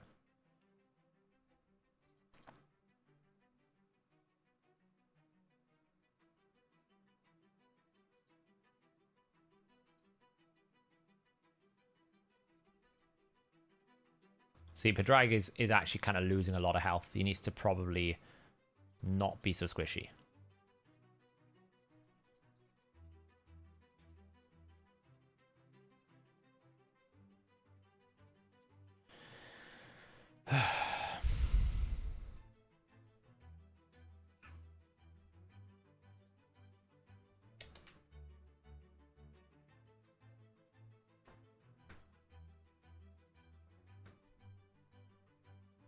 Yeah, I'd rather the speed, though.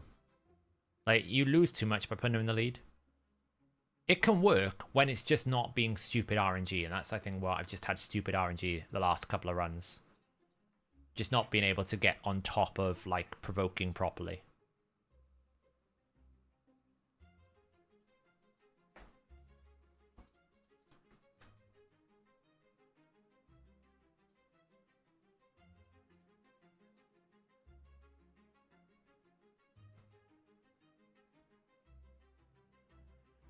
Well, that's what I was starting to wonder, Renish. Did I break her set or something, right? Did I take some gear off her or something to cause that? Because the amount of times I've attacked, I was like, surely it must land at this point. I'm starting to think I was going insane. Oh, 4.3 billion. That's what I'm talking about. Million, not billion. 4.3, lots of numbers.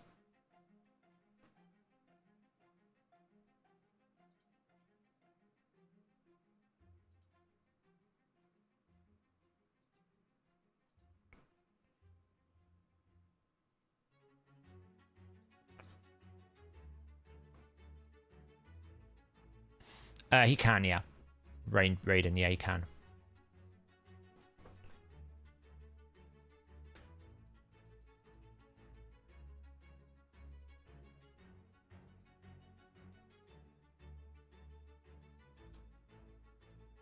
Smash.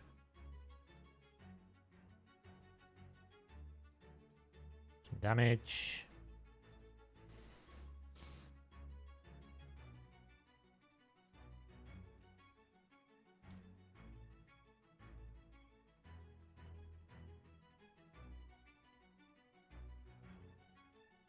Hmm.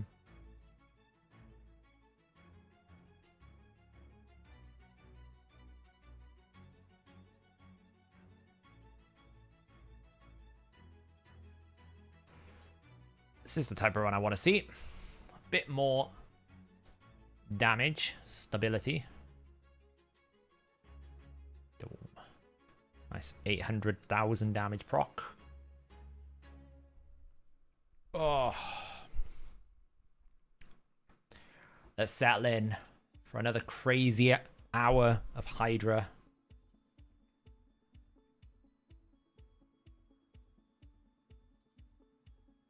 They put an unskippable one. It's not meant to. All of the ads on the channel should be skippable. But then again, YouTube does its own little things sometimes. And I'm like, why? Okay, let's count together how many times we attack the head that we want to provoke and we don't get a provoke, shall we? Let's all count together. First attempt in a moment. Okay, attempt number 1.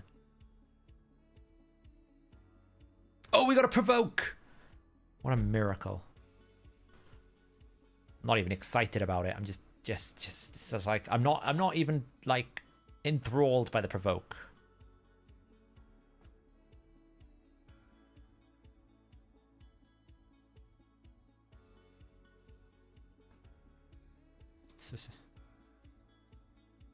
Just reset turn meter so I can get some control.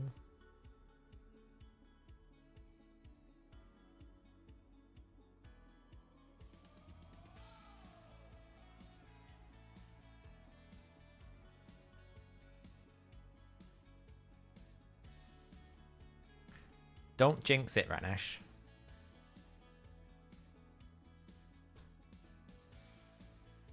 I need to get block buffs out like yesterday.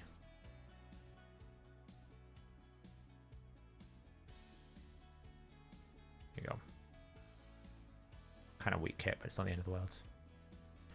Bump. At this point, I'm going to settle for anything above 100 million. I'm too tired to worry about anything else. See what I mean? Like, what can I do there? What exactly can I do there? It literally spawned and instantly poison clouded it. There's nothing I can do. Literally nothing I can do.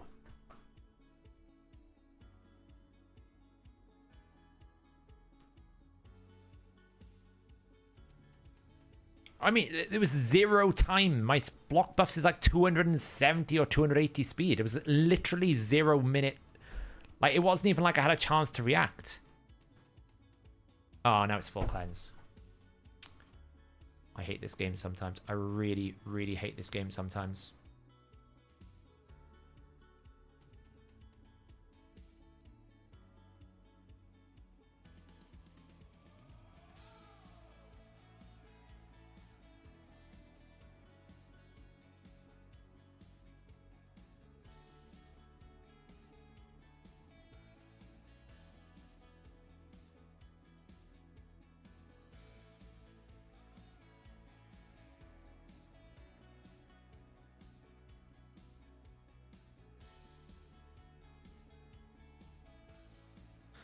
It's going to be another wipe. And honestly, I'm starting to wonder if I even give a crap about this team today.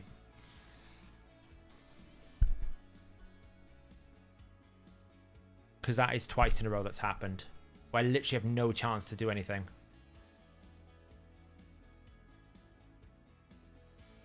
One, two.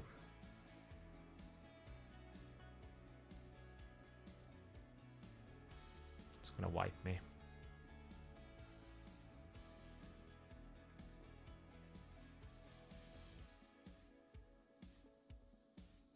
Small glimmer of hope. It's ally protection at least.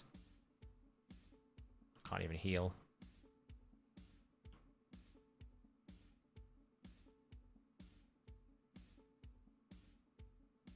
I'm so annoyed by this. And a wipe. Restart.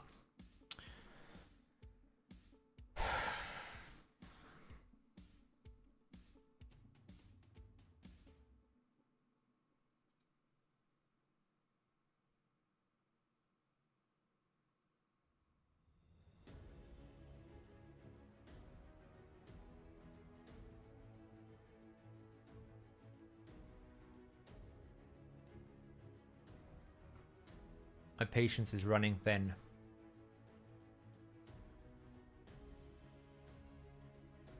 They wonder why people hate Hydra. Because of this stupidity. There's literally nothing I can do to stop that from happening.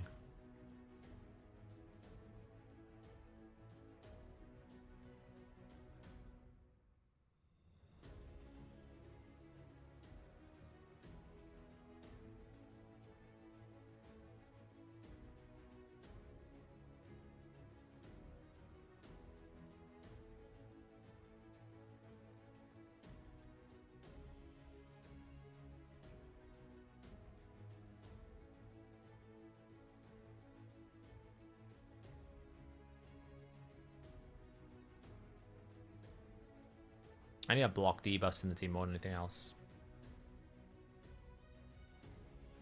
That would help.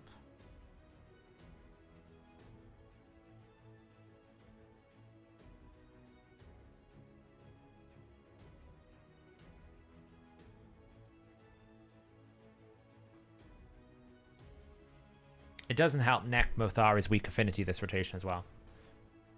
So he's weak to the Hydra head, which means it's all going to be a little bit more awkward.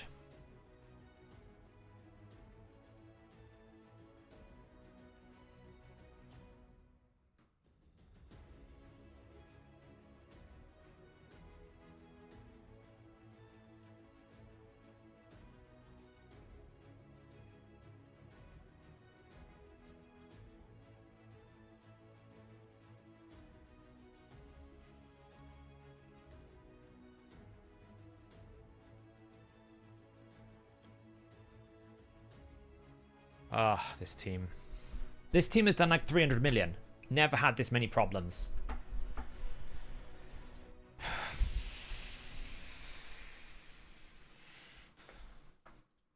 Wow. When you're in a tight Hydra clash, the way one key could literally cost you third place. I don't have much choice. Got to put the grind in. Oh, stole nearly everything there. But yeah, it's the block buffs that would really help because the amount of decreased attack I'm taking. This is going to cost me a bit of damage.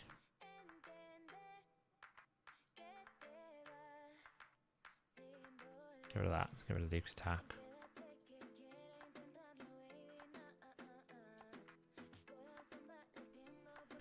Six that's over Deathless. Deathless is the one that's like the only decent champion for Dark Resolve Blessing, I think.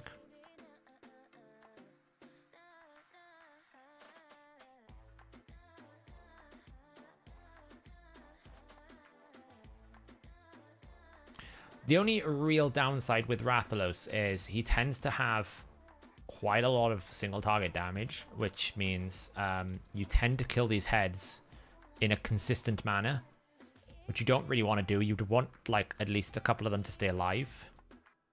That's not really how it works. See what I mean? Like we're killing them all at the same time, but it will do good damage when you do that. That was the Stars Align. That just did 16 million damage. That just did 16 million damage. We just casually Stars Aligned. And we didn't even have the optimal settings. We didn't have burns. We didn't have everything out. 16 million damage. When it hits, it hits.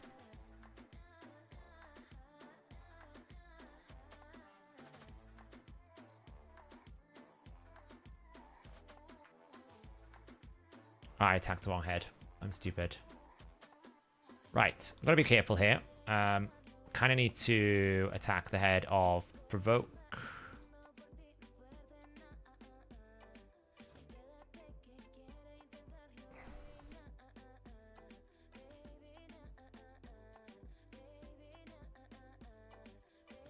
Yay, we provoked. Thank the Lord. Now we need block buffs.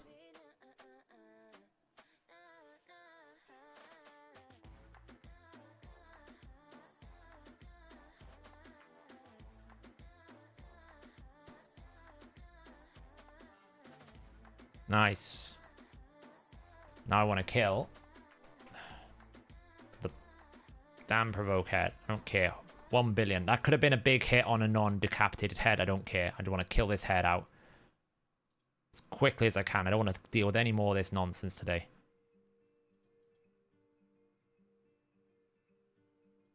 Everything on this head. All the damage under the world. I don't care about the head decapitation right now. Kill this head. Back to not provoking again.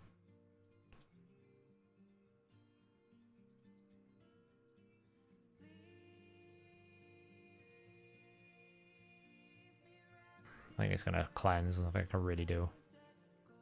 I mean, at least it's only cleansed 2 heads, so it's not too bad. And we cleansed after it had already done its poison cloud, so it's not too bad, that. It does include all passive, joint attacks, ally attacks, everything, Willis. So every time I ally attack, I'm incrementing the stat counter. Ah, we have a Torment Head back. Such a dream. Such a dream. How I've missed a Torment Head. Okay, what is this?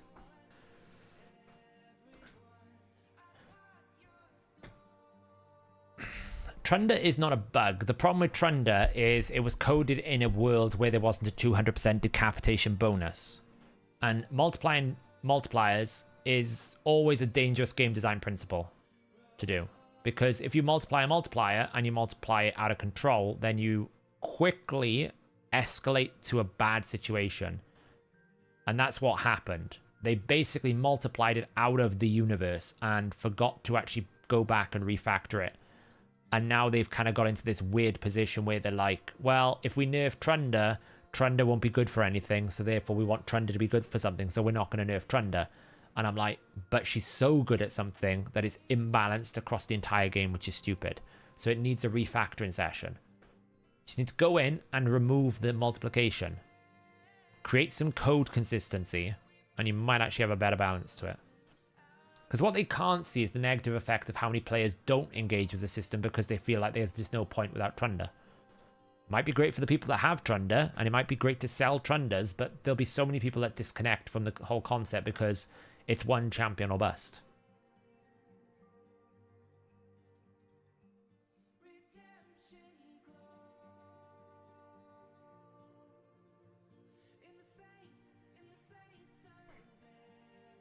And it's like, if you, do you know what, they're right. If you nerf Trunda, Trunda's useless because she doesn't do enough damage in Arena. So why don't you rebuild her kit a little bit so she's still relevant in Arena?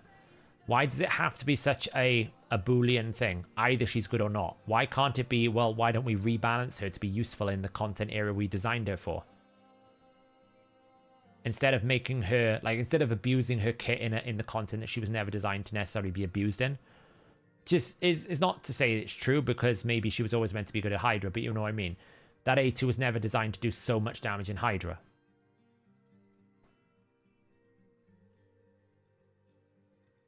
So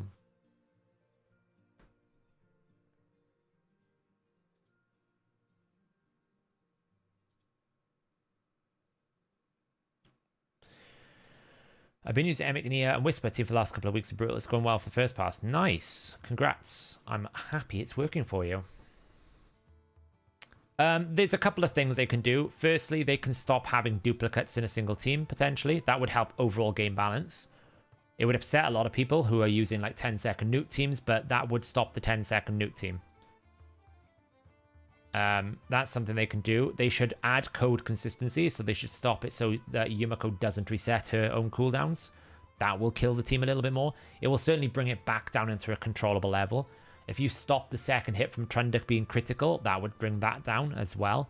I think they should apply that to Siegfried as well, because I think Siegfried does too much damage. It's absolutely absurd. Secondary excess hit damage should not be one-shotting, should not get crit damage again, because you're giving too many bonuses. It should be a fixed damage potential. I don't mind if they, like, take a portion of the damage and do it fixed to that session, but they should not do what they're doing at the moment. I've got to be careful here. I haven't got decreased attack or block buffs out, and the Wrath Head is cycling very fast. I still don't have decreased attack. Okay, I need to reset. Block buffs, nice. Necmo, can you stop being a dick? And there we go. Stressful. 2.1 million A1. That was his 200% hit.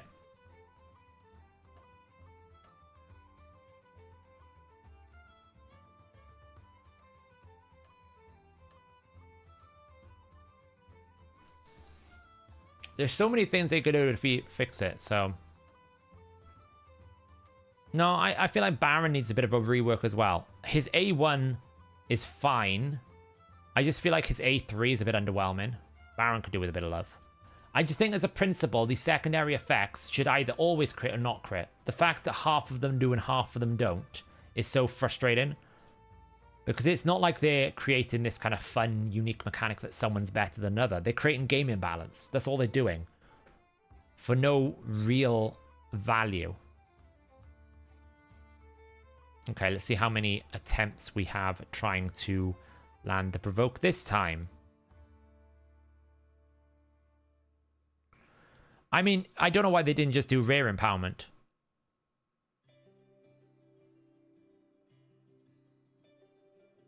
Like, why is rare empowerment not a thing? Oh, man. Thank God for that. Because that head literally just cleansed before I had a chance to do anything.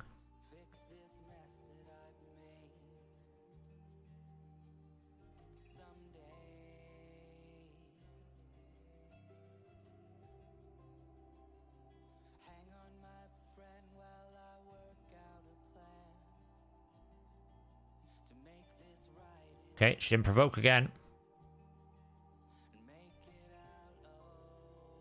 Okay. Thanks for layering it. I love it. It's double layered the passives. It's double layered this. And now I don't have decreased defense for a while. What an annoying little thing. What an annoying little thing.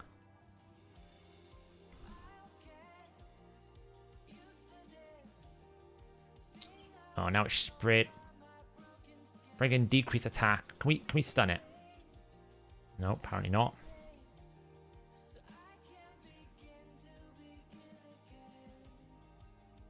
Not quite. Right, now I don't care if you're asleep. You can't do it. Oh, man. It woke up straight away. It woke up straight away. I'm so dead. I'm literally dead. Might as well proc it right now. I lived. Now I can't do anything because of Poison Cloud. I love it.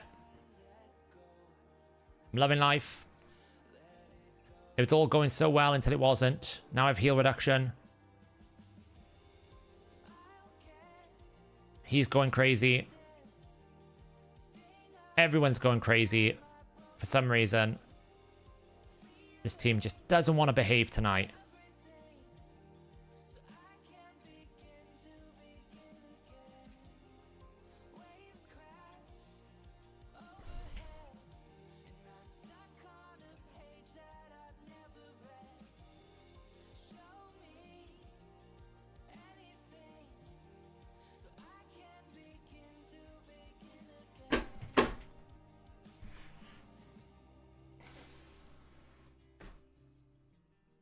Done.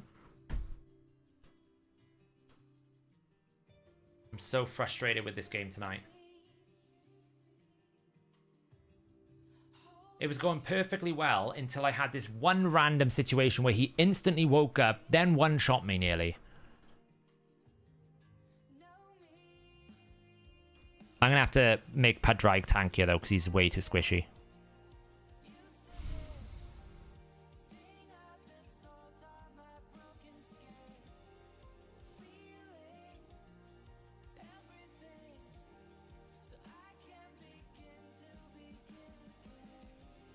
It's gonna have to do. I can't do any more tonight. I'm so tired.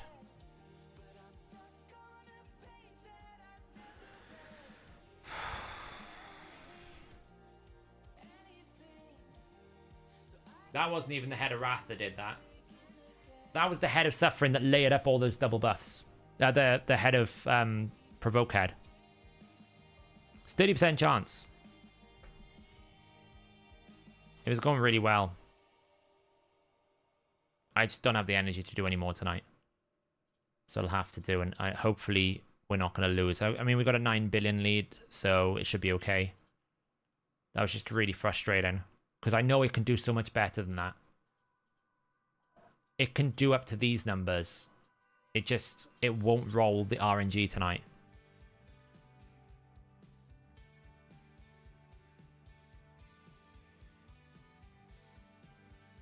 It just won't roll the RNG, so...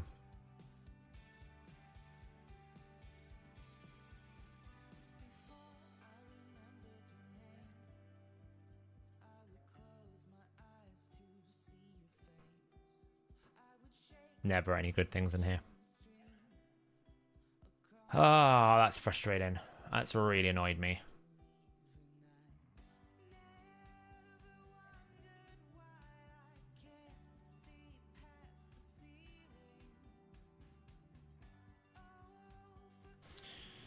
It's not going very well, YST. We hate Hydra tonight. It was going well in Hydra until Hydra decided to be an absolute annoying thing.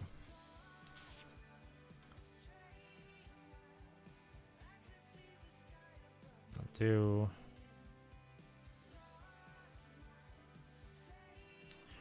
Right, guys. I am done. That has ruined me, that last key. I could have saved it at 140, 130. That's what I was frustrated about. I could have saved it at a much higher number. But I just couldn't get the RNG to roll. It just kept ruining me. I probably will need to make Pedrike tankier. Because, I mean, he's not squishy.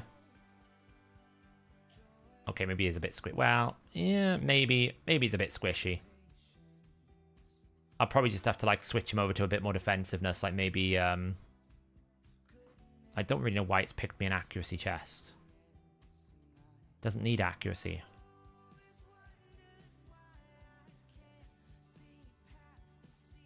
It's probably picked me that because I went for speed.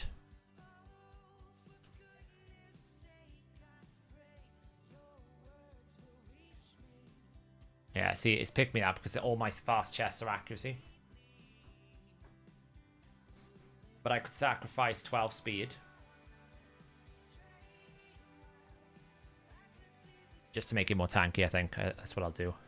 Just take this up to 16. Throw in like a 4-star glyph.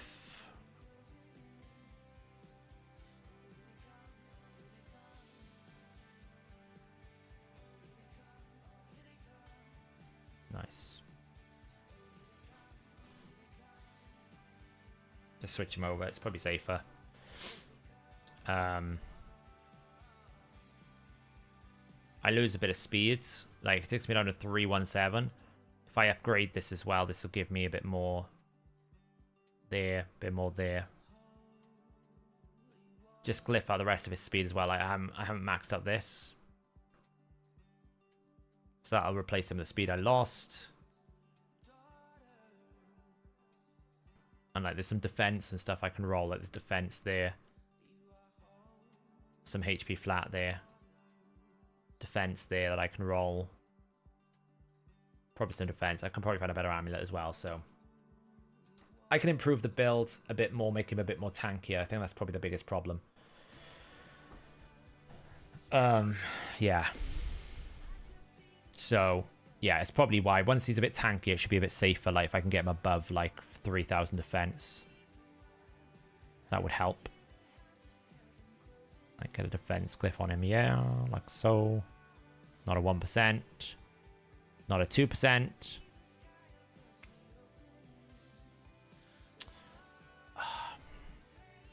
%, there you go.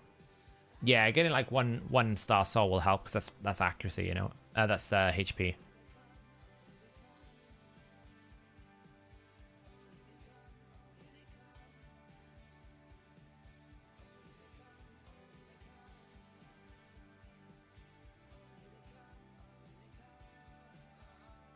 Just finish.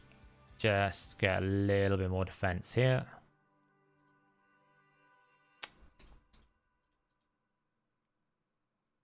Go.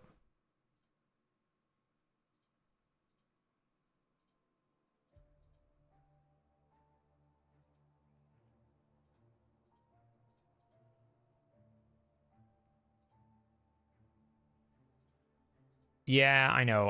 I'm frustrated because I know it can do better. That's what I'm frustrated at. I know that team can do a lot better than what it did. It can do way more performance than it actually did, so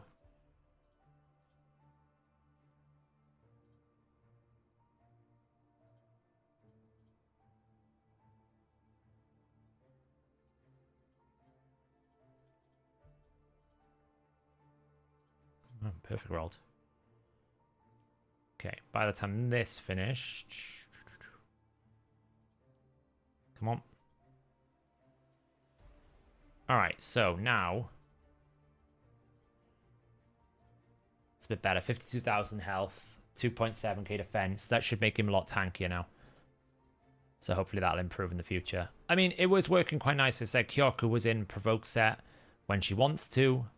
She's currently at around about like 259 speed because this still needs to be upgraded, right? I've got speed to come here.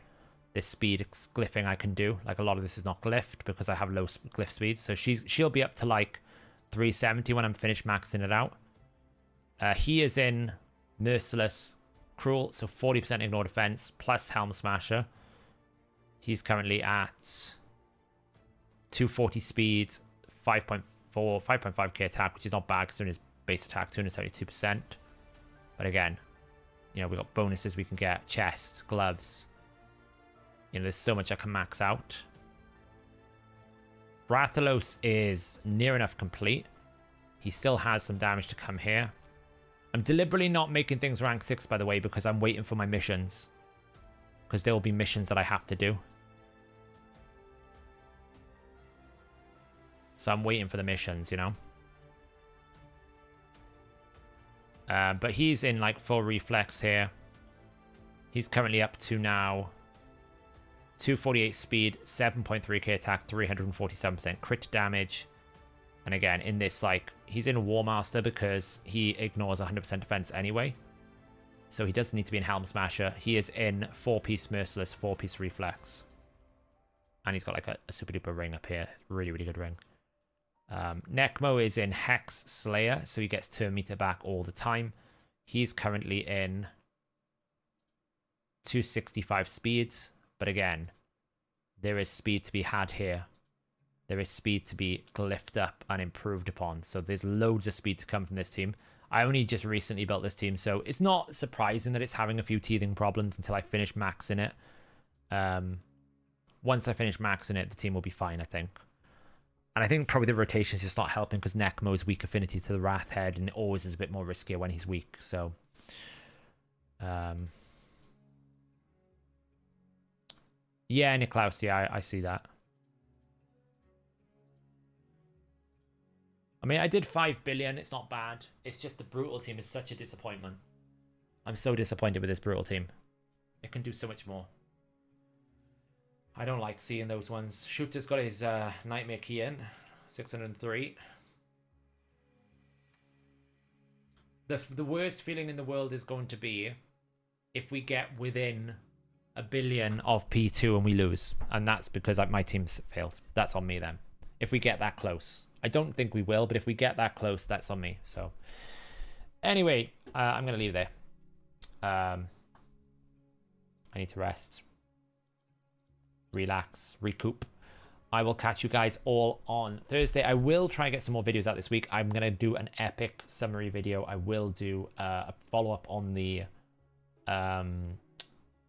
Supersonic set and the Slayer video. That's the plan this week. So we'll see how it goes. But anyway, guys, have a nice evening. Ciao.